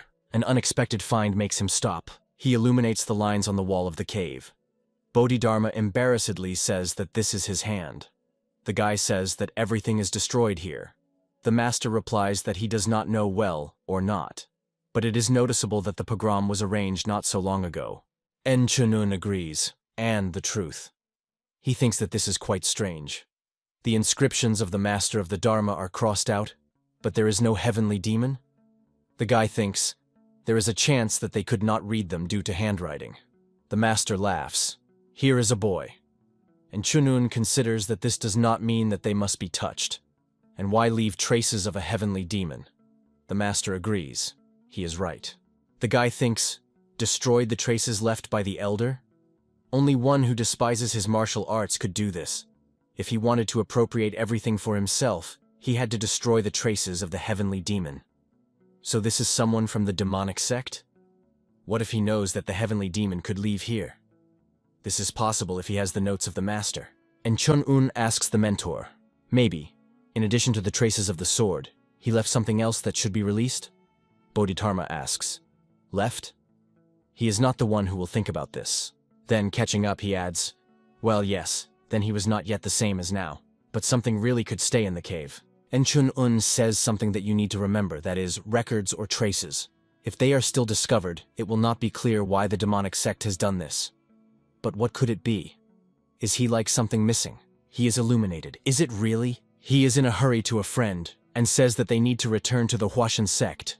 The guy demands that Bak come to his senses and follow him. Without waiting for the reaction of the young man, he rushes to the exit. A friend asks to wait for him. He complains that he wanted to see a little more. With all his feet, he rushes after another. On the run, Bak is interested in what happened. And Chun-un replies that he realized what those who attacked Huashan want. He explains, if the villages near the sect are attacked, then she will be forced to deploy her forces to protect, and the main part of the association will be defenseless. Bekmols agrees, yes. Then he asks, do they really want to break into empty houses? What kind of psycho will solve this? En Chun-un briefly answers, a demonic sect. A friend says, even if so, then this is a Huashan. Outsiders will not be able to invade so easily. The guy asks, what if they do not have to enter from the outside? Among the members of the Huashan sect, there is a spy of demonic. They were silent for almost 20 years, and then they suddenly gave the order. A young man with an unusual aura holds a candle and a book in his hands. He says, it became disgusting. If now he returns to a demonic sect, it will be too late to study her art. He needs to look for a way to survive. If not for the restrictions of the demonic sect, he would not have done so. For almost 20 years he had lived in the Hwasan sect, and even thought to die here. Raising the candle into the air with the help of Ki, he says that he wants to live on. He leaves the room in which the fire flared up, and says his mentors kept repeating that only the Gorbata would correct the grave. That is why he believes he cannot be blamed. Screams are heard, fire, and people rush to the burning building. They wear water buckets, but it becomes clear that this is not enough. And Chun-un, seeing a glow, says that they probably were late, but calls a friend faster to move forward to help extinguish the fire. Bakmuho stops him. The guy is surprised to turn to him. A friend says, "Find him." If you look at how much the fire spread, it becomes clear that his culprit did not have time to go far. He believes that the art of moving Yun Chun-un is now better than him. The guy is interested. What will the friend do? He replies that he will go to extinguish the fire. Still, you need to repay for the fact that they were sheltered. Baekmu-ho wades his friend to go in search as soon as possible. The guy answers, "Good," and rushes forward. The priest, a desired fire, shouts indignantly, "Who did it?" He is asked to calm down, otherwise he can destroy the building. En Chun-un decides that first he needs to go up. The heavenly demon is interested. Something has already happened. The guy asks, "What does it mean already?" He answers, according to the information that he got in hell. Yun Chun-un interruptions, recalling that he had previously mentioned problems with the law of causality. He tells the master that he knows the culprit. This is a student of the Hwashan sect. Therefore, he thinks he does not have to talk about it. The guy asks, can the masters tell him which way he escaped? He says that they will help him a lot, because the criminal knows this place like his 5 fingers. The heavenly demon is interested. Did he find nothing strange next to the inscriptions in the cave? And Chun-un replies that there was nothing but his traces. The master answers clearly, so he will see something interesting at the arsonist. He explains that during his education, in addition to his print, he hid something else. The guy laughs. The seal in the middle of the Orthodox sect? The heavenly demon is simply incredible. He answers, let it seem nothing more than a childish babble. But if you think perhaps the divine force could be sharpened in the cave. Bodhidharma believes that it was she who could encourage the arsonist to all these acts.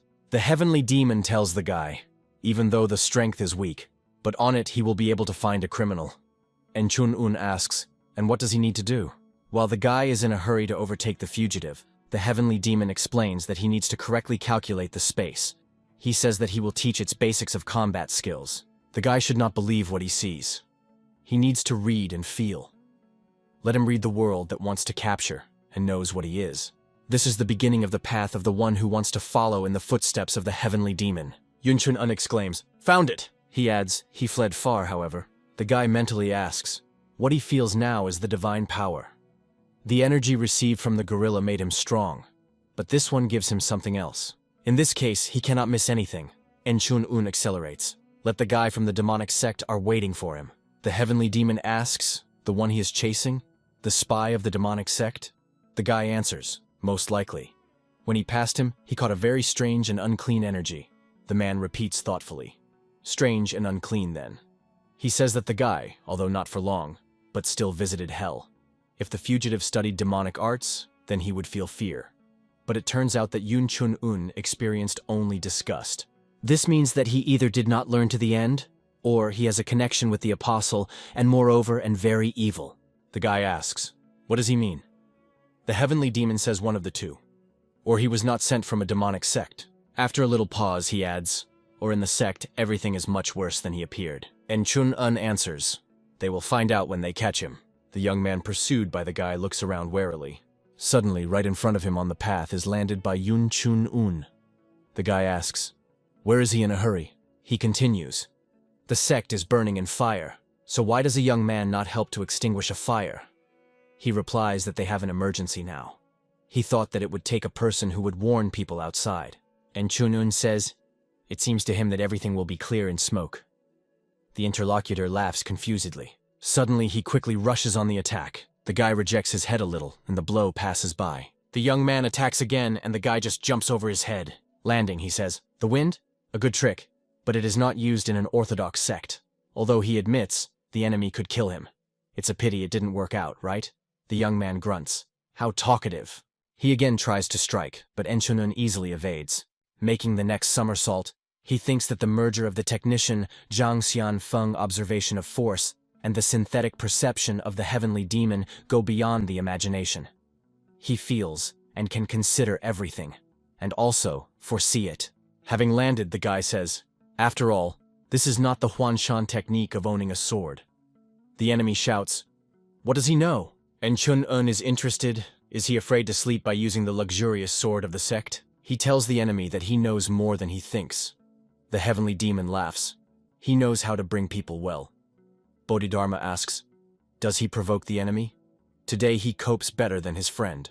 And Chun-un replies that this is a psychological attack.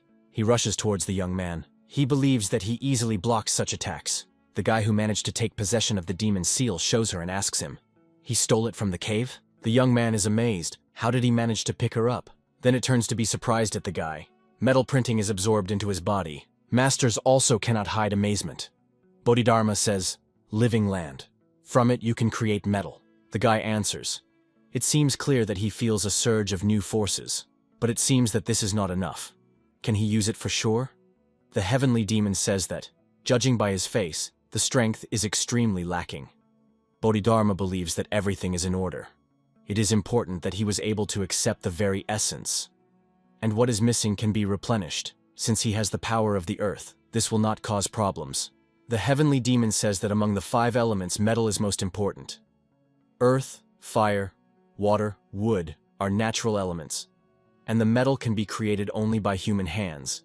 This is a force created by people. He explains that each element has its own interpretations. The tree means rising high. Earth, collect and spread. Fire, scatter. And the water is to be assembled. Iron means deform. Bodhidharma adds, since this is the energy created by people, the strength of the golden deity controls the element of the metal, and its true power lies in the embodiment of imagination into reality. The guy repeats with surprise. The embodiment of imagination into reality. The enemy shouts, what is he chatting there? And attacks him. En Chun-un says that he wishes stamina, which exceeds the sharpness of the blade, and concentrates the strength in the palm of his hand. The enemy is surprised. Was he able to beat off his sword with his hand? Yun Chun-un says the time has come to put everything to the end. He strikes, and the young man departs far back, letting the weapon out of his hands. The guy approaches the defeated enemy. He asks, is it really a student of the main sect that loses consciousness so easily? Ahaya grief, he adds that he does not even know how to seal his acupuncture points. The heavenly demon asks, to tell how to do it? The guy rejoices, what, can you? The mentor clarifies, to teach a more neat way or more rude?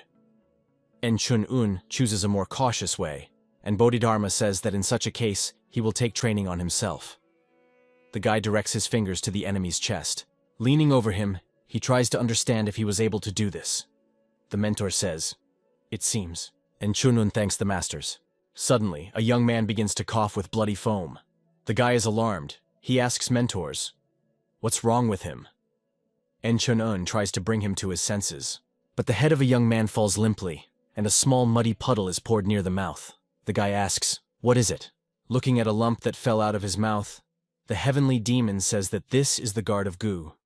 That's why the guy was disgusted with him. It seems that he begins to act when suppressed with orthodox martial arts. He sighs. Well, and the mess in the demonic sect. The guy does not notice that someone is watching him. The heavenly demon says that the guy said that he would not listen to him. The one who made an offer to the bandits was already at the age. They were a long liver. The elder continues from afar to observe the actions of En Chun-un. The guy stands above the body of a defeated enemy. Suddenly behind him someone's voice is heard, and he looks back. An angry elder asks, is this his hand? The man finds in the pockets of the murdered paper. Looking through them, he says that this is divine art. So he stole him, and then poisoned him.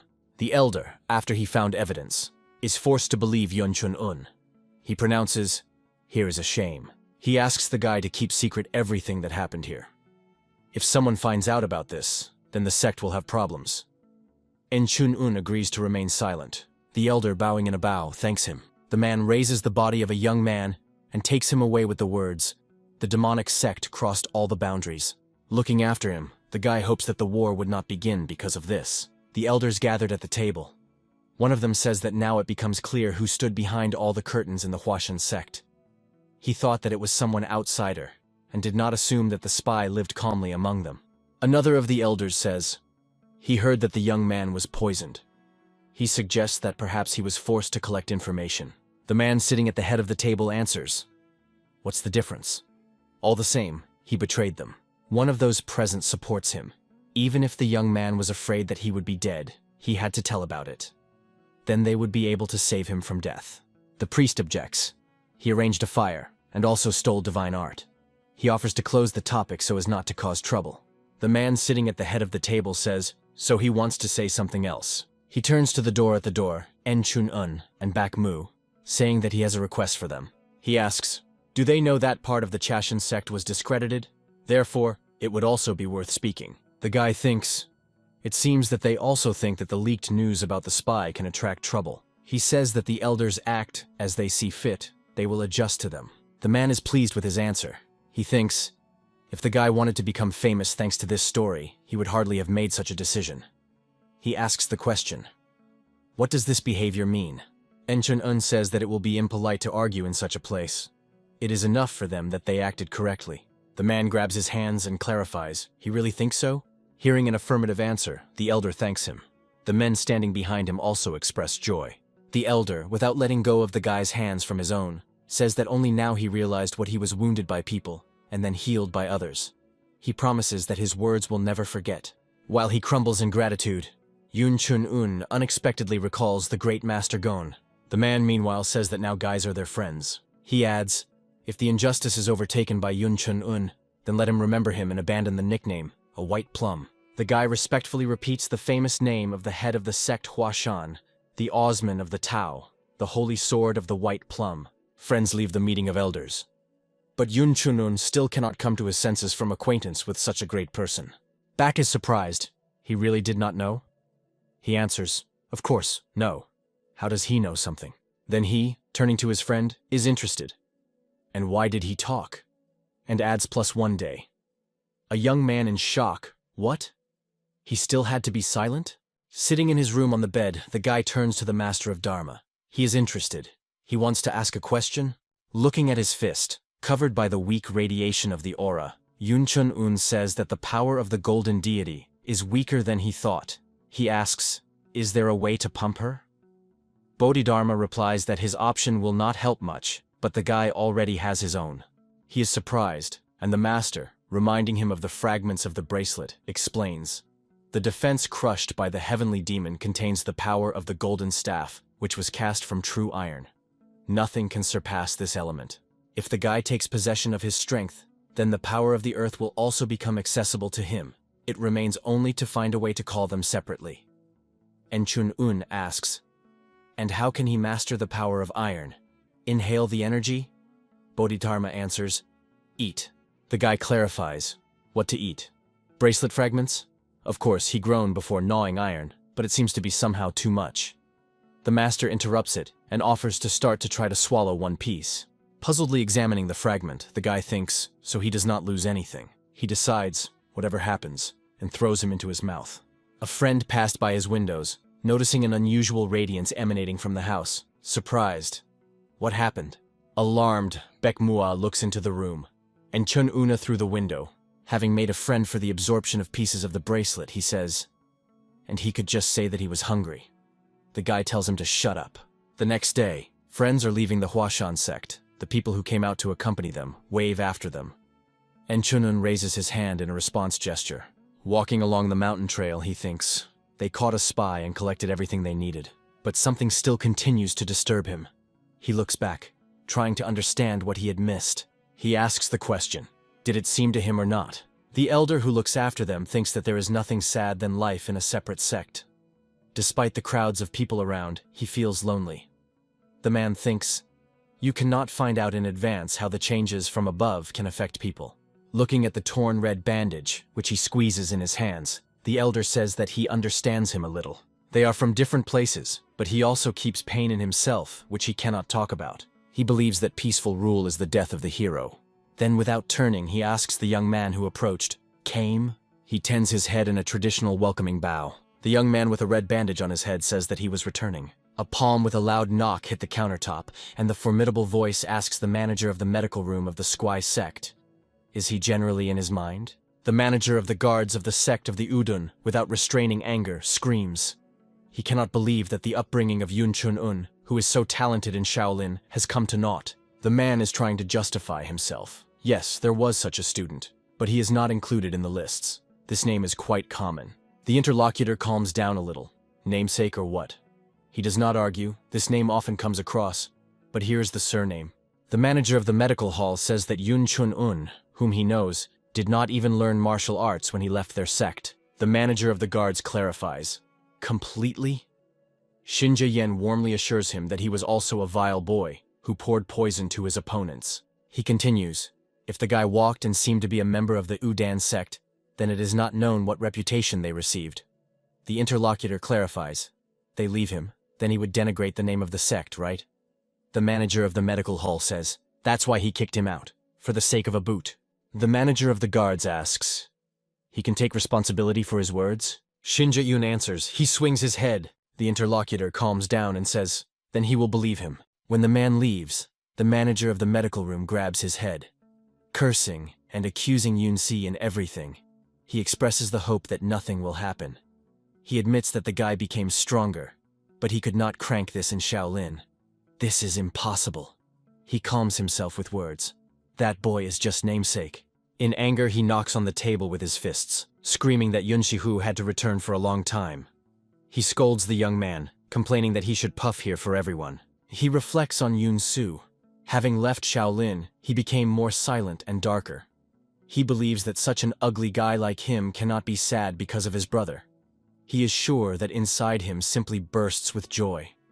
The man sighs, and you cannot get rid of him, since he is the only heir.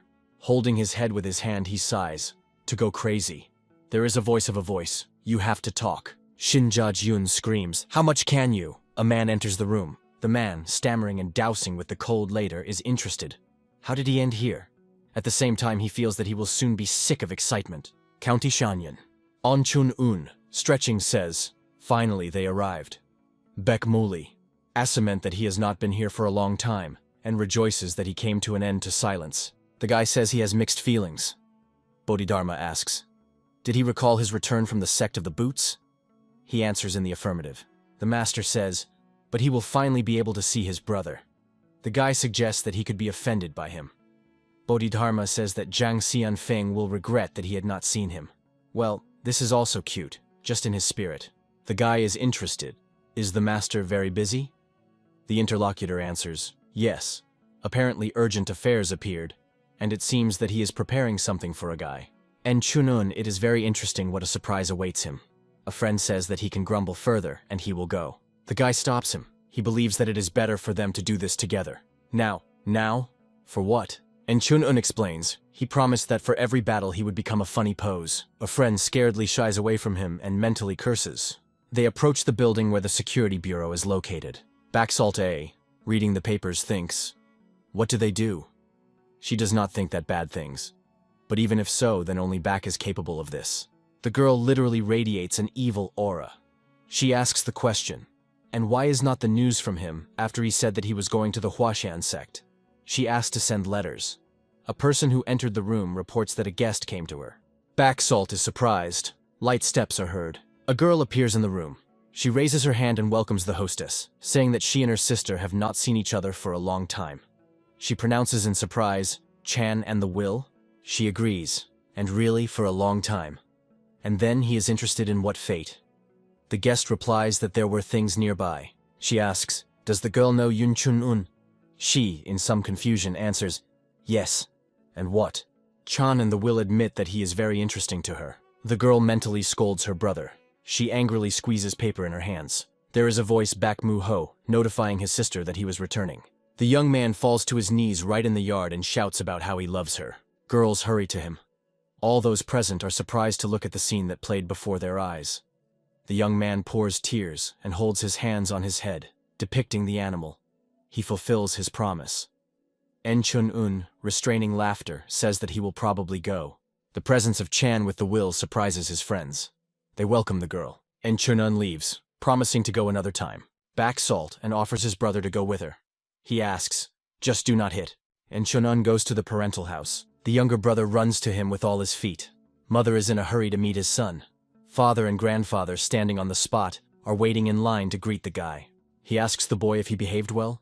Chun-ao, hugging him, answers, "Yes." Then he demonstrates various movements to the guy, saying that he trained a lot. Yun Chun-un praises him. Yes, he is really good. Approaching his father, he asks, "How are they doing?" The man says, "It seems he has grown a little." And he asks, "He has not hurt anywhere?" And Chun-un replies that he is not a scratch. Grandfather is interested. "Did he see Yungon?" The guy replies that he is the same as his grandfather remembers him. Father rejoices, what a relief. So soon everything will return to normal. While he is here, everything will be fine. NGEM continues to ask questions. Was he in Shaolin and Kwashan? The guy is surprised. How does grandfather know about this? He replies that he has his own sources. He believes that Yun Chun-un is probably tired and invites him to go to rest. The guy does not mind. He thinks that grandfather, as always, knows everything. Going to his room, he says that he finally feels at home. He believes that it will be good to relax for a couple of days. But as soon as he reaches the door, the voice of Zhang Xianfeng is heard. The teacher reports that the time has come to learn new art. En Chunun clarifies, "Now?" The master answers, "Well, yes. But, since he is at home, then so be it. Let him rest a little." He offers to start training from tomorrow morning.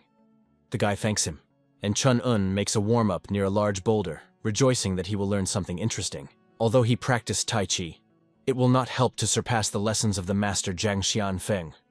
Compared to the heavy hand of emptiness and the divine art of the earth's essence, this will not be enough. There is a voice of the master. The guy of interest is ready? He solemnly replies that the student En Chun-un is always ready.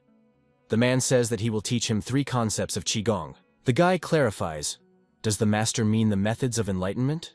Or is it about mastering the sword? They can also learn through books. They are so simply in mastering. Zhang Xianfeng asks, he is afraid that they will be engaged in benefits that can be found in any market? The guy answers, no. He promises that he will try to remember everything that he will tell him. The mentor says, yes, he believes that En Chun-un learned to be added.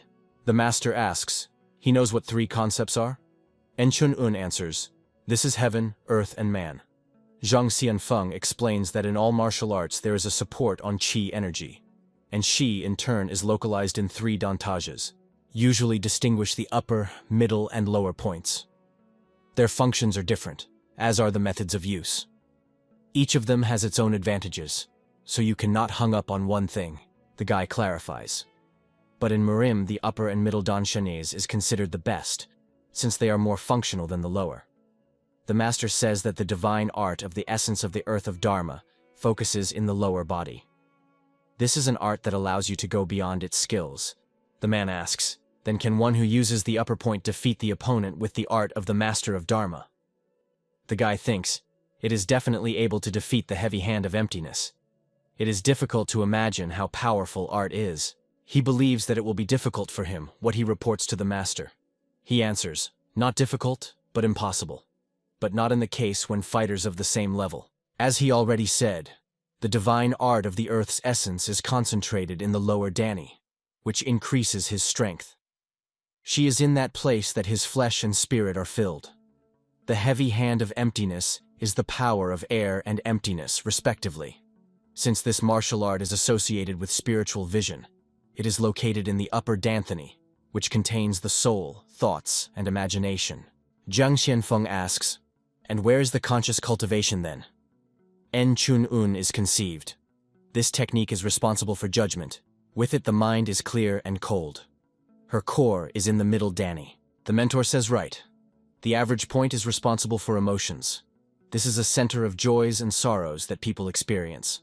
That is why the heart is located here. The guy, applying his hand to his chest, answers, even in his place, but he still does not understand the system. The master says, besides, he has 2 divine forces out of 5. Having received the remaining ones, he will become the most powerful fighter, but now there is too much energy in him.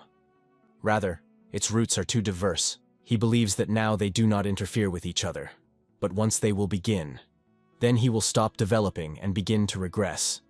Therefore, now you need and Chun-un finishes the phrase, meditate.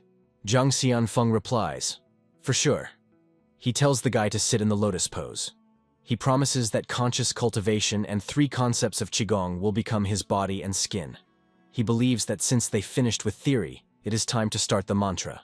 Sending his own power to Yan Chun-un, he calls him, listen. He tells, the divine art of the earth's essence belongs to the earth. The heavy hand of emptiness is to the sky. But the 3 concepts of Qigong are the art of man. He is the one who stands on 2 legs on the ground and looks at the sky. It is necessary to absorb heaven and earth. The power of the earth and the sky strengthens the vessels, and the force of iron fills the remaining place. Yun Chun-un follows the voice of the master. A flash of energy in the area of the solar plexus is a surprise for him. The guy falls from the boulder on which he meditated. He complains that it is difficult to manage 5 elements at the same time. The master is interested, and who said that it would be easy? He demands that the student begins again. He is trying to fulfill his requirement. Several times the result is the same, explosion and fall. But the master orders, again. With tears in his eyes, the guy once again rises from the ground and dutifully fulfills the order of the teacher. Everything is repeated again and again. Finally, the face of Zhang Xianfeng lights up. Looking at Yun Chun-un, he says, he succeeded. The guy continues meditation, concentrating energy in the heart. In the end, he lies exhausted on the stone. The master reproaches him because he is too slow. That's right. Does he really think that the opponent will stand and watch how he meditates? Zhang Xianfeng proposes, well, since he was able to, they can try to reduce time for practice. And Chun-un opens his eyes and asks, it seems to him, or is it really mean? Leaving, the man answers. He does not say that it is necessary to do this right away. Just let him set such a goal. The student agrees. The master tells him to train and notifies that he is leaving for business. He says that the guy tries and remembers that they are always watching him. The man departs from the spatial eye. Then he takes out a manual mirror from his belt. Zhang Xianfeng sees a guy in him, remaining unnoticed for him. He thinks that he studies faster than he thought. Immediately obvious, his student. He says that thanks to the heavenly demon, he can now watch a boy from everywhere. But his assistants will not overshadow the dissatisfaction with Zhang Xianfeng with an expression of his face. Every time he writhes such a mine, something happens. He decides that the time has come to talk with someone upstairs, and wonders to whom to go. No one dares to touch the heavenly demon, because he performs the most dirty work. The master thinks that even the strongest celestials avoid him. Due to the fact that many people worship him, it is he who leads the principle of causality. He overshadows him. He knows who to go to. He is in a hurry on the patterned bridge to the one who can keep the demon in the bridle. He is greeted with a question. What's the matter? The man replies that he came to the mentor for help. Zhuani, the spirit of the north, looking a little older than Yongjong Una, asks, did he call him a mentor? Then adds dash for sure. They are from one sect. Now it is clear why he calls him that. He turns the gaze to the guest. Then, noticing the mirror behind his belt, he comes to life and jumps up from his place. Does Zhang Xianfeng have something interesting? In the sky. The main spirit in the form of the boy knows how terrible the law of causality can be. This guy is called differently. Both the master of the dark sky and the embodiment of pristine chaos. Now he took the place of the great Jade Emperor and became the master of the north and constellations. In his hands, the sword of 7 stars, who decides who to live and who does not. The Emperor of the North, the Lord of the Destinies and Stars, ruling from the heavenly palace. He is the heavenly Emperor Xuan Wei, who worship members of the Udan sect. So stubborn that it does not honor anyone except the 3 pure ones. The highest gods, Yuitzin, Shantzin, and Taizin, the rulers of the sky, the world of spirits, and the earthly world. He believes that the law of causality is not as simple as it seems. If he still takes place, then a large shift occurred in the earthly world. Heaven could not help but know about it. Most likely, celestials are simply observed from the side. He says, it turns out that there is someone else responsible for what is happening through this device. Standing at a spatial eye and raising his hand with his fingers with a shining aura, Xuan asks, well, will we have fun? He lowers his hand, and the light floods the whole gazebo. Xuan says, of course, it would be nice to talk to the student. Hinging his fingers to the surface of the spatial eye, he admits that he prefers something more exciting. Having sent an impulse down, he freezes. Then he wonders, why didn't it work? He looks at the sleeping Chun-un, Then he sends an impulse again. The face of Zhuan is brighter, and a smile appears on the lips. He pronounces, "Look at him." Bakmu is creeping up to the Jun unit, meditating on the boulder, thinking that this is his chance to catch him by surprise. When he already holds out his hands to touch the guy, he, without turning, is interested. He has not yet bit his tongue after he fluttered in front of his sister. He thought that his friend died with shame. Bakmasho associations ask, "Has ease on the nament in the new?" Then he responds to his remark. Such trifles are nothing to him. Yunchun-un is interested in why a friend came. "Something happened?" he answers. "Mom wants to see him." The guy is surprised. His mother? But why? After all, she is leaning the unsociable. A friend explains, she believes that something is wrong with his battle technique. Now he wants to look at him. And Chun-un is surprised, but still tries to smile affably. He thinks that the methods of a friend can be compared with Shaolinsky, due to the complexity of the technique themselves. His mother is a good expert, since I realize that my son doesn't succeed. The guy is thinking, does she have experience? He is trying to understand a lot of things. He believes that it is necessary to find out if she knows more than necessary. Baekmu does asks, "Well, what?" He is frighteningly recoiled when his friend grabs his shoulders and looking at him with a burning look that they will go right away. And Chunun and a friend. Everyone in the security bureau is welcome from the small to the great, raising his hands up and imitating the pose of Baekmu, whom he showed when he returned home. The guy laughs, his friend exhales evil. Looking at the people parody of him, the young man grumbles. Well, the family. They are greeted by Baek, Salt A, and Chan with the volume. And Chunun reports that an aunt is looking for him. Sister Bakmuhu believes that she wants to see him because of her brother. Chan and the Will appear forward with the words, "So they met again." The girl says she heard that he was here because of the sword of Bakmuho. Then he is interested. Does he understand this? And she explains that in fact, she left Murim to expand her knowledge. You need a lot of experience and military equipment to complete the training with the father. She says that seeing his friend's sword, she realized that he was smooth, like a huashan, and a gentle one, like a bang. In addition, its weight is small, so it lies comfortably in the hand. She was delighted, learning that there was such a weapon in Murim. Chan and the Will continue. This is why the guy helped him master the art of owning a sword. That's why she asked this question. En Chun-un answers, he will not be able to completely take the solution of the problem, because he did not learn this. But telling some moments is please. The girl is delighted, true, she enthusiastically, frightening the interlocutor, thanks him. The guy thinks that if she is on his side, then this is only for the better. He believes that she needs to get to know her better. Yun Chun-un follows back Sol A. He is surprised, the sister is still silent. The guy is trying to understand he did something wrong. The girl says she is quite pleasant. Eng Chun-un replies that he also thinks so. Back Salt and continues. She has a good character, and it's not bad in battle. Famous family. Always noticeable because of its beauty.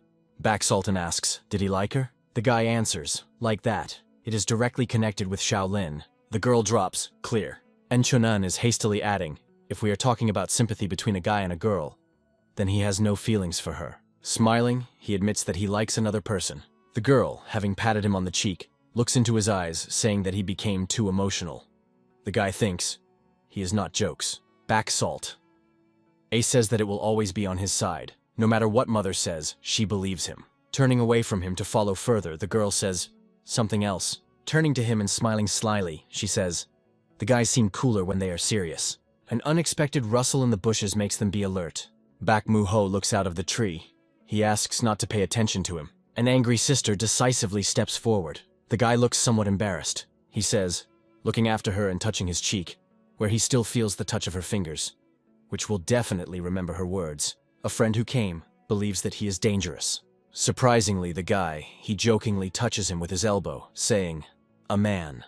At the same time, the young man smiles meaningfully. En Chun-un answers. He said what he thought. Clutching a fist, he says, it seems that now he can be sincere. He can help him. Baek morally looks at him. That's how. Friends approach the steps leading to the closed gate. The young man tells a friend to walk alone. He asks, what about him? Baekma says, Mom said to send only him. En Chun-un opens the gate. A friend wishes him good luck. Due to the open wings on the guy smelled of powerful energy. He follows the courtyard further and feels that it was seemingly scattered. He hears the voice of the master Zhang Shanfeng. Does he feel that she is not so strong? This is because she surrounded herself from outside. a good way to control the space. The guy thinks that no one has received such high praise yet. He did not even know that his friend's mother was capable of this. And Chunan hears a voice, noting that he has lost weight. A woman comes out to meet him. He recognizes her. This is Kan-san Volume. Welcoming her, the guy says that they had not seen each other for a long time. She answers. She knows that not even a year has passed since he began to study martial arts. He says, fortunately, he apparently had a talent for this. The woman repeats after him, Talonite then. She remembers a person who said the same thing. She asks, Soman Daisen is familiar to him? She says that this is a genius that all 9 schools followed, despite the fact that now they are neither hearing nor spirit from them. Chun-un says, he, although not for long, but studied at the Squai sect. And in truth, this name is unfamiliar to him. The woman agrees. Well, yes, it is not so common. She asks the guy, he someday contacted someone who may be outside the human perception? The guy pretends not to understand what the interlocutor is talking about. He himself thinks, does she really mean masters? Zhang Xianfeng, standing at the spatial eye, says, he knows that until that moment the heavens did not interfere in worldly affairs. Bodhidharma believes that most likely because it is simply impossible. The interlocutor answers, the law of causality would not allow. He believes, if this happened, they would not be in the current position. The guy thinks, the masters are sure that this is impossible, but is it so? What happened once can repeat it again, Kan-san Vole says. At that time no one recognized Soman Daisen, but she also knew that his talent was not innate, but acquired. Of course, not everyone could understand this. She has been keeping this story for so many years. In the Mosque of the Returning Sun, she saw traces of the other world. She explains, therefore you need to check Chun-un, walking in the footsteps of a brilliant master. The guy is interested. Does she have any personal scores with him? The woman answers in the affirmative and adds, because the one who stands behind Soman Daisen, the enemy of their family. The effect of her energy on the guy is enhanced. Zhang Xianfeng asks him to be careful. Yun Chun-un with difficulty stands in place under the pressure of her strength. The woman says, he himself could hardly guess. Or maybe he knew and could not tell about it because of the ban. But no one can hide their true essence. She demands that he let her look at him. Her power falls on the guy. An energy blow inflicted by a woman is so powerful that its surge is visible even at a great distance. Yun Chun-un is trying to avoid the attack by Kan-san Volol. Her power, released, turns into huge crystals. The guy barely manages to bounce to the side, so as not to fall under their action. Having landed, he is trying to catch his breath. Zhang Xianfeng says, it seems the woman thinks that he is someone's pawn. And apparently, she has no best relationship with this. He explains to the guy who avoids another blow that Kan-san Vol does not spend a lot of effort. He just looks closely. But cold air will surely affect it. The master reassures Yun Chun-un, she will be able to freeze the enemy only when she touches him. On the bark of the tree near which the guy was just located, an ice crust appears. The woman squeezes her hand into a fist and again attacks Yun Chun-un. The guy manages to react in time. The blow again falls on a tree. Kan-san Wol thinks that this child is the same as Soman Daisen. Attacking a guy, she asks a question. Is this an accident or a trap? Soon she will find out for sure. It was because of the curse of the family that Kan-san Volol became obsessed with Soman Daisen. Her ancestors had a talent in martial arts, but they did not have the foundations. And one day, a stranger appeared, who engraved the ancient martial arts equipment on his body. It was called the Magic Sutra of the Cold Sky. Thanks to this, her family was able to get great power, but with her, a curse that sucks their energy. The force was transmitted from generation to generation, and the older child was always a girl. Cold air penetrates through the veins, and the masters from birth fought with force, which was too many. To survive, they had to learn the magical sutra of the cold sky. But those who could not control the element went crazy and began to kill people. Gray-haired witch or demonitsa was called the ancestors of Kan-san Volol, and they were remembered by people as something that instilled fear. Fortunately, after long research, there was a way to control the force, and there were no more such cases. But the resentment of a stranger, who granted the magic sutra of the cold sky, does not subside. Kan-san Vold recognized a terrible secret while looking for an enemy of her family. Orthodox, mixed, and demonic sects. It seemed that their power was the same, but behind their backs was lurking something much more powerful than all of their combined a hidden sect. Nobody saw the faces of her representatives, but they always held out a hand to those who were considered capable. That is why Kan Sanvold tried to get closer to Soman Daesan. She believed that they made a genius out of him. But the master suddenly disappeared from Murim. After that, Kan Sanvole gave birth to 2 children, marrying Bakjin Sona, because of which she left her post. After some time, she used the whole strength of the family to find traces of a hidden sect. But everything became much more complicated. Seeing the traces of an unknown martial art on the sword of her son, she suddenly dawned on her. Bak Salt A, Bak Muho. They are skilled enough for them to become interested in the faceless. Judging by their actions, one can guess that her children are their new goal. That's why she was so anxious and angry lately. The cold cuts the cheeks in Chun-un. The woman tiredly attacks him. Bodhidharma reassures the student. Let him not worry, he will not get hurt. Zhang Xianfeng warns that the guy is preparing. She is coming. Chun-un runs again, fleeing her attack. Pieces of ice fly in his back. The guy turns to face her. The woman says fast, but she is not intended to retreat, and prepares another blow. This time the guy's leg enters an ice trap. He screams and tries to free himself. Zhang Xianfeng tells him to recover. At an incredible speed, Chun-un dodges pieces of ice flying into it. The woman, having concentrated power in the palm of his hand, directs her to him. Ice fragments and incredible cold fall on the guy. At the place where Chun-un stood an ice block, Kan San-vol managed to catch the guy in an ice trap. She smiles pretty, confident that now he will not go anywhere. Suddenly her eyes expand with surprise, and Chun-un does not want to come to terms with his position. He follows the Council of Masters. Earth can defeat water. The power of cold air may vary, but the base will be the same as that of water energy. Masters believe that its greatest power is the divine art of the Earth's essence. They lead him to act, and the guy is easily freed from the ice bonds. Looking at him, the woman thinks. He quickly studies, like Soman Daesan. She asks a question. Maybe he is better than him? She tells the guy. It is simply incredible that he is still on his feet. He answers. Maybe enough? He is in no way connected with this by her Soman Daesan. She asks, not connected? She will still look. Energy is again concentrated in her palm. Kan Sanvole rushes to the guy. Her ice aura is faced with its fiery energy. He beats her hand with his hand, in which power is concentrated. The guy does not run away anymore. He decides to accept the battle. The woman's face expresses surprise. Shards of ice break again from her fingers. For a while they are circling in the battle. The woman strikes, and Chun-un departs far back. However, he lands on his feet. Pieces of ice fall to the ground. Behind the veil of the fog, only its silhouette is visible. Loosing his breath, he simultaneously gathers with forces for further confrontation. His face is concentrated. He is ready for battle. Bodhidharma says, the time will come, and he will have to throw out the received energy. He believes that now is just the time. He adds that the art of unity will open the road. Chun-un does it become more powerful as the divine art of the Earth's essence. Kan San-wil is surprised when he understands that the guy's strength is increasing. She says she will have to be more serious. In the direction of the guy, ice fragments rush again. The woman demands that he show everything he has. She promises to kill him if he does not try. Meanwhile, Bodhidharma explains.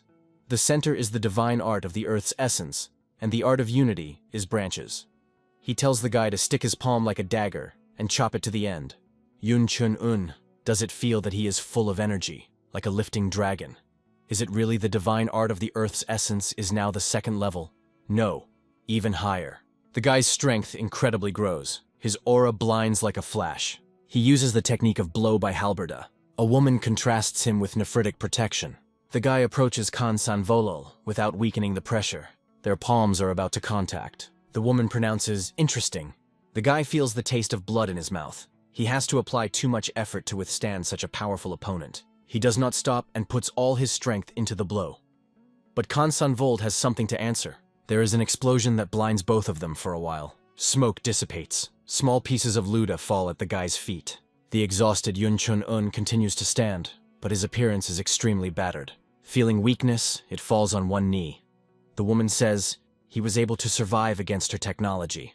She thought no one was capable of it. Kan Sanvole asks, what is this martial art that can surpass nephritic protection? The guy thinks that now he no longer has trump cards. She says he hides too much, and Chun-un replies that now he has opened everything. He continues, looking a woman in the face. It seems he showed everything he could. The guy asks, he can assume that his techniques differ from the skills of Soman Daesan? He asks a question. Now Consanvold believes that he is not connected with him? She lowers her eyes. The woman is interested. He knows where the martial art of her son originated? The guy thinks he cannot tell her that this is the work of the heavenly demon. He answers. He knows that this art came from the west. They found his tracks in the cave of Mount Sunshan. Consanvold says thoughtfully. From the west means. From there came the master of Dharma. But this art was not connected with him. But since the traces were found there, it was definitely he. Perhaps this is a prototype of martial arts studied in the western provinces. The woman says Yunchun Unao that he cannot trust him completely. Then, embarrassedly covering his face with his hand, adds, but if he really is in no way connected with Soman Dizan, then it turns out that she tormented him in vain. Looking at her, the guy thinks that she is very similar to Salte. He is trying to joke, but she was not only tormented, but almost killed him. She asks to forgive her again. Smiling, Yunchunun replies that everything is in order. He understands her. She is glad to hear this and asks, will they be able to explain to her children? Smiling and heading for the exit, the guy answers, why? He does not want to do it. Seeing a woman's bewilderment, he explains, she, as an adult, should solve such issues. Saying goodbye, he leaves. The woman is not very pleased with such a turn of events. She thinks, of course, the story has cleared up a little, but she still will have a lot to find out. The woman says that the guy's skills are no worse than her children. Therefore, it is likely that they will be the first to make contact. A voice is heard behind her. Doesn't it seem to her that she was too persistent? Consan-Will is surprised. She obviously did not expect this. Seeing her husband, the woman asks in surprise, where does he come from? Baek Jin-song replies that he was missing, and is interested, gently running a finger along her cheek. How did you talk? She removes his hand with irritation. Consan-Vold dismally tells the husband that he acted recklessly, sending his son on a trip with a boy who could be a student of Samun Deason. The man swings, she again for her. Deason was his close friend. Baek Jin-song explains. If he wanted to harm them, he would have done it a long time ago.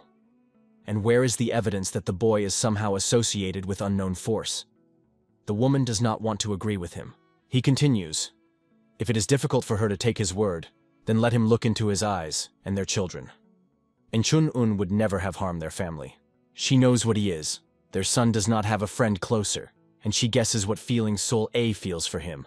The woman plunges into memories. 3 children play with the ball. The unexpected appearance of a fair-haired girl scares them.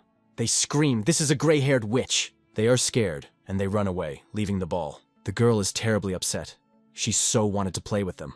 Suddenly, a little Enchun-un, surviving in front of her, he looks into her eyes. The girl scaredly covers her face with his sleeve, and he invites her to play. She is surprised. Is he not afraid of her? He asks, why? Then the boy says that she is beautiful and looks like snow. He holds out her hand, and calling the sister, offers to go with him. She dares to stretch her palm, and he squeezes it tightly. Holding hands, they run away. The woman, folding her arms on her chest, expresses dissatisfaction with all her appearance. The man sighs. Well, what to do with her? He says, although he knows one way to cheer her up. Multicolored hearts fly out of his mouth. Suddenly a clot of energy flies in his back, and he begins to cough. Having fallen to his knees, he tries to recover. The woman is excited his condition. Coughing, he says that their beauty has amazing accuracy. And Chun-un goes, plunged into thoughts. Thanks to a woman, the divine art of the Earth's essence increased to the 3rd level. But it seems to him that it still loses the art of unity. Bodhidharma says that in this world everything is difficult than he thinks, so do not rush. And Chun-un agrees with the master. He addresses Zhang Xianfeng. The guy admits, if not for the art of unity, he would not be able to strengthen the divine art of the Earth's essence. He thanks the master and expresses his gratitude. He grumbles something he praised him. Zhang Xianfeng says that their student is now looking at the world differently. Together with Bodhidharma, he stands at the spatial eye, watching the guy. The master of Dharma replies. He remembers that the strength of the tree can be cultivated to the level of the sacred tree. But the question is, did the divine forces that capable of it still remain on Earth? Zhang Xianfeng offers to lose excess energy on some passerby, or use one of the offspring of the dragon of the South Sea. It seems that these creatures have a gift to become invincible when death looks into their eyes. And Chun-un is perplexed. What other dragon? He asks. How can they talk about it so calmly? Zhang Xianfeng says, If he had completed his studies, he would not have to affect this topic. The guy admits that he is to blame. Approaching the gate, he thinks that he may be able to cope with this if he is more hard. True, it seems that the masters will quickly get bored. Opening the gate sash and going inside, he says, apparently, home training is not enough. He is so immersed in his thoughts that he does not notice anything around. And JM, watching the grandson, is interested in... Why is he so sighing? Did something happen? The guy says that he was in the fresh air for a long time. At home, he breathes heavier. The old man agrees. He understands everything. It's stuffy, probably sitting at home to such a heavenly dragon like him. And Chunun, surprised, heavenly dragon, and Je explains that people call the guy a small copy. He says that it is only audible about his exploits in the sects of Huashan and Sunshan. The guy embarrassedly scratches the back of the head so on. Grandfather reports that he was not looking for him and asks, will he take the assignment? The guy is interested. What? NJE asks, does he remember the teacher Chvichuk? And Chunun clearly, without much joy, answers that he remembers. Grandfather tells him to get on the road and pass the letter from him. Walking along the forest trail with a clothing bag behind his shoulders, he grumbles. A teacher Chvichuk then? Zhang Xianfeng asks, what? Were there disagreements with him? And Chunun answers, if I may say so. Besides, he is strange. The master is interested, yes? And how much? The guy says that he was previously called Blue Bamboo because of high growth. He did not understand why people believed that the bamboo is ordinary green when his stems were painted in jade. He persuaded all his acquaintances to call him Chvichukok. Zhang Xianfeng believes that he is a fool. Bodhidharma is interested. What is the guy's task? Enchunun replies that he needs to deliver a message. The guy, hiding the letter in his pocket, says, Chun Ao is offended, but grandfather said that he himself would deal with him. Well, okay. Enchunun asks, be sure to take it with you, and looks back. In response, he hears, but you cannot think to himself? The guy asks for Bak Mu Ho. Why did he get tied up? He replies that he does not follow him. He just has a task from his grandfather. He explains that he must follow a friend.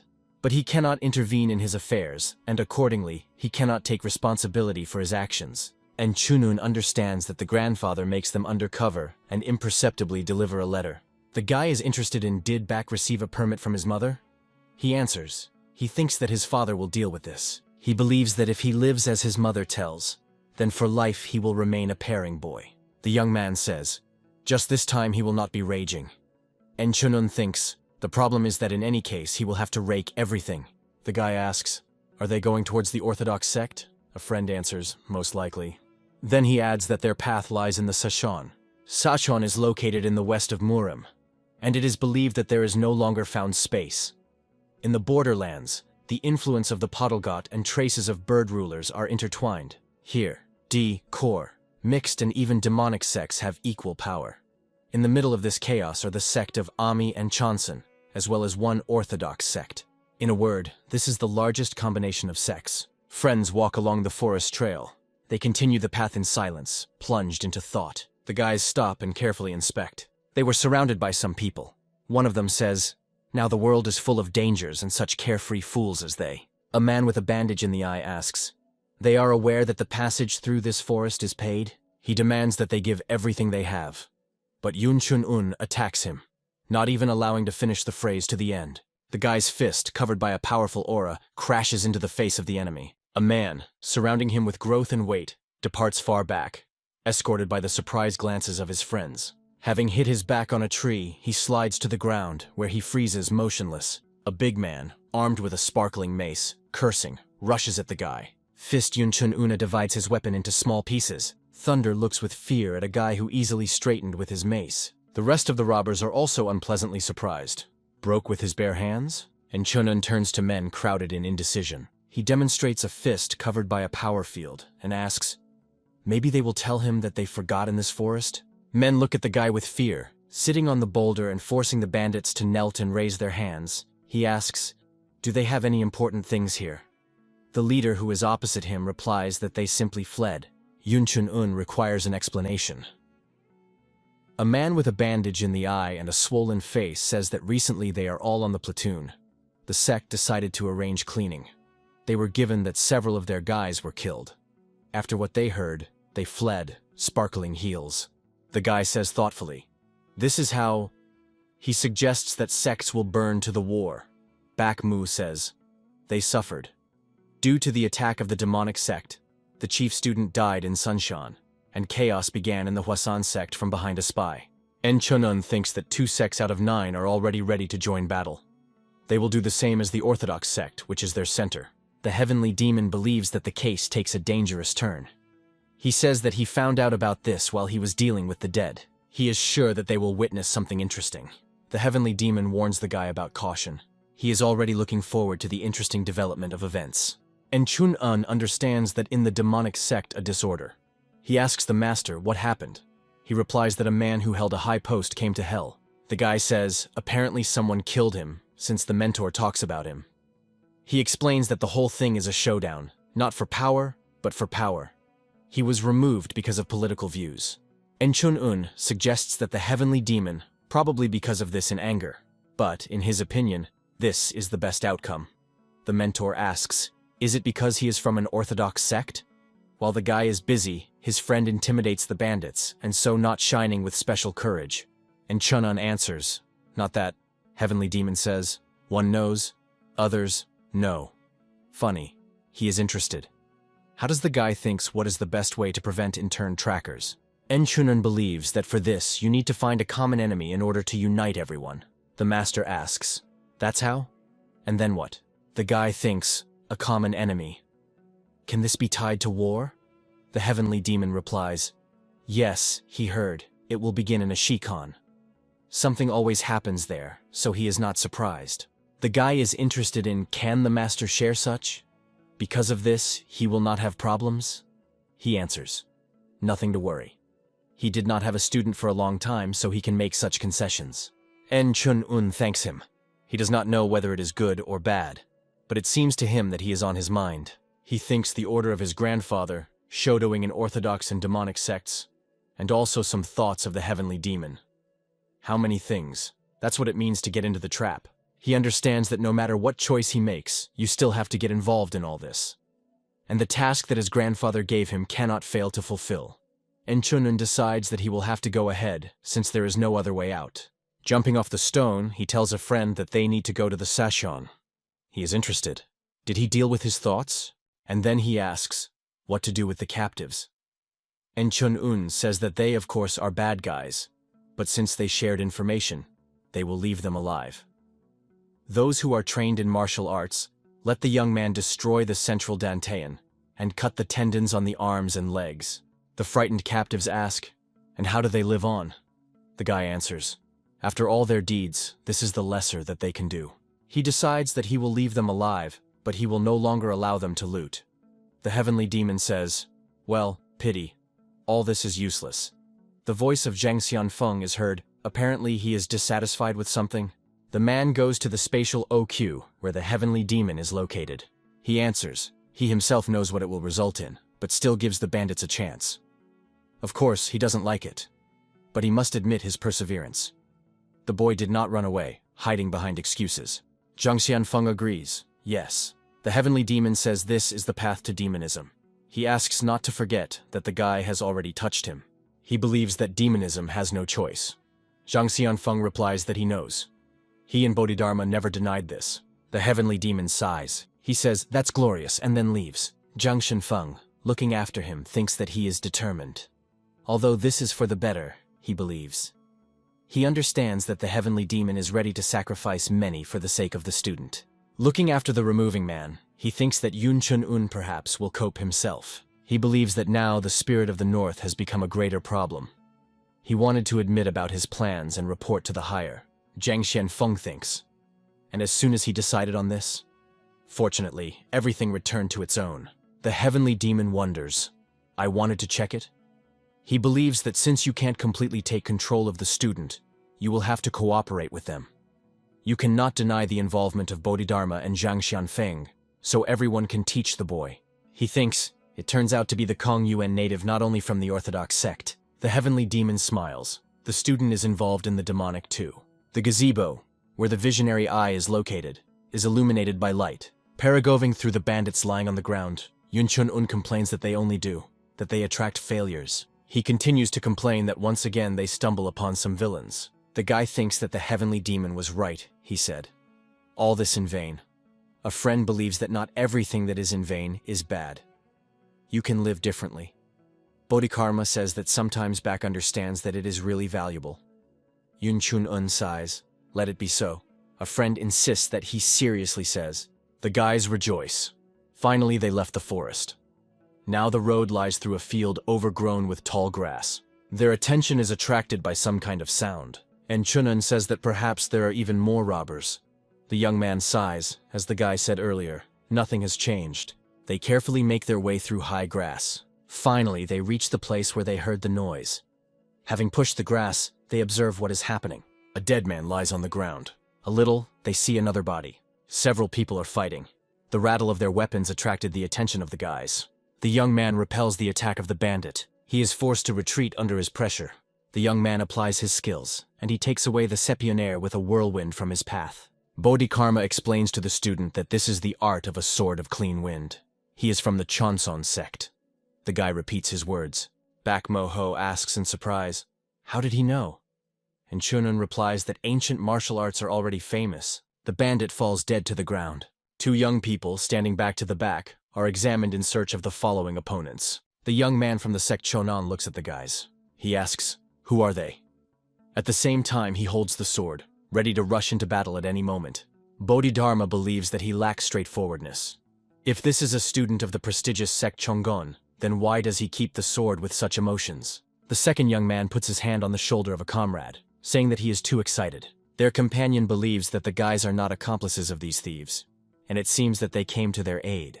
The young man, hiding the sword, asks, how did he understand where they were?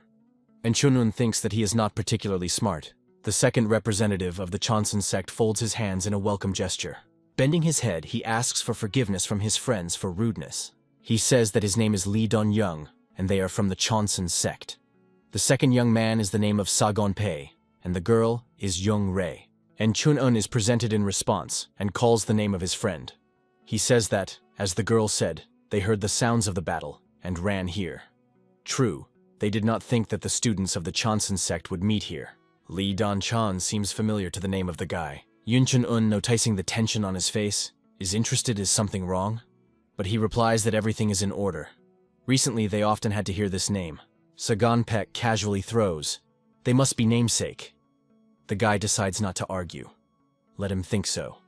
He does not want them to have problems. He feels the presence of evil energy, and understands that besides them, someone else lurked here. But where? He screams carefully, and then it rushes from all legs forward, almost knocking new acquaintances from their feet. They are surprised by his speed. Lee Don-chung screams, Seiji Pei! He turns around and sees the rapidly approaching Yun Chun-un. He, joyfully flashing his eyes, says that he knew, and intends to hit the guy concentrated in his palm with energy. And Chun-un screams, dodge the same. At that moment, the young man is attacking a man jumping out of the thicket with a sword in his hands. The guy barely manages to take the enemy's blade with one hand, and with the other, the hand of Seiji P, ready to strike. The guy makes a wave of his hands. The bandit flies in one direction and the same in the other. Lee Don-young is preoccupied with his friend's attraction, and with alarm watches the path of his flight. He barely manages to pick up a collapsed young man. Lee Don-jung looks anxiously at Yun Chun-una, not understanding what was happening. The young man asks the standing girl, she sees? They look at the battle of a guy and an unknown person. Yun Chun-un opposes the enemy armed with a sword. He fights only with the help of hands and his own energy. The observers are imperished. The guy retorts the blows of the sword with his bare hands. Lee Don-young and Lee Jung-rae are surprised to watch the battle. And Chun-un continues to fight, and he is not at all embarrassed by the fact that the enemy has a sword in the hands of the enemy, and at his disposal only skills. The guy holds his hand forward, using energy like a shield, and squeezes his fist to strike. People watching him cannot believe that he is able to defend himself from blows with his hands with a sword. The enemy already feels fatigue. He is going to strength, wanting to deliver a crushing blow. But Yun Chun easily evades, and hits in response. His blow is so strong that the enemy flies far back. The guy freezes in a combat rack, wanting to make sure that the man will no longer be able to attack. The enemy's exclamation comes to him. He turned out to be dexterous, and managed to grab with one hand by the tree branch. In the other, he continues to squeeze the sword. The man smiling pronounces, interesting. He jumps to the ground. The man is interested in the guy. Who is he? He asks in response. Why would he know this? The exclamation comes to them. the Dragon of Small Heaven. Bakmook shouts that his friend's name is the Dragon of Small Heavens, Yunchun-un.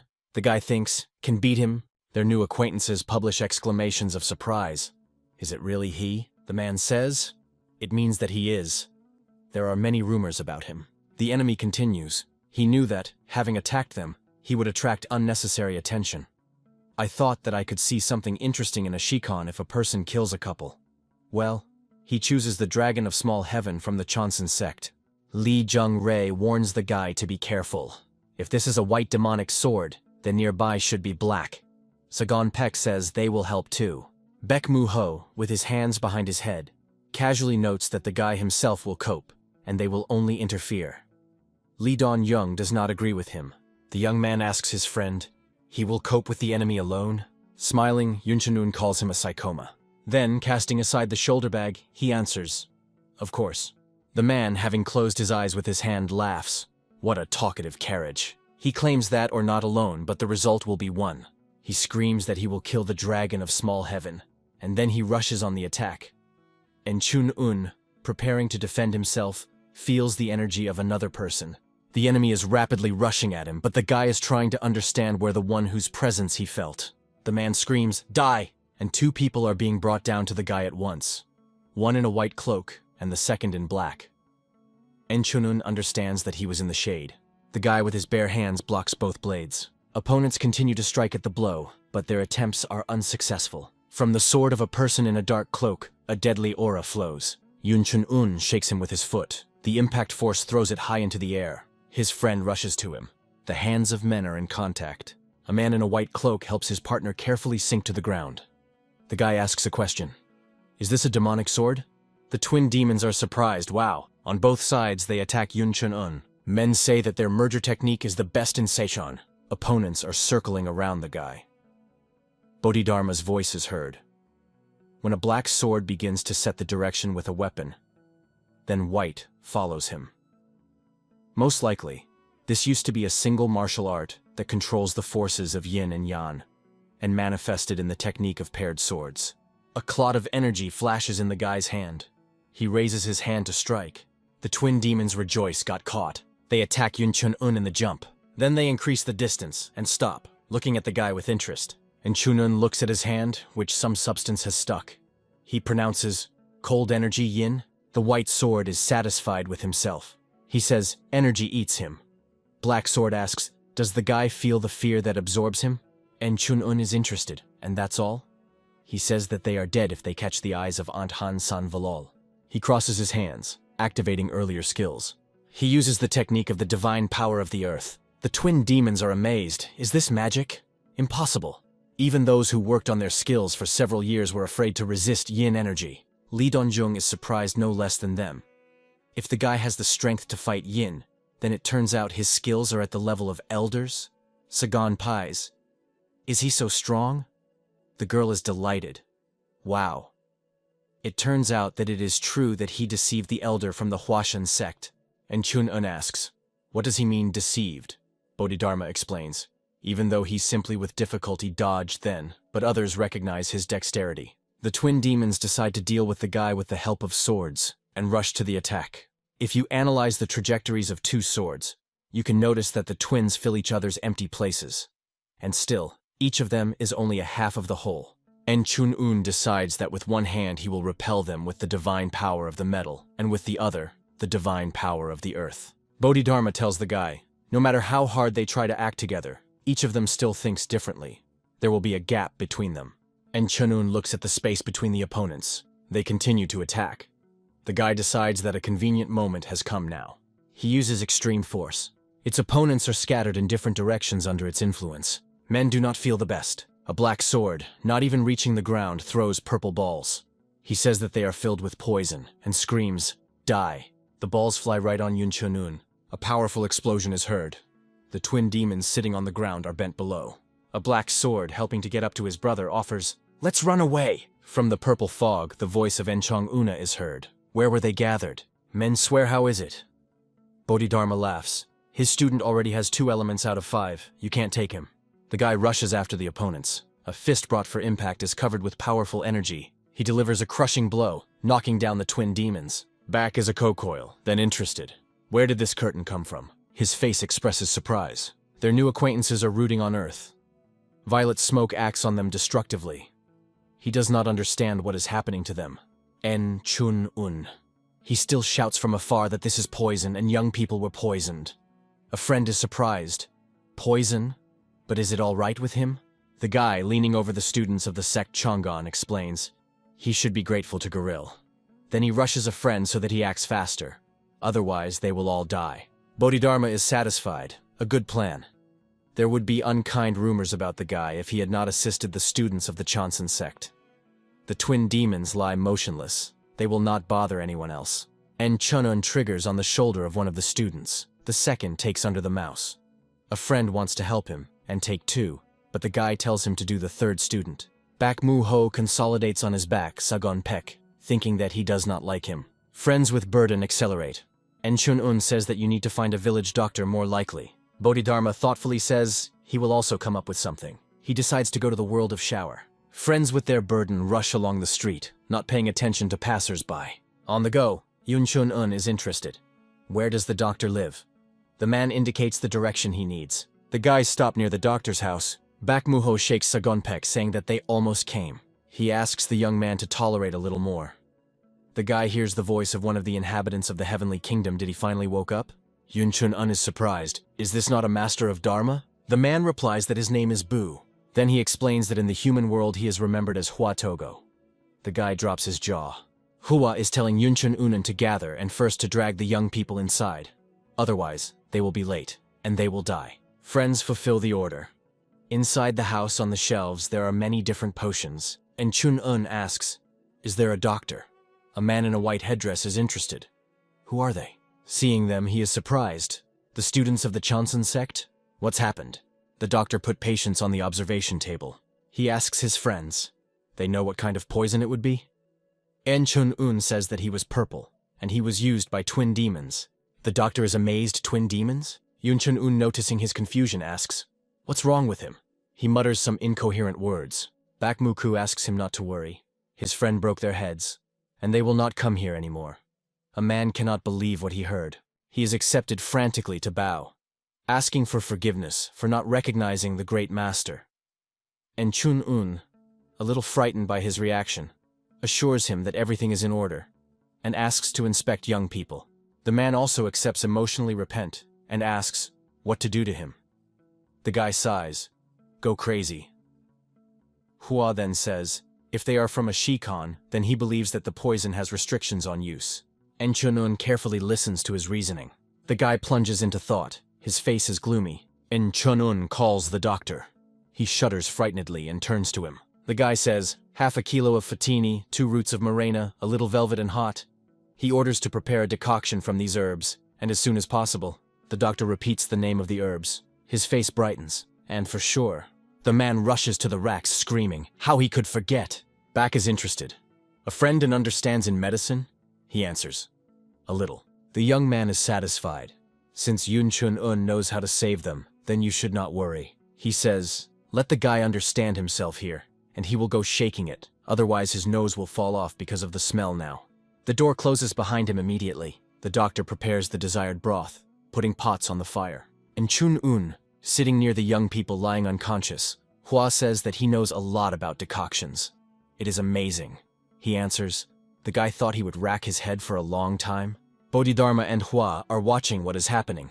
Chun-un says that he was told anything about him. Hana says, apparently everything except that he is a master in this matter, although it is famous for weighing all decisions and pulls time. The guy asks, is he a celestial too? He answers, no, of course, he is a doctor. And Chun-un is interested.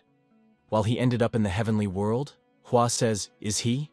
Here the guy will be just as famous. Then he will also be able to get here. There are many lives to them. He explains that he is not entering the heavenly world, but helps celestials in the next world. And now he was here because Bodhidharma called him. Hua is interested in, the guy is now in the Sachon? He hopes that they will often see. Sachon is the best place to find out everything about poisons. The man wants to experiment while he will be here. He adds that this will also be a plus. Who will miss the chance to listen to the secrets of Hua that? He says Chun-un, so that he would ask the Master Dharma more often to bring him here. Bodhidharma sparkles angrily with his eyes, saying, "Enough already." He puts his hand on the head of a man. Hua then asks to wait a little more. He screams to let him go. "You can't ask already!" But Bodhidharma is inexorable. Hua is cursing and screaming. Since it happened, then he also needs to turn to the law of causality and buy what the heavenly demon sells. Enchun-un does not understand. What is he talking about? He asks. He did not know? They say that only he can buy a mirror from him, through which it is clear what is happening in the human world. To spy on mortals, the most. He did not think that there are two such copies. Enchun-un says, "So those who bought it are now watching him?" He feels a little awkward. Is there a voice of someone who is interested, a doctor in place? The guy sees people crowding at the entrance. Someone pronounces left, or what? Enchun-un explains that the doctor is now preparing a decoction. The room includes guys. One of them has a hand on the bandage. The second, the head is bandaged. The third rests on the stick. Enchun-un thinks, it seems that they got it. A man with a club says that recently a mixed sect has been creating lawlessness. If something happens in Sashon, no one will be surprised. A man with his hand as a band of a guy asks the guy, "Is he too wounded?" Enchun-un answers, "Well, yes." He believes that they look suspicious. He points to them to poisoned young people. One of the guys recognizes them. Students from the Chonsun sect? A man with a club exclaims their faces are purple. He has heard about this poison. The guy is surprised. Even the teacher Hua took time to understand the nature of poisoning. And he understood everything at first sight? A man with a club wants to inspect the girl. Yun-chun-un hears the exclamation of Hua that these are villains. They only pretend to be affected. The guy resolutely intercepts a person's hand. He notices the needle between his fingers and asks, "What is it?" Clutching his hand so that he, unable to withstand pain, falls to his knees. Yun-chun-un is interested. Who are they? The man whose hand he squeezes is screaming. He did nothing yet, and he is already beating. His companions rush to them. The man screams in pain and begs the guy to stop. Enchun-un throws him into a crowd of accomplices. Hua, watching the battle, envies. That's so lucky. Fun in people, however. He literally jumps near the spatial eye, screaming, "Come on, well done." The man standing at the door says, "Go crazy." The guy looking at him and not paying attention to the opponents lying around the body says that he was the last time he asks, "Who are they?" The man is confused. He thinks that you need to get out of here. It is better to attack another time. The man, lugging his sword, screams, "Who else is he?" and tells the guy to move away. He is trying to leave the room, but in the doorway, he is met by the back Mu-ho. The man flies back into the room and falls to the floor. Back is worthwhile, throwing his sword on his shoulder.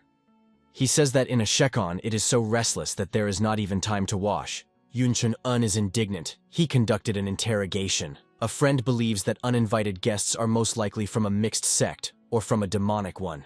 The frightened doctor peeps out from behind the curtains, interested. Have they already finished? The guys apologize for the mess and ask, "Is everything ready?" A man brings 2 bowls on a tray. He says that he himself will drink young people with a decoction, and asks the guys to remove a little in the room. A few days later, the students of the Chonsun sect, standing near the house, thank friends. Lee Dan-young says he heard that the guys helped them again when they lost consciousness. Enchun-un answers, "Come on. It's a pity it was not possible to find out about the motives of the attackers. Someone prevented." At these words, he shows his finger towards his friend. He answers, "So, then how?" He did not start it. Lee Dan-young asks, "They are looking for teachers Chivichuk?" The guy answers in the affirmative, and is interested in whether they know him? The young man says, "Of course." Glory about him spread throughout Murim. He heard that he lives in Gohan. The young man explains that this is the area of a mixed sect.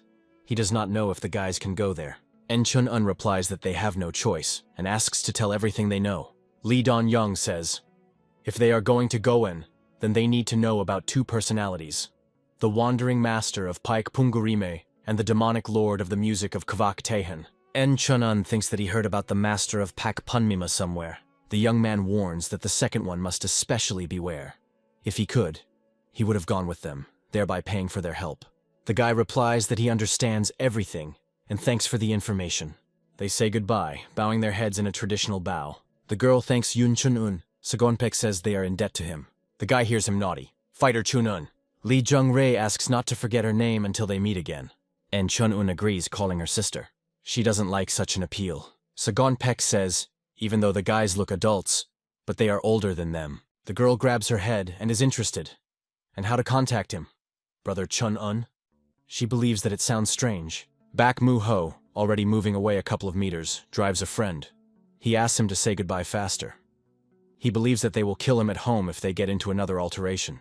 The guys leave, leaving their new acquaintances to watch them after. The girl screams, calling the guy a brother. They will still see yourself? Lee Don-young says. If fate reduces them. Sagon Pen grieves gloomily. And what is there? He watches how the girl waves her hand and screams, "Until soon! We are waiting for a meeting!" Then she embarrassedly lowers her head and thinks about something. The young man's hand clenches into a fist. He does not like it. So I want to crawl Yunchun Unyu, but his opponent is the dragon of small heaven. He is too tough for him, so you need to come up with something. The girl calls him, saying that it is time to collect things and go back. Smiling affectionately to her, he says that he will catch up with them now. The young man thinks, for sure, since the guy is going to the area of the mixed sect, you can try to dissolve rumors about him.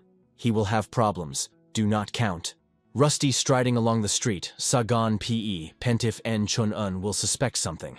He will say that he had not even heard about it. He hopes that their paths will no longer intersect. Mentally he gloating and says goodbye to the dragon of small heaven. Friends came to the gates of Goen. They walk along the street looking around. En Chun-un looks at people drinking alcohol on the street. Then he looks at the girl who is having fun about something with a man. He asks, "And what is special?" A friend replies that people live here too. The guy says that he understands it, but he thought that the situation here would be much darker. Biki wants to answer. It is immediately clear that in Murim he is a young man. A friend admits that he is here too, but sees that the area is still slightly different from other places. Teacher Chvichuk is a great master, since he manages to maintain harmony in these lands. En Chun-un agrees. Let Gohan constantly attack other sects, but order reigns in society. He is interested. A friend believes that this is only his merit. He explains, as Lee said to Young. Here the master Pak Pungrip and the demonic master of music Kvak Tahan still live. He believes that it may well be that they also attached a hand to this. They pass by two men who suspiciously see their eyes. Bekmu says, but that there is only a beautiful picture in front of them is visible with the naked look. When they approach the gate, near which two guards froze, the young man tells his friend so that he goes further. He is interested in why he does not want to accompany him further. Bekmul explains that his task is finished. He will wait for him here. En Chun-un believes that a friend behaves strangely and asks him not to do noise here. A friend replies that he has a bad opinion of him. Approaching the guards, the guy says that he came to the teacher Chiwi-chuk. It is led along a long corridor lit by lamps. The guards go ahead, and Yun Chun-un follows them. The door behind the guy closes. He is inclined in a traditional bow in front of a man sitting at a desk. En Chun-un politely is interested. How is he doing? He says, he came. He asks, does his boyfriend remember? He recalls that although not for long, he was in their house. The man sighs. Right. 10 years have passed. Time flies so fast. The man says that the guy was completely matured. Then he offers to get down to business. He asks, Yun Chun-un brought him a letter from a friend? The guy gives an affirmative answer and puts his hand in his pocket to get a message. Chvi-chuk says that he is the same connoisseur of antiquity, and still stubborn. Sometimes he behaves even worse than him. Giving a letter, the guy agrees. His grandfather has such a character. The man is interested. Does he know what is inside the envelope? He answers, no. Chvi-chuk believes that he is probably curious and asks, to show? En Chun-un answers, no. The man says that he is a copy of his grandfather, although his father does not look like him at all. The guy replies that hearing such words is a great honor. The owner of the house pronounces, already goosebumps went. He reports that the guy can stay for several days until he prepares the answer. Yun Chun-un is surprised, and that's it? He thought that his grandfather sent him not only for this. He is not sure that he will be satisfied with such a small message. The man says that he can do everything he wants. The guy answers, excellent, so he will have a good rest here. He leaves, and Chvi-chuk says, it seemed strange to him that a fighter appeared in the family of his comrade. But now everything has become clear. En Chun-un resolutely walks along the corridor. The printed envelope lies on the table. The man delves into reading, muttering that he is not interested in how his deeds are. Part with I miss too, you cannot read. He believes that the old friend has not changed at all the same talkative and emotional. Finally he finds something seems interesting to him. The man pronounces 1, 3. If you count, it will turn out 64. And this is Wei Qi, hexagrams of the Book of Change used during fortune-telling. Not the end. So, chaos will come soon. Of course, activity is always good. He clicks a message in his hand saying that things are not going for the better. And he thought why a friend sent a dragon to Sashon. Not changed at all. Yun Chun-un, having heard a call, stops. A friend says that he finished earlier than he thought. The guy replies that they understood each other. Bak is surprised. He said that he was stubborn? The guy answers. He has changed a bit, but a friend, not a drop. And Chun-un resembles. He asked to sit quietly. Bak Mu-ho, sitting on several bodies of opponents folded in a heap, replies that they were the first. He was too kind, and did not kill anyone. Looking at a man lying unconscious, the guy asks, "Well, is it possible?" Hua answers him, "Look." Their view, of course. The guy is surprised. Teacher Hua, then? Already returned? He says. He warned that they would often see him while he was in a shekon. And Chun-un answers. He did not think so. The teacher demands to stop the chatter and to deflect the liver of men. The guy is surprised. Why? Hua tells him to poke already, finally. He is outraged. How many unnecessary words? And Chun-un leans over one of the men lying on the ground. He fulfills the teacher's order. A man with a wild cry jumps, scattering a bue up Mu, a bunch of opponents, and dropping the young man to the ground. Under the surprised glances of friends, he rides on the ground, screaming, "It hurts." The guy says, "Good to grimace." The mentor demands that he start an interrogation. And Chun-un, not paying attention to the crowd gathered around them, asks men who came to their senses. Recently they have no neck? Or maybe the legs are numb? Those are surprised. How did he know? The guy explains. Judging by their veins, the liver is not able to process the poison. Hua then carefully looks at men. The guy, meanwhile, explains that they are dependent on the poison. Those are extremely surprised by such a statement. The guy hears how people are talking behind him.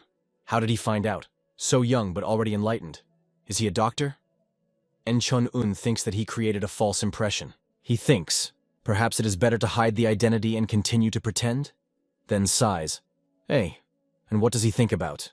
Although, why not? He understands that you cannot attract attention, but thinks that the healer's status is much less impressive than the name of the dragon of small heaven.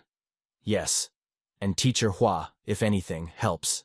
The guy asks, why did they attack his friend? One of the men replies that they just wanted to mock because they saw a stranger with a sword. The second adds that because of the sick body, he is constantly on the nerves. In general, he just wanted to throw out all the anger at him. The guy exhales with relief. They attacked a friend not because he is from an orthodox sect. Having clenched his fists, Yun Chun-un isolations on the heads of men, saying, since they are already sick, he will treat them with shock therapy. The mentor laughs, and he is not bad. Hana says that most likely, under the influence of a man's poison, for a long time, if they can still move. He believes if the guy left them as it is, then they could die. So for their salvation, they must thank Yun Chun-un. He asks Bodhidharma. Since he was lucky, then perhaps they should write a recipe? He agrees. And Chun-un says that he will prepare the list and let the men hurry up for medicines. They thank the guy. Looking after them, Bakma says that it was not worth doing this. Behind the guys are heard quietly. Sorry. And they turn together. In front of them is a crowd of people, leaning in a respectful bow. A man standing ahead, he asks, is he a doctor? And asks to help them. Hua's eyes shine with happiness. He rejoices. It's good that they came here. Here you can learn a lot. A few days later, Bakmuko screams, stand in line. He tells people built into a column, not to push and adhere to a system. By accusingly poked a finger at one of the men, he declares, they do not treat those who go in order. And then he tells the offender to become at the end of the queue. He, ashamed, weaves at the end of the column. En Chun-un examines the old man. The teacher tells him to feel above. The guy thinks, all these days he did what he was told, and in the end he remembered a lot. He asks the teacher with such and such knowledge, is it not better to call him a master? Hua answers, no, what other master? Phi. He says, the guy as planned, will temporarily become a doctor, and he will treat people with his hands. This will be enough for him. And Chun-un finally finds the right point, and the teacher tells you to press it. The old man makes a slight cry. With amazing agility, he jumps up from his place and straightens his back bent to this moment. The old man is surprised. He was able to get up without a cane. He admires the crowd. The divine hand helped him stand up. Dancing, he retires, not forgetting to thank the heavens. Bak Mu-ho, clutching the chicken received to the chest for payment for treatment, looks after him. Having attached a knot with a chicken to other offers lying on the table, he says to the Enchun Unan sitting on a chair that today they will examine only those who are in line. The guy agrees with him. The young man is worried. But is it possible to turn this before the eyes of the teacher Chvi-chuk? Enchun-un replies that he allowed him to do everything he wants. A friend, leaning towards him, asks, and he believed him? This is illegal. Enchun-un replies that perhaps he did not mean this. The guy says that a friend also called people. He replies that he knows nothing. Let him do what he wants. Yun Chun-un tells the old woman that he will write her a recipe and let him not forget to drink decoctions. An elderly woman thanks him. Hua then believes that the problem of Goen is that most people are dependent on the poison. The guy suggests that someone poured him into the well. Bak Mu-mu, meanwhile, takes a bowl filled with eggs from the old woman. The teacher says, if this happened, then half of the settlement would have been falling out for a long time. It seems to him that under the poison there are people from a mixed sect. The guy is interested. Why does he think so? Hua then explains that Chvi-chuk and officials are in perfect order. The goal was not all inhabitants, but a specific group of people. And Chun-un asks, the poison was intended for representatives of the mixed sect? But why? He thinks, if they really laid their eyes on a mixed sect, then the poison comes orthodox. Who just gave them the right? The long, richly decorated corridor is lit by suspended lamps. The elder of the sect, Jongsun Jung Pongja, asks, what did he say? The main manager of the family, sitting opposite him, Dan in Sachon, Dan Man OK, says, the secret medicine of the Chonsun sect. He explains that he needs an elixir of the great divine path. Young Punja explains that the elixir is almost impossible to get, and there should be a good reason for its use. The main manager says the elder asks something happened to him. The man says that the owner is poisoned by an unknown poison. Jung Pongja is amazed. He says that they will treat him with decoctions until they find another way. The elder adds, despite the fact that the owner himself comes from the genus of herbalists, now he is on the verge of life and death. He asks, will they be able to help him if they receive a medicine? It seems to him that this poison is not simple, since the clan was given to apply for others. The main manager answers, you have to try. He thinks if only a connoisseur of medicine fell from the sky. Yun Chun-un reflects, if this poison is the work of the clan, then he is powerless here. Bak Mu-ho suggests a guy to fry potatoes. Looking at him, Yun Chun-un says, it is probably good to be carefree. A friend answers, well, let him starve then. Doesn't he want fried potatoes at all? On the street, accompanied by warriors, a man goes. Passers-by are surprised to look back at him. What is he doing here?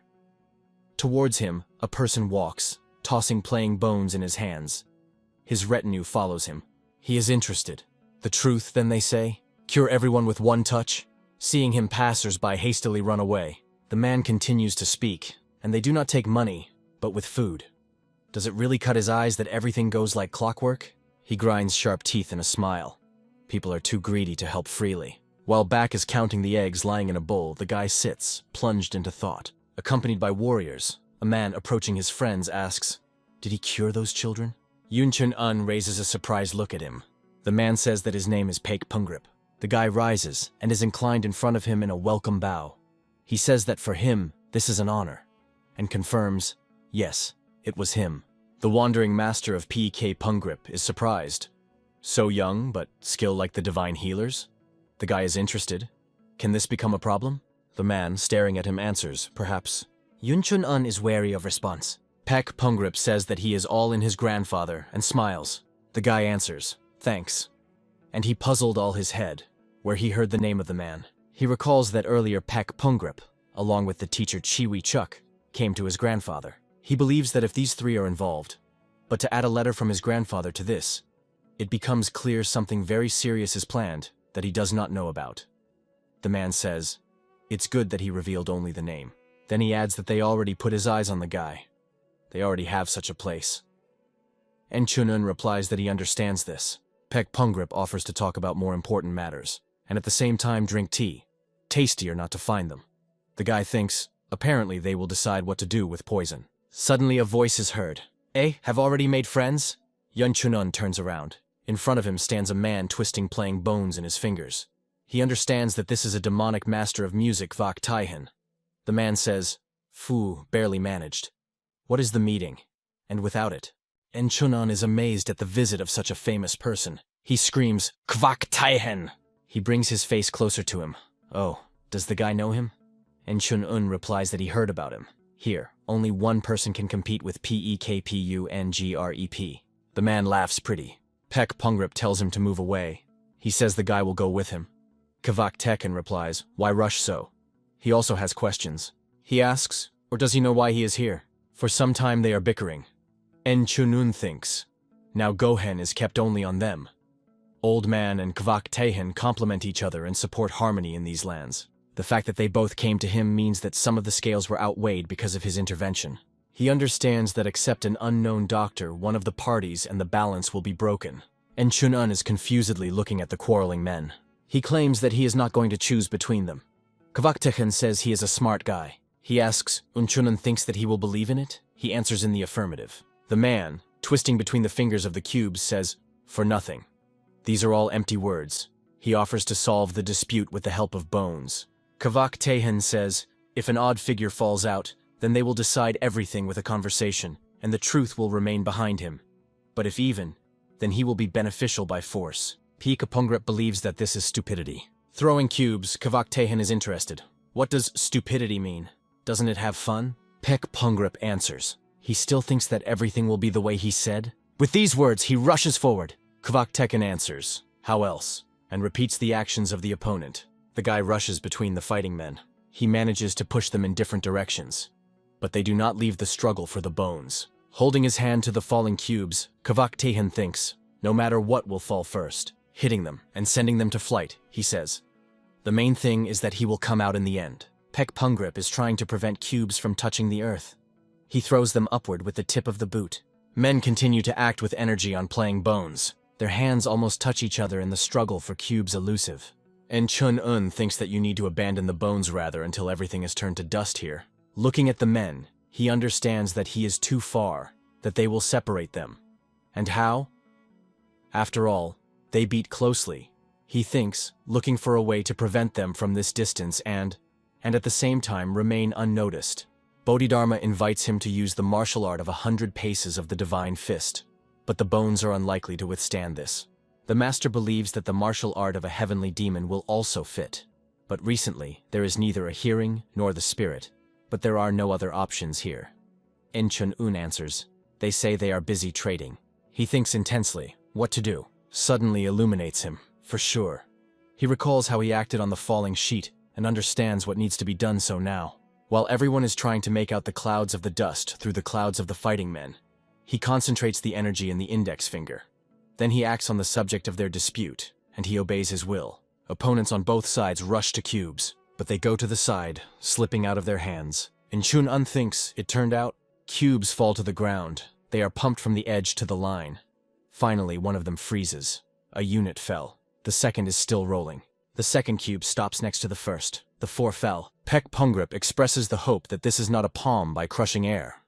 His opponent believes that it looks interesting. En Chun-un, looking at his finger, thinks, is this an occasion for surprise? Bodhidharma explains that men first see the path of a hardy sword. The guy objects. What is the path of a hardy sword? This is a state of infinity. Absurd. He answers. Apparently, he does not know what it means to touch hell. The master explains that the guy has already become his part, using a demonic hand. Therefore, Zhang Xianfeng created the martial art of unit, so that everything was in one place. Looking at the figure of Yun Chun-un, which is visible on the surface of the spatial eye, Bodhidharma says that until he reaches unity, conscious cultivation will protect him, and the divine art of the earth's essence to help. Therefore, the guy may not worry. Kvak Tehen comes closer to En Chun-un. He says that the guy is much more interesting than he thought. He believes that today is enough. Pek Pungrip asks him to look down. The man looks at the cubes lying on the ground. Kvak Teken begins to laugh loudly. Then he decisively unfolds and tells his retinue to follow him. They leave. En Chun-un, looking after him, he thinks with surprise, and all because of the odd chick. He understands that otherwise the man would fight to the last. He believes that Kvak Tehen is a typical hedonist, a person who puts pleasure in first place in life. Pek Pungrip asks, what happened to the bones? He is interested? The guy is not involved in this? Yun Chun-un tries to explain. Here is such a thing, but the man impatiently interrupts him. He asks, Did his grandfather put security for him? Peekpungrip asks the question. Since he does not show himself, then there is nothing to worry about. The master says he probably believes that this is not his hand. Yunchun-un is happy. Excellent. Back is interested. What did he do? Peekpungrip leads the guy, saying that no one bothers them anymore and they can calmly talk. The young man looks after them in surprise, not understanding anything. Yunchun-un and the man are located at the table in the gazebo. Clutching a cup with a drink in his hand, Peekpungrip says that he has long known about poison. He did not just want to spread about it, so as not to get so much more troubles. The man decides to ask him directly. He believes that people are poisoning the clan Dan from the Sachin. The guy in confusion, lowering his eyes down. He thinks that everything happens as he expected. They think in one direction. He is sure that only these villains are capable of this. He asks for help from the teacher. Bodhidharma thoughtfully pronounces, "The clan is given from the Sachon?" He does not know what to say. He was not at that time. The man is interested. Why is he silent? And Chun-un thinks, it turned out awkwardly, but what to say? He asks, "Can I think for a moment?" The interlocutor agrees. Good. En Chun-un orders himself to think rationally. On the territory of the mixed sect of poison, its warriors became prone. But all of them did not end. All the locals joined them. While he is thinking, Peekpungrip drinks his drink. Finally, the guy decides to speak. He believes that it's too early to judge the clan or not. The man asks, why? En Chun-un explains that the poison does not correspond to its reputation. The interlocutor clarifies, is the toxicity too weak? The guy agrees. It is. The victims continue to engage in ordinary business, and the clan would not spread the poison among ordinary inhabitants. Peekpungrip agrees. Really. If it was true, all the resignations of it ended and would cause a public outcry. That is why he thinks that completely different people pull the threads. En Chun-un says, if people find out about poisoning, then they will definitely come to his interlocutor. He asks, the man is afraid of this too? The guy is sure. No matter who the enemy is, he will wrap the situation into his benefit. He asks, if the war between the mixed and orthodox sects begins, then who will be happy about this? Does man answer a demonic sect? En Chun-un agrees with him. He believes that now she is too suspicious. The guy thinks, even if he wanted the interlocutor to express his guesses, but relying on the information received by the heavenly demon, this is very close to the truth. Rising from the table, Peekpungrip says that the worries were only increasing. He asks to convey hello to his grandfather. En Chun-un promises to do this and says goodbye to him. Looking after the removing man, he thinks that if all this is a demonic sect, Gohan turns out not the only victim. Continuing to look into the back of the Peekpungrip, who was leaving, accompanied if there is no person who can help him, then irreparable will happen. He plunges into thought about how to help a man. The guy believes that we need forces that will boldly move forward. Something like a clan is given from the Sachon. There is a man along the street who is accompanied by Li Donyung, Sagon Pi, and Li Jung-rei. He asks, is it true that the guy walks in the footsteps of Hua? Li Donyung answers in the affirmative. They heard about it when he treated them. They say that his grandfather got him the manuscript of the teacher Hua about medicine. The elder clarifies a blue-green scroll. The young man says that this is not for sure. Apparently his grandfather is a rather famous person if he keeps such a treasure with him. The man offers to find a boy. Sagon Peck is unhappy. He hoped that they would no longer meet. Something attracts the attention of the elders. He asks, will the students hear this? He listens to the conversation of men nearby. They talk about a guy who can cure with one touch. They are sure that the sky itself endowed it with the gift and report that it can be found near the council. They believe that he is a deity and nothing else. The elder smiles, so they attack the trail. The next day, Yun Chun-un is immersed in thought. Baek Mol announces that today there will be no patients. Yun Chun-un is saddened. He has not a single clue. There is nothing that would make it clear what was the matter. He is trying to recall what the heavenly demon told him. He sighs. Lately, the master has been investigating. The approaching Baek says that he sent everyone back because no one needs urgent help. He asks, why does this friend sigh so hard? The guy answers, how else? A friend is interested in. And what will change from this? Not suffered or what? He believes that one can only hope for heaven. Baek Mumo asked, how will he stop the mixed and demonic sect? Or did he manage to pocket 1 out of 10 great swords? The guy is interested in. And what does he offer? He, handing him a scroll, replies that they will begin with the little things that they can. En Chun-un turns him around. This is Goshen's map. He asks, Where does she get her friend? He answers. In the council they gave out when he named the name of the friend. Turning the card on the table, they carefully examine it. Enchun-un wants to begin to destroy the source of poison. Studying the map, they decide to calculate in the area where people fell under its influence. Friends understand that the well has nothing to do with it. Then there would be much more victims. The poison spreads slower than water. They are wondering, what did they use? Enchun-un recalls what gifts were brought by the grateful people for treatment. He is sure that this should be some non-effective product. It overshadows meat. The guy points a finger at the point on the map, saying he thinks that it all started from there. Friends come to the meat shop. Bak Mu-ho, looking at the situation, believes that it is quite unpleasant to be here. Enchun-un says they need to make sure. A man behind the counter welcomes them. The guy asks, "Is there fresh meat?" The big man stretches his lips in a smile. They came on time. "Just brought." He asks, "Take it out?" Bak is in a whisper is interested. He does not speak about human meat. He laughs and asks to speak even quieter, otherwise they scare all buyers. Having put the meat on the counter, he asks them to take it quickly and go to the dark. Enchun-un believes that he looks nervous. The man continues to speak, holding out his hand to the counter. If they refuse, a huge test appears in his hand, which he menacingly dissects the air. In front of the surprised guys, he cuts a piece of meat lying on the counter. And then he pronounces menacingly, "Then they will die!" Energy flashes break out of the meat shop. On the hill there is a man observing what is happening. His figure in the thickening twilight is barely visible. Enchun-un interceptions the butcher's hand. Does he think a sudden attack? It seems that the man was waiting for the moment. Letting go of the enemy's hand, the guy inflicts a crushing blow to him with his elbow into the solar plexus.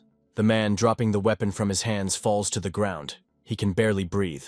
Enchun-un is interested. He knows them? He answers. At the pastime, the guy is especially popular. He failed twin demons. He is the hero of the Orthodox sect, the Dragon of Small Heaven. Enchun-un is surprised. How does he know? Has someone dissolved rumors? A friend suggests. Maybe the doctor told? The guy believes that they have too little information to suspect him. It seems to him that someone deliberately blew about him, since they began to recognize him. Enchun-un asks the butcher, "Did he send the fighters to the house of the doctor?" He answers, "What is he talking about?"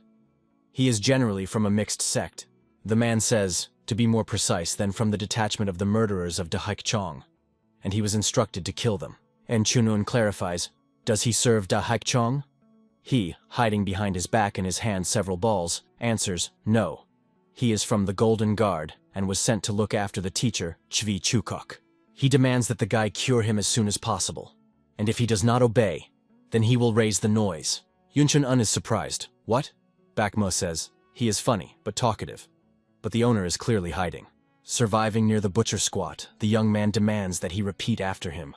He wants a man to insult the heavenly demon, calling him a villain. The butcher tries to say this, but he does not succeed. Bak Mu-ho insists that he repeats after him. The heavenly demon is a villain, but the man is unable to utter it.